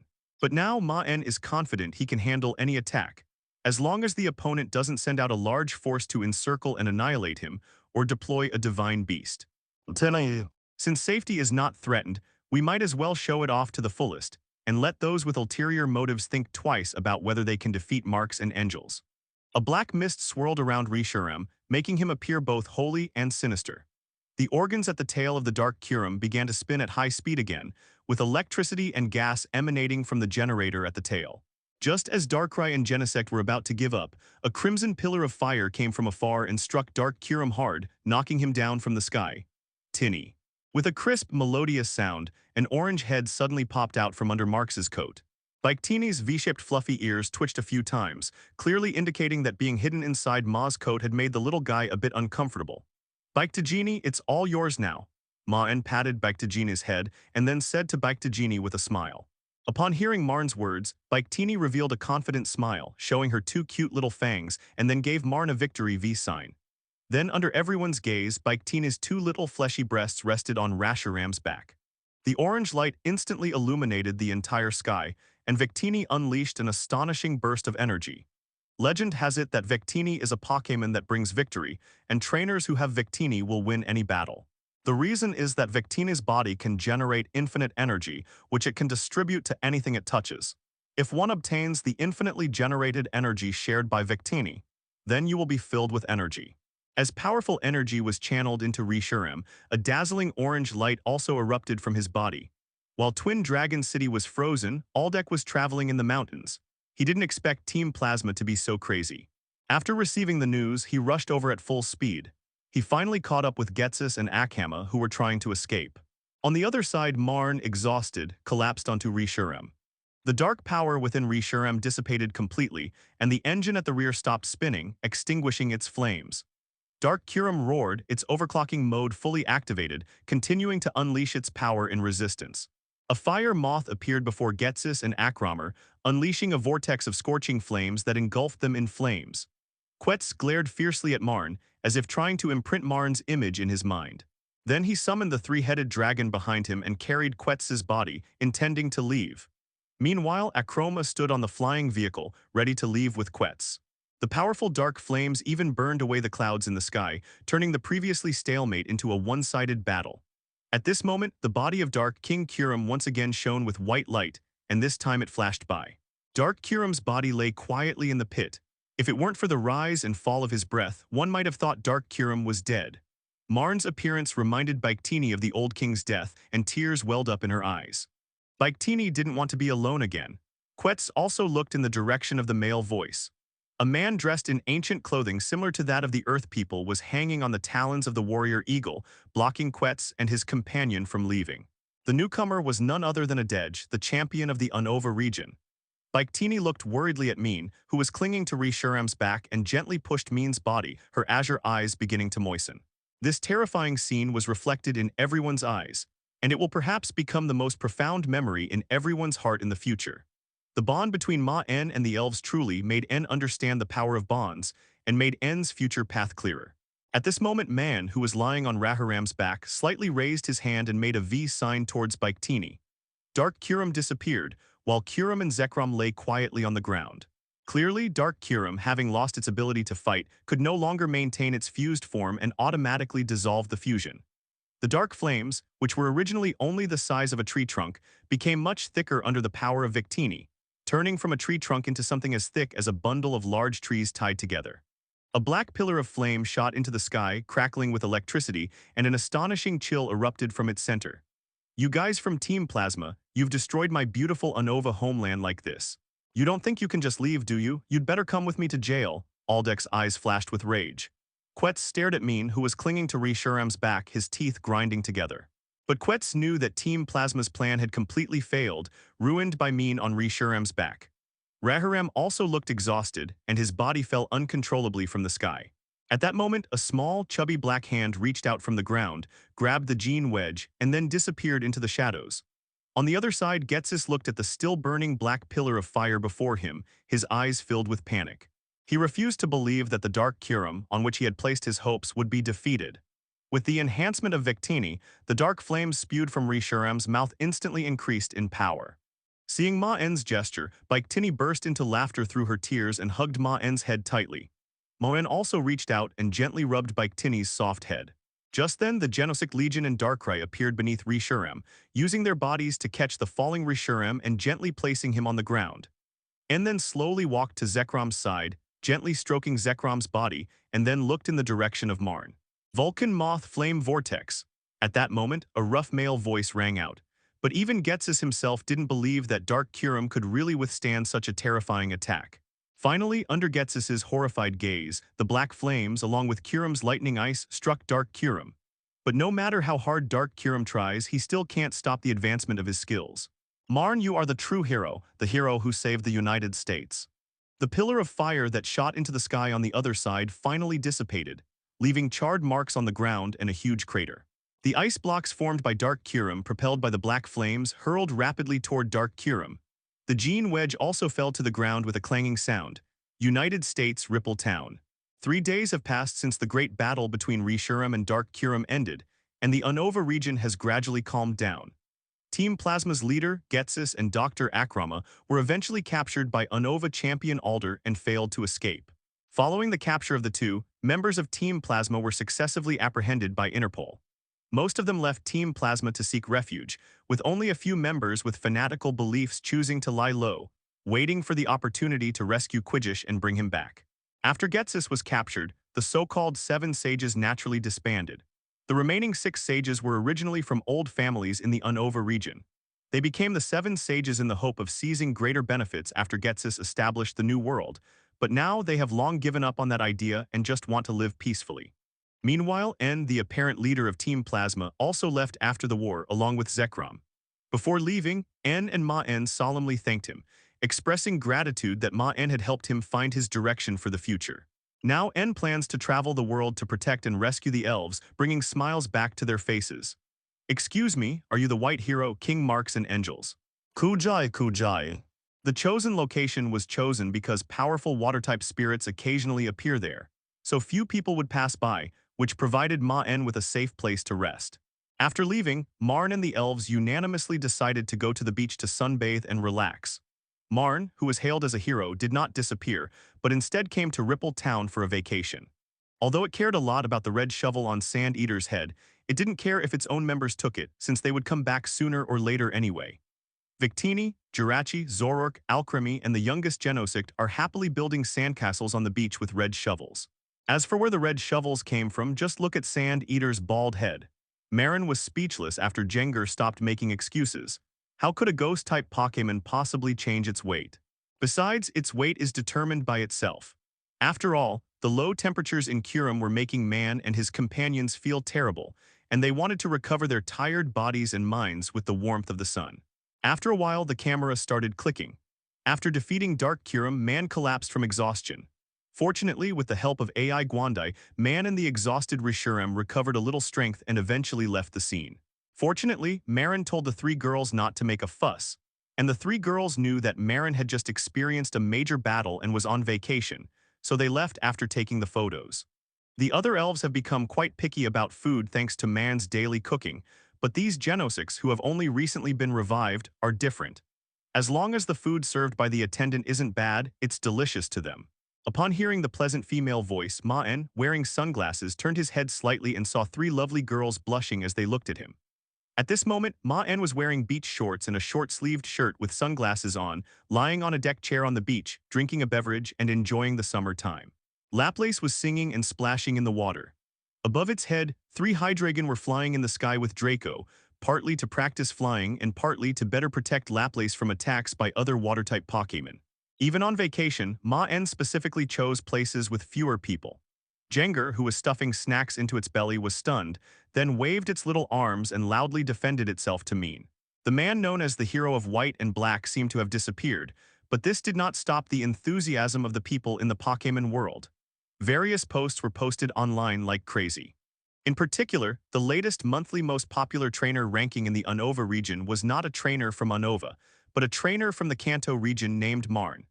This led to the scene of Maen and the elves vacationing in Ripple Town. Listening to Laplace's cheerful singing, watching the elves' relaxed posture, and sipping a cup of black tea carefully prepared by Buth, Maen finally understood the true meaning of a vacation. With Hydreigon and Drakengard, two dragon-type Pokémon patrolling the area, all the underwater Pokémon hid far away, not daring to approach. Maen then turned his gaze to the other side, where martial arts Bear Master stood on the beach, vigorously swinging his fists. For martial arts Bear Master, training was the most important thing every day. After seeing off the three beautiful girls, Maen breathed a sigh of relief and lay back down on the recliner. Jengar said it wasn't fat, just had excess energy, and if you don't believe it, you can have Maru weigh itself since its weight hasn't changed. Maen looked at Jengar, who was also lying on the recliner like Maen, and said with a helpless smile. Maen, the most famous person in the whole incident, disappeared after the incident ended. Thanks to Mayor Shaka's all-out efforts in restoration, the frozen areas of Xuanglong City have been melted by 253, and the entire city has entered a state of orderly recovery. The three girls thanked Maen, then solemnly gripped their phones, promising to keep his secret before leaving with smiles on their faces. Jengar, stop eating, look how fat you've gotten. The steward had just learned a new recipe from Maen, but was worried about the taste, and the Genesect Legion just happened to be the best taste testers. The remaining Genesects gathered around Fonmi Dragon and Azen, eagerly awaiting Azen's dessert. Even though there are few people still pass by occasionally. Ripple Town is located on the eastern coast of the Unova region. It doesn't see many people during the spring, summer, and winter, but it becomes a very popular resort in the summer, with the number of people increasing dramatically. Ah yes, Maen replied with a smile. I never expected that the hero who saved the Unova, King Maen, would be relaxing here on vacation. It's unbelievable. Those idiots certainly went after that guy too, after all, compared to the impeccably patriotic Mr. Marks and Angels. That N from the plasma team was obviously easier to deal with, but with a gentle wave of her hand, Gadria caused the chair on which Jengar was lying to float up instantly, then fly to Gadria's side while Jengar looked completely bewildered. However, Gadria knew that this was Maen's Pokémon, so she naturally couldn't make such an infuriating request as to exchange it. After all, as a trainer herself, she knew that the bond between Pokémon and their trainers was very genuine. This time, I'm entrusted by the higher-ups in Unova to ask you, Elite Four member, to hand over Kyurem to the Unova League for safekeeping. After all, you're from the Kanto region, and the higher-ups don't want you to control Unova's legendary Pokémon unless you plan to join the Unova region. After saying this, Gadria's face showed a helpless expression, clearly indicating that she was also reluctant to take on this task. Castelia gently picked up Jengar, ruffled its hair, then sat down on the recliner and said with a disdainful tone. Castelia had originally planned to refuse since she really didn't want to get involved in such a stupid thing, but she also wanted to see Maen, so she came anyway. Mr. Mean, this Pokémon is called Aguentai, right? I remember it's from the Galar region. I didn't expect it to be a psychic-type Pokémon.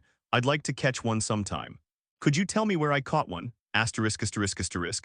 The newcomer wore a gauze robe and a wide, long skirt. She had dazzling blonde hair and fair skin, making her stand out in the sunlight. As a superhuman, Gadria naturally possessed powerful sensory abilities. Upon seeing Maen's puzzled expression, she proactively offered an explanation.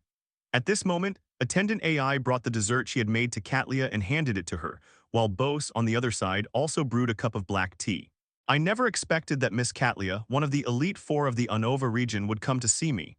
I'm truly flattered. Of course not, so this is King Maren's answer. I'll pass it on to those idiots anyway, I've already delivered the message. Gadria immediately understood what Maen meant when she heard his words, and then, in front of Maen, she started criticizing the higher-ups of the Union, calling them a bunch of idiots. Just then, a pleasant female voice came from behind, causing Maen to turn his head in the direction of the sound. Maen was also puzzled by Gadria's words, wondering what her purpose was in seeking him out. Maen also clearly told Castelia about the possible locations where the servant might appear. After all, it was just a small matter. Meanwhile, after elegantly enjoying her desserts and black tea, Castelia continued to complain to Maen about the idiotic actions of some of the Union's higher-ups. "Miss Castelia, do you think such a thing is possible?" Maen laughed when he heard Catlia's words and asked her directly. Upon seeing the newcomer, Maen slightly removed his sunglasses, revealing a look of surprise, and then said. As Gadria finished speaking, a gloating smile appeared on her face. Gadria accepted the dessert and black tea offered by the elves, then used her superpowers to levitate in front of her and thank the two elves. "Miss Castelia, I remember there's another hero, isn't there? Didn't the higher-ups contact him? And what about Kyurem? Why didn't the higher-ups consider taking him down?" When Maen saw Gadria's expression, he knew she was also helpless. She had been annoyed by the people above, and that's why she sought him out. As for Maen's location, it might be a secret for ordinary people, but it was nothing to the Alliance. For example, after En's group ran into a wall, they planned to go to Kyurem. However, Kyurem, who was already angry after his defeat, made them even more unlucky, and they were almost left in Kyurem's cave. Point 00. Therefore, rather than trying to gauge the higher-ups' opinions, Castelia preferred to meet Maen in person. Hearing Catlia's words, Maen smiled, thinking that some of the higher-ups in the Unova were indeed brain-dead. Did they really think the power of the dragon god could be used so casually? As a psychic, Gadria was naturally aware of the psychic attributes of Justin. And as a psychic, Gadria, being a girl, was naturally powerless against such an adorable Pokémon with psychic attributes as Justin. After being thwarted twice, some high-ranking officials even set their sights on the captured Akroma, hoping to obtain the method for making the controller from the doctor and then control the Kyurem. With all other avenues blocked, the idiotic high-ranking officials finally turned their attention to Maen, hoping to persuade him to abandon Leshuram from a moral standpoint. However, they dared not say it to his face, so they sent Gadria, who happened to be in Ripple Town recently, to sound him out. The woman who arrived was none other than Castelia, a top-tier Esper from the Unova region. However, Maen was somewhat surprised by this, because he had no prior contact with Gadria and didn't know why Gadria would find him. Upon hearing Maen's words, Gadria's face revealed a look of disdain, clearly directed at some of the higher-ups in the Unova region. But those guys who were blinded by their desires didn't even consider that they could handle a trainer who possessed a dragon god. After they found that En, they demanded that En hand over Zekrom. But that En was obviously someone with special abilities. He pointed directly at the higher-ups and said it was impossible because handing over Pokémon to them would only bring them pain. Then he unleashed a barrage of lightning strikes, knocking down all the people sent by the higher-ups. Fortunately, that En was kind-hearted enough not to go too far, otherwise the strength of the Unova region would have declined considerably. However, after thanking them, Gadria smiled and looked at Aguendai, then said to Maen. Ultimately, the champion, Ardek, discovered this and declared that anyone who dared to mess with Kyurem again would be taught a lesson about volcanoes. Castelia gracefully ate the last piece of dessert, then used her superpowers to send the cup and plate far away. Then, under Maen's questioning gaze, he stretched out his palm, facing Maen's direction. Then a massive superpower surged toward Maen. Faced with Gadria's sudden attack, Maen instinctively released his dark power to resist and immediately blocked Gadria's attack. Just as Maen was wondering what was going on, Gadria withdrew her superpowers and looked at Maen with a helpless expression. Just as Natsum said, "Lord Ma, your special ability has a slight restraining effect on superpowers." There was a hint of helplessness in Catlia's tone. When Maen heard Gadria's words, he knew that she meant no harm and just wanted to test his dark power. 43 was something Gadria had told her, and it seemed that it was Naz who told her. Maen looked at Gadria with a somewhat helpless expression and said with a wry smile, "Miss Castelia, if you want to test your abilities, you can just tell me directly. There's no need for a surprise attack." "That won't do. If we're going to test it, a surprise attack is the way to get our instincts to kick in." Hearing Catlia's spoiled and temperamental words, Maen could only keep his mouth shut. He knew this young lady was the type who could destroy the entire arena if she lost a match and threw a tantrum. Maen just wanted to enjoy his holiday in peace and really didn't want to get into trouble. "I have a feeling that you, King Marks and Angels, are saying some very rude things. This young girl is none other than Wanlong, who, like Castelia, has recently become one of the Unova Elite Four. Maen also shook Wanlong's fair hand and then said that he could help at any time. Miss Castelia, a customer is looking for you. Maen also managed to avoid Gadria's glare and breathed a sigh of relief. On the other side, after hugging Wanlong, Jayadiria took Wanlong's hand and came to Maen's side, introducing her to him. King Marks and Angels, hello, I've long admired your name, I'm quite a fan. Could you please tell me some stories of white-clad heroes? Perhaps these could become the subject of my next novel. Gardelia emphasized the words good friend, her tone full of boasting. King Marks and King Angels, the man behind you is my butler, Shilan. Because of Gadria's extremely powerful superpowers, many people avoid her, resulting in Gadria having very few friends. Wanlong is one of her few friends, and seeing her friend arrive, Gadria naturally shows a rare joyful smile. What, Maen, you actually let Lediram leave? Speaking of which, man, your elves should all be here, right? Why don't I see Kyurem? Gadria was straightforward, and when Wanlong mentioned the white hero, she immediately thought of not seeing Kyurem, so she asked directly. This is Miss Wanlong, also one of the 4 heavenly kings of Unova and a good friend of mine. Kyurem, this is not a private matter, I can tell you the details. Miss, it's not ladylike to pry into someone's privacy so directly. Shilan pushed up her glasses and said to Castelia without any mercy. It's not about letting Kyurem leave forever. After all, as a white dragon, Kyurem needs to help other elves in Unova. When I encounter trouble, Kyurem will come to my aid. So even though it's not by my side now, I can still summon it at any time. At this moment, a man with a slick-back hairstyle in yellow and black and wearing a tailcoat walked over. This man was Shilan, the butler of Gadria. He was also the butler hired by Gadria after she was enraged and destroyed the arena. He usually helped Gadria with her daily affairs and assisted in battles. Seeing everyone's expressions, Maen Eng smiled and explained. Gadria's introduction of Shilan was only a short sentence, but this did not mean that Gadria disliked Shilan. On the contrary, it was precisely because Shilan was a complete newcomer that Gadria was unwilling to introduce her in more detail, because she knew that Shilan would not care about such things. On the other side, Wanlong also showed a gentle smile, extended her hand to Maen and said. Maen looked at Castelia, who was squinting at him, and felt somewhat speechless. It's not like I'm the one scolding you, miss, why are you glaring at me like that? When Gadria heard Shilan's words, she turned around and saw Wanlong's arrival, which brought a smile to her face. Maen didn't pay any attention to Gadria's childish appearance and greeted Wanlong with a smile. After all, Wanlong was quite famous in the Unova region, and was also an outstanding novelist and an expert in ghost-type magic. Hearing Maen's words, Gadria and the others breathed a sigh of relief, but their eyes were filled with admiration as they looked at Maen. Not everyone could give up the legendary Pokémon before them. Owning a legendary Pokémon meant becoming a legendary Pokémon trainer, and that kind of prestige was incomparable to that of an ordinary trainer. You have to understand that Maen had already gained Kyurem's approval, 1.0, so he was practically Kyurem's trainer and could have easily captured Kyurem. But unexpectedly, Maen let Kyurem leave. Maen couldn't help but glance at the girl's black stockings a few more times. After all, they were really too eye-catching. No, Castelia, you're mistaken. Maen also greeted Shilan with a smile. Wanlong on the other side also nodded, though she didn't say anything, her eyes clearly showing her agreement with Shilan's words. The girl had short purple hair and round glasses, giving her the air of a literary young woman. Afterwards, Castelia also pulled Wanlong aside and introduced him to Maen. Maen hurriedly waved his hand, indicating that he had not intended to do anything impolite. But Gadria on the other side clearly did not believe him, staring at Maen with her bright eyes narrowed. Behind Shilan was a cute girl wearing a black and purple dress, red leather boots, and black stockings. Meanwhile, Shilan and Wanlong on the other side were equally surprised. When Gadria heard Maen's answer, her tone was incredulous. She was clearly taken aback by his response. Maen could only sigh and then, under the expectant gazes of everyone, told them why Kyurem wasn't there.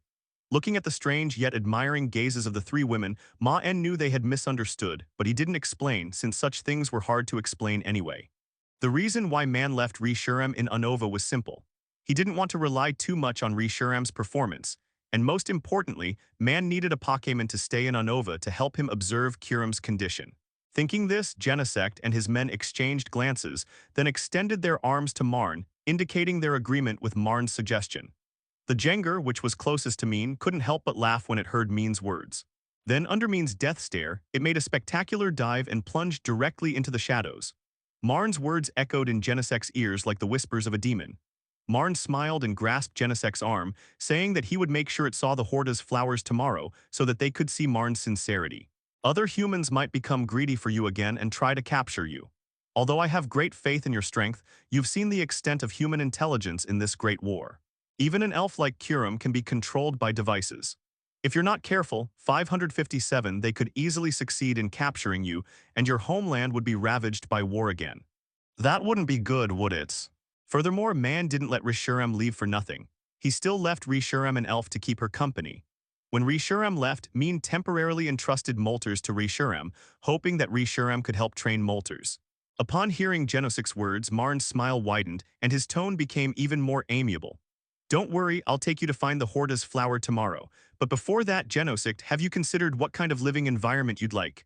Maen looked at Genesect with a kind smile. Genesect, how about you consider coming to my house? The Genesects realized that the only human they could trust now was Maen, who cooked delicious food, was strong, and most importantly, had never shown any malice towards them, except when he beat up the Genesect leader last time.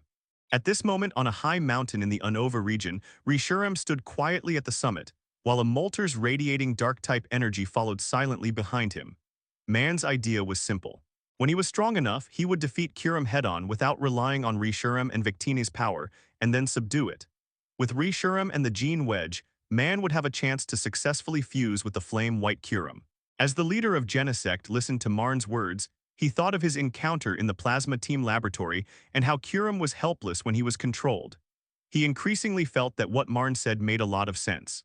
Maen, you said before that you would help us find a new home. When can we begin? Chief Genesect asked Maen, who was reclining on the deck chair. After all, their first requirement for building a new home is that it must be consistent with their past life, and the Horda's flower can solve a lot of this problem. The second requirement is naturally safety. They don't want to be locked up in a laboratory for research anymore. Kujai. At this point, Marks and Angels were also preparing some bombshell revelations. After Maen revealed that smile, Jengar couldn't help but shiver. Jengar thought that Maen's praise of him sounded like a joke, but the Genesect Legion didn't think so. After all, they hadn't known Maen for very long. Although they didn't trust him, they hadn't yet seen through Maen's true character. At this moment, Maen's backpack also contained something interesting, the gene wedge that Akroma had researched. Sure enough, the leader of Genesect was stunned when he heard Maen's words. He and his subordinates stared at each other, unable to say what kind of environment they wanted. After all, they didn't even have their original home anymore, and they hadn't even planned how to build a new one. Upon hearing Maen's words, Jengar slapped its head as if it had known all along, immediately understanding Maen's thoughts. Then it secretly glanced at Genesect and the others with amusement in its eyes. Jengar is very familiar with Maen's smile. Whenever Maen has a bad idea, he will show this smile, and then the target that Maen has his eye on will be completely fooled by Maen and obediently follow Maen's line of thought. Sure enough, the Genesects on the other side paused for a moment when they heard Ma's words. The younger Genesect even instinctively agreed, and the other three also showed expressions of interest. At this moment, the Genesect Legion arrived before Maen. First, there needs to be a lake, then the Horda's flowers need to be transplanted. That's all I know. The leader of Genesect could only give this vague answer in the end.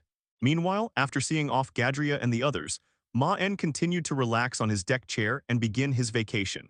Compared to his initial attitude of wanting to blast Maen to death with cannons the moment they met, the leader of Genesect has now completely changed his attitude towards Maen after fighting alongside him. He no longer calls Maen human all the time, but instead calls him by his name. Genesect, you have also become famous in this great war. It would be fine if you established a home in the wild, but you are likely to be targeted by some humans. You know, not every human is as sincere as I am to you. Only the leader, the heterochromatic Genesect, was lost in thought. Unlike Ash, Maen naturally wouldn't forget about Pidgeot after releasing it back into the forest. After all, Molters already occupies a key position in Maen's team. After Dark Kyurem disintegrated, everyone thought that the gene wedge was damaged, but it was actually secretly hidden by Maen's Jengar. Reshiram had no reason to refuse, so he took Molters with him and temporarily left Maen, planning to return to Maen's side once Molters had truly grown up. This is the Molters from the Galar region of Maen. Newt City, United States. The Ortasi flower is planted in the Elven Manor in Newt City, a manor built according to the different habitats of elves, and the Ortasi flower is in the garden of this manor. This garden is the result of the efforts of many researchers.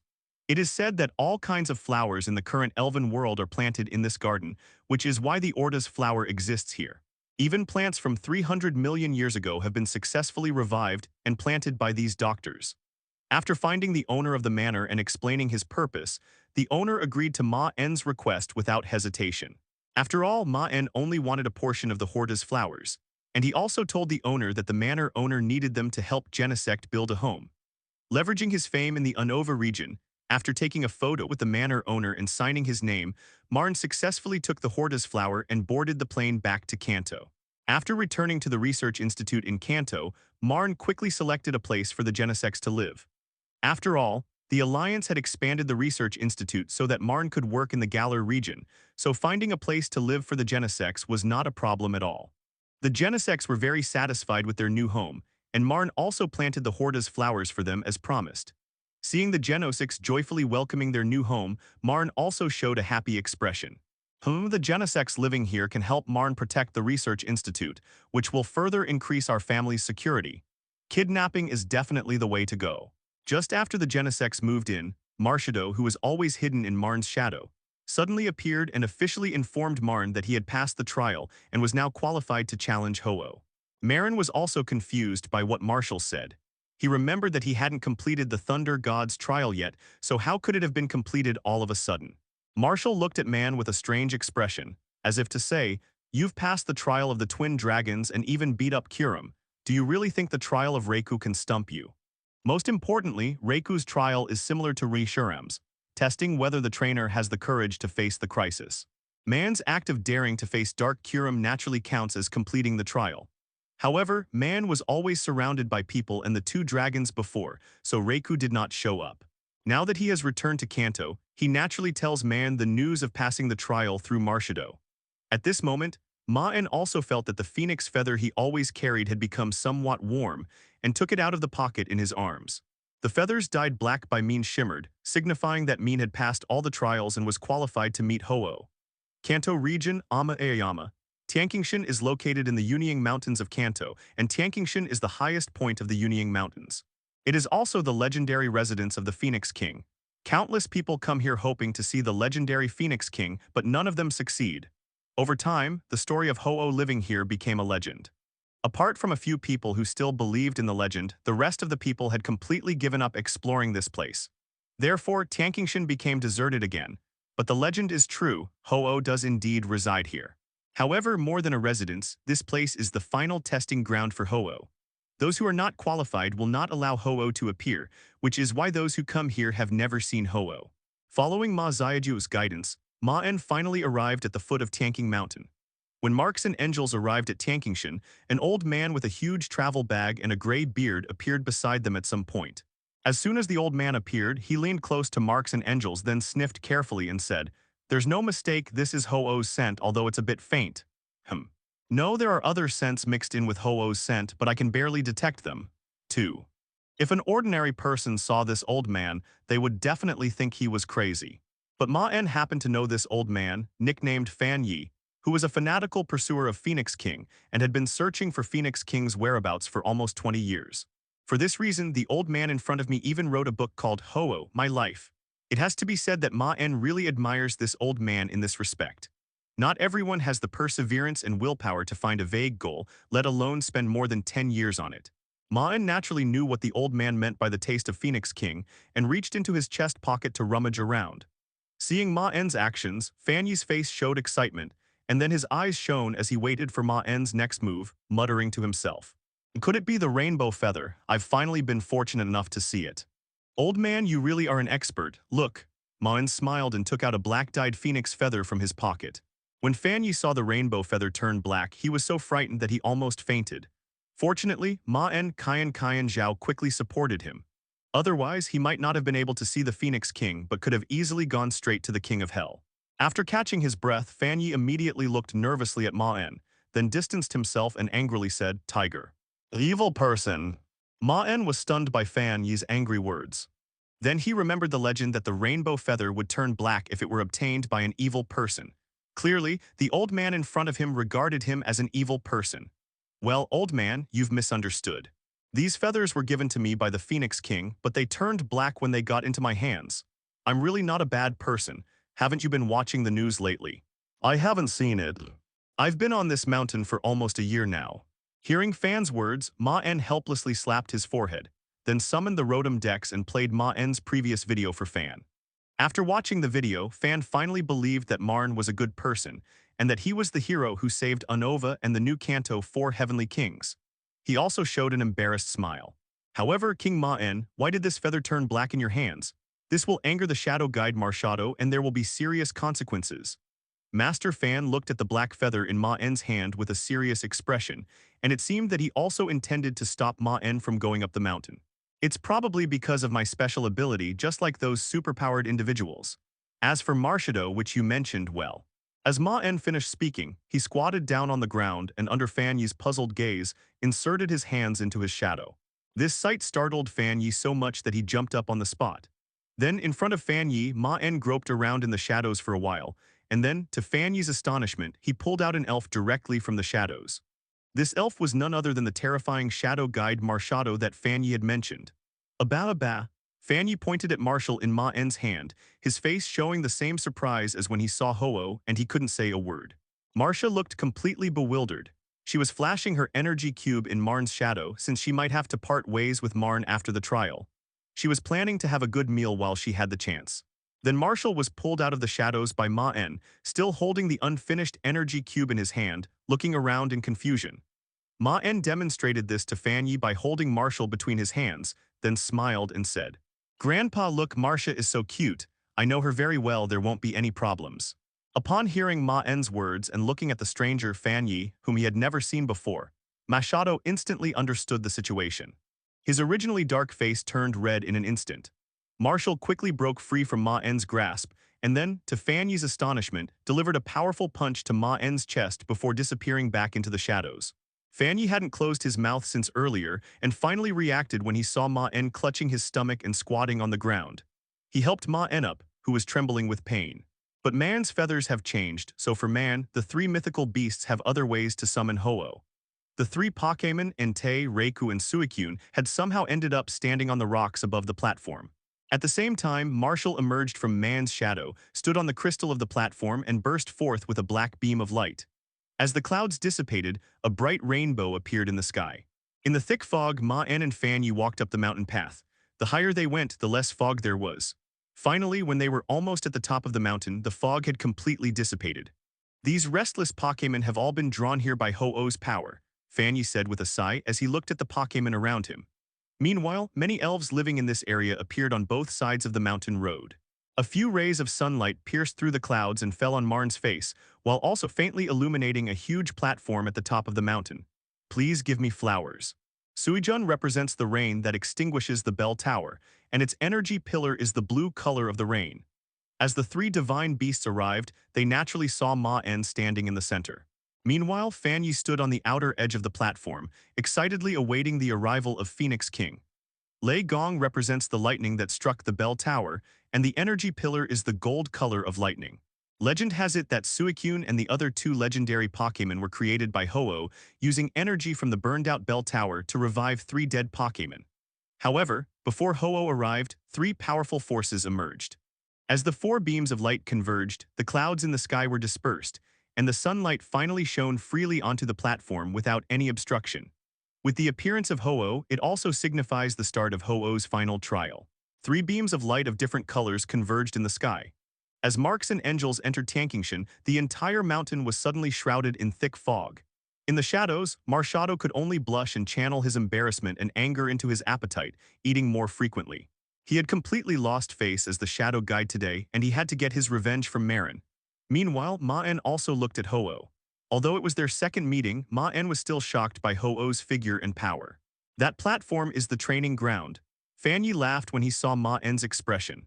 Although it was only for a short while, it was clear from the interaction between Ma Xiaoduo and Maen that the two knew each other and had a good relationship, and that they could joke with each other like this. "Phoenix King, it really is Phoenix King." Fan Yi's eyes welled up with tears of excitement as he looked at Phoenix King's appearance. The black pillar of light appeared last, and then merged with the three pillars of light in the sky. Phoenix King appeared in the sky, its wings fluttering gently, accompanied by a rainbow of colors. Maen also saw the burning desire in the eyes of those elves. These elves were not crazy enough to want to fight Ho-Oh. They were more hoping to be noticed by Ho-Oh and receive his blessing. Maen waved his hand to indicate that he was fine, and then forced a smile as he asked Fan Yi if he had seen the relationship between him and Ma Xiaoduo. On the other side, after communicating with Maen, Fan Yi also followed in Maen's footsteps. Although Maen was not a saint, he didn't mind helping an old man fulfill his dream after spending more than 10 years trying to see Phoenix King. Of course, this was also because Maen knew Fan Yi's character. Otherwise, Maen would never have let a stranger follow him. It's actually the Phoenix King's guard, even they've shown up. It seems I'll have a chance to witness the largest trial ever, Master Fan said excitedly as he looked at the three divine beasts arriving. Without hesitation, Marx and Aang continued walking towards the top, eventually arriving at the platform's official residence. As the three divine beasts roared to the sky, three pillars of energy shot up and converged in the sky. Normally, Maen would need to place the phoenix feather on a special crystal to summon the phoenix. Emperor Yan represents the flames that burned down the bell tower, and the energy pillars are red like flames. After the rainbow, a clear bird song rang out. Phoenix King flapped its wings and flew in from afar in the sky, while a beautiful rainbow appeared over the entire mountaintop. As Ho-Oh reached the sky above Maen's head, Ho-Oh's voice echoed in Maen's mind. Marn, we meet again, true hero or messenger of Arceus, what shall I call you? Perhaps it would be more appropriate to call me the Rainbow Warrior now, Maen said with a smile to Ho-Oh in the sky. Upon hearing Maen's words, Phoenix King's eyes revealed a kind smile. Then the trial begins, send out your Pokémon, Ho-Oh said, flapping its wings and soaring into the sky looking down at Maen on the ground. No problem, Jengar is yours. Without hesitation, Maen 963 looked at Ho-Oh with a fighting spirit on his face, and then sent out his starter Pokémon. From the very beginning, Maen had decided to send Jengar to fight, because Jengar was his starter Pokémon and the Pokémon that had been with Maen the longest.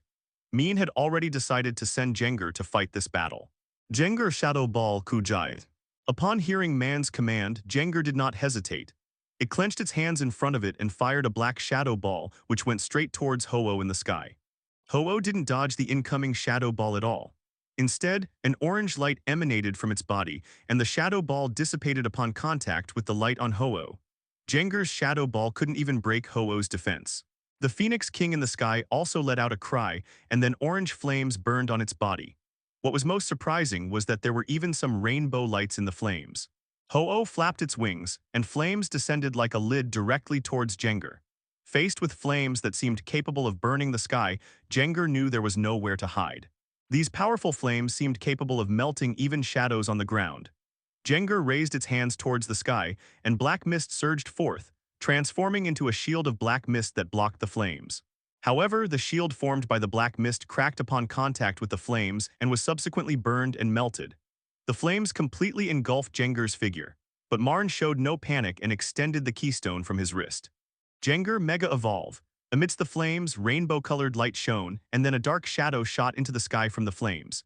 Mega Jengar burst forth from the flames and swiftly moved towards Ho-Oh in the sky. Then several shadows composed of black mist split off from its body and rushed towards Ho-Oh together. A shadowy figure in the night. The ghost-type shadow emitted a chilling aura and collided with the orange light membrane on Ho-Oh's body, but just like the previous shadow ball, it dissipated immediately. Ho-Oh flapped its wings in the sky, and the flames burning on the ground surged up again, transforming into a towering pillar of fire that struck the unsuspecting Jengar directly. The powerful thrust of the flames propelled Jengar's body directly into the sky. Jengar, energy, weight, no, maximum power shadow ball. Jengar pushed high into the sky, gritted its teeth and dodged the pillar of fire in front of it. Then it raised its hands above its head, and ghost-type energy began to gather frantically in Jengar's hands. The pendant around Maen's neck also flashed with light, and black mist began to appear on Maen's body. As if guided, this black mist flew towards Jengar in the sky. Seeing this, Phoenix King glanced at Maen. As energy continued to gather, Jengar completed the massive shadow ball charge in its hand and then threw it at Ho-Oh. The enormous shadow sphere seemed poised to obliterate everything. Ho-Oh did not dodge the incoming shadow ball, but silently waited for it to attack. As the shadow ball struck Ho-Oh, a massive explosion occurred instantly. The thick smoke from the explosion seemed to blot out the sky. But just then, Ho-Oh's cry came from within the smoke, followed by a strong gust of wind that blew the hat off Maen's head.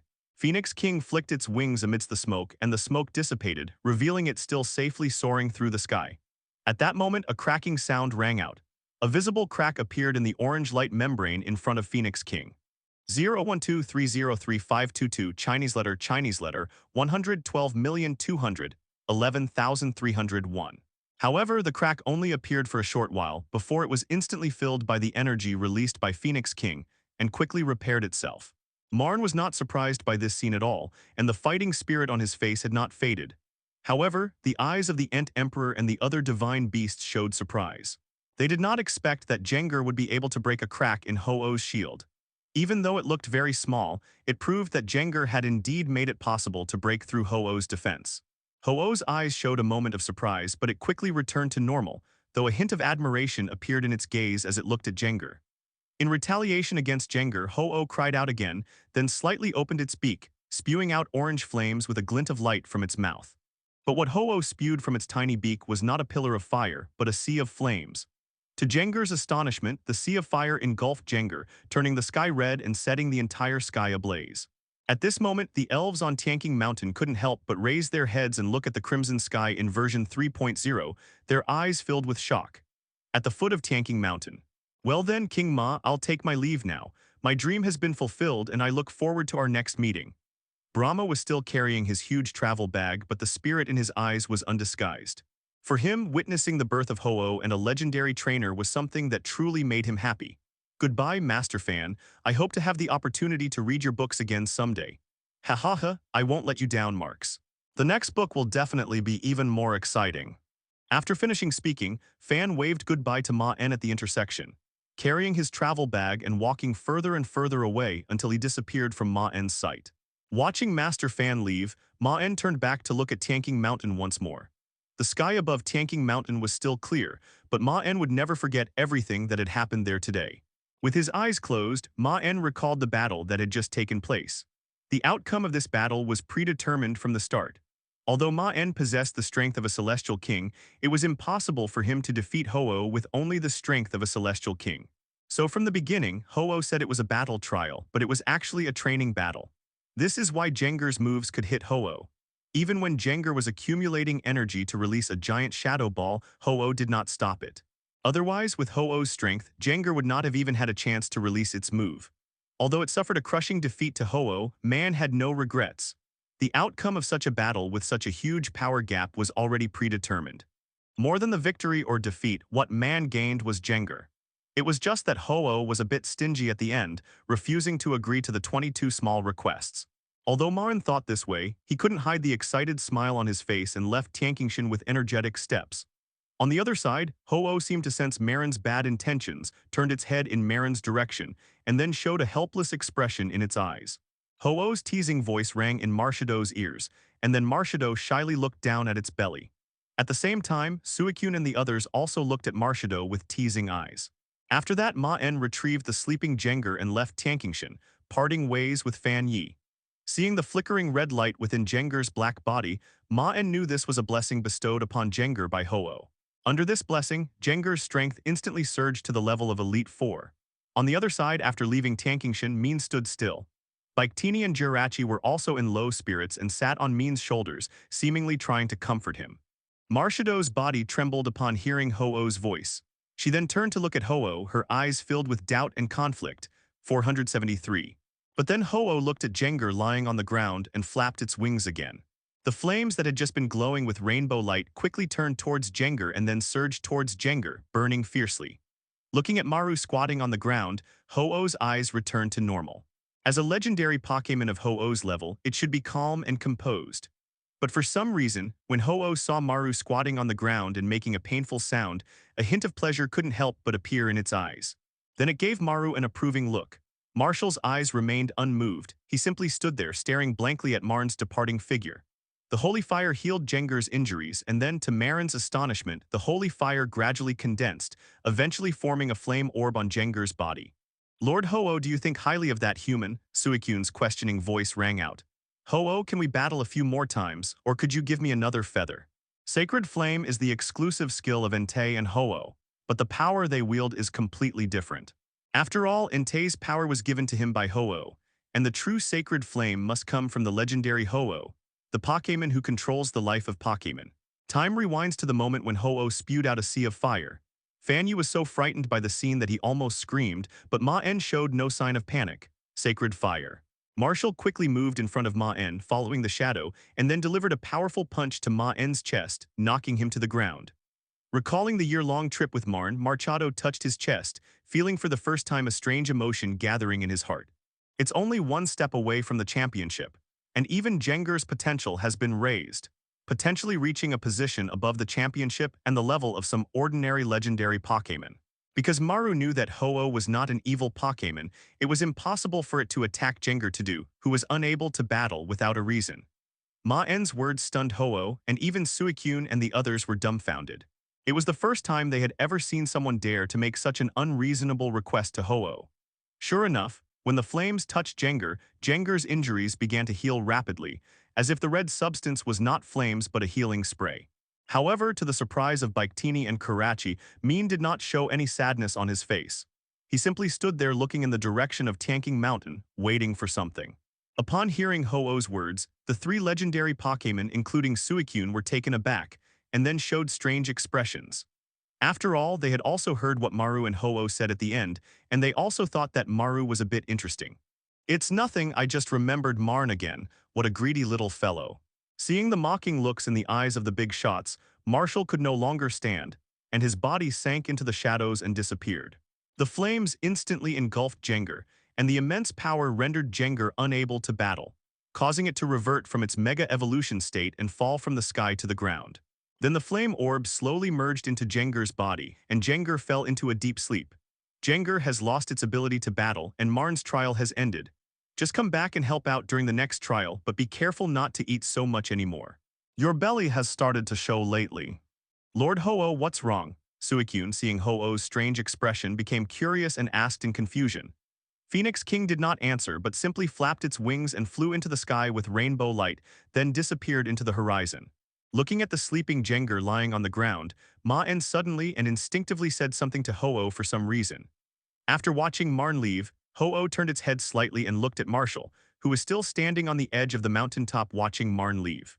At that moment, Marn's shadow surged, and then Marshall's figure darted out. Marn, who was prepared, caught the rushing Marshall and smiled. "Marshad, go." Ho-Oh's gentle voice rang in Marshad's ears. "So Jenger, how are you feeling right now?" Looking at the awakened Jenger in front of him, Maen asked with some concern. "Kiss, hiccup tilde tilde tilde." Jenger sat on the table, stuffing himself with food, and then answered Marn's question with a loud burp.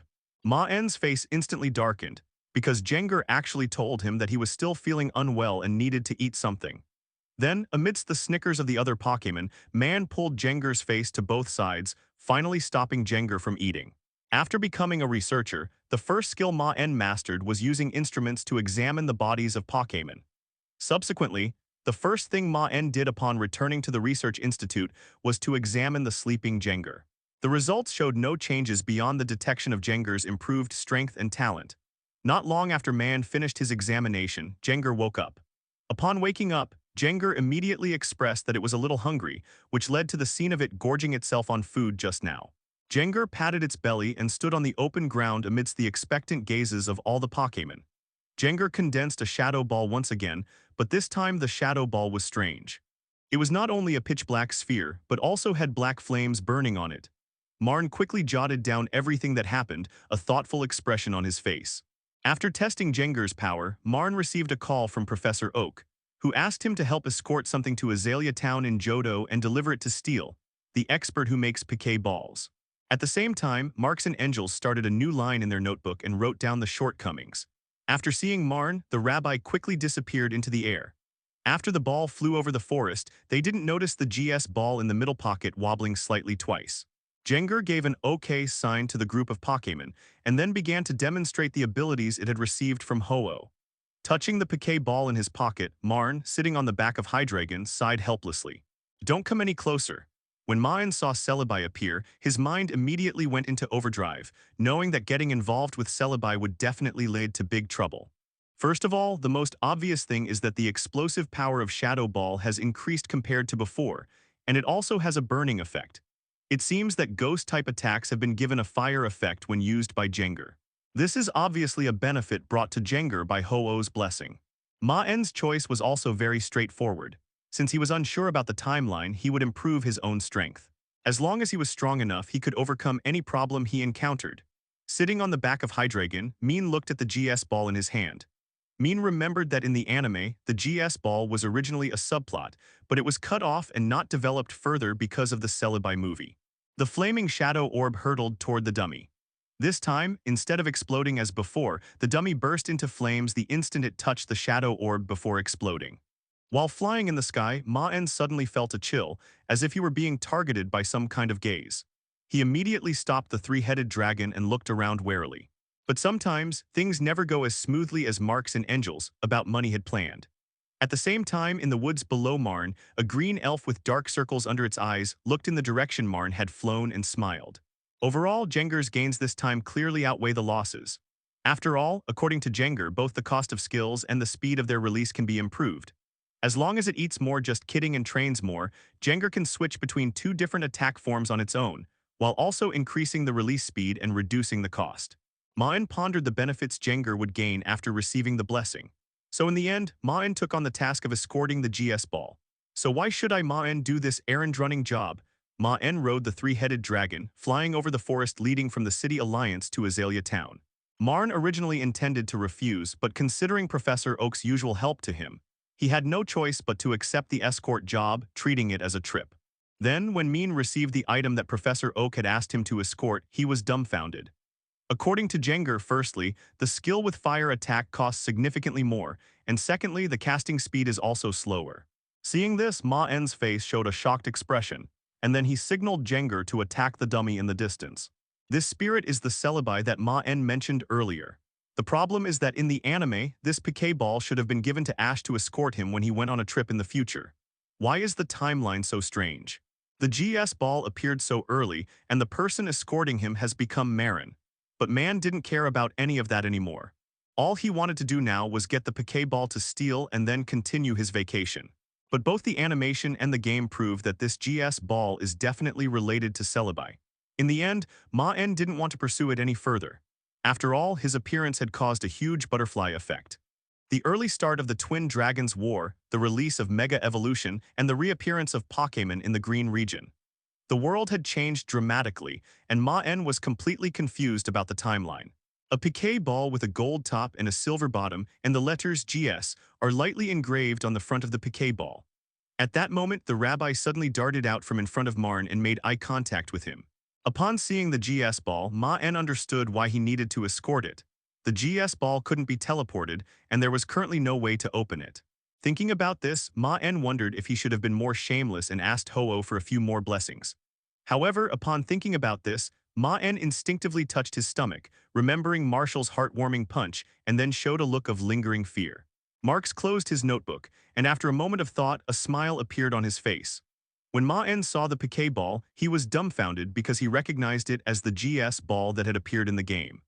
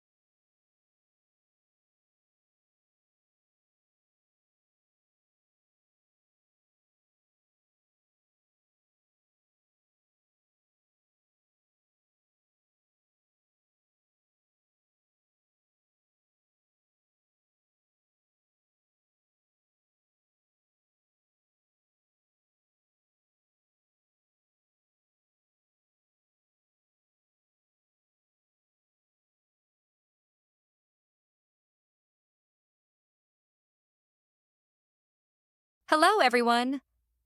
As we wrap up this video, I want to share a quick note. I have a Patreon account. If you'd like to support me and enjoy on-demand audiobooks, you can become a Patreon member. Alternatively, you can check out my Google Drive link, which has 500-plus novel audiobooks available through my Ko-fi or Patreon shop. I appreciate your support.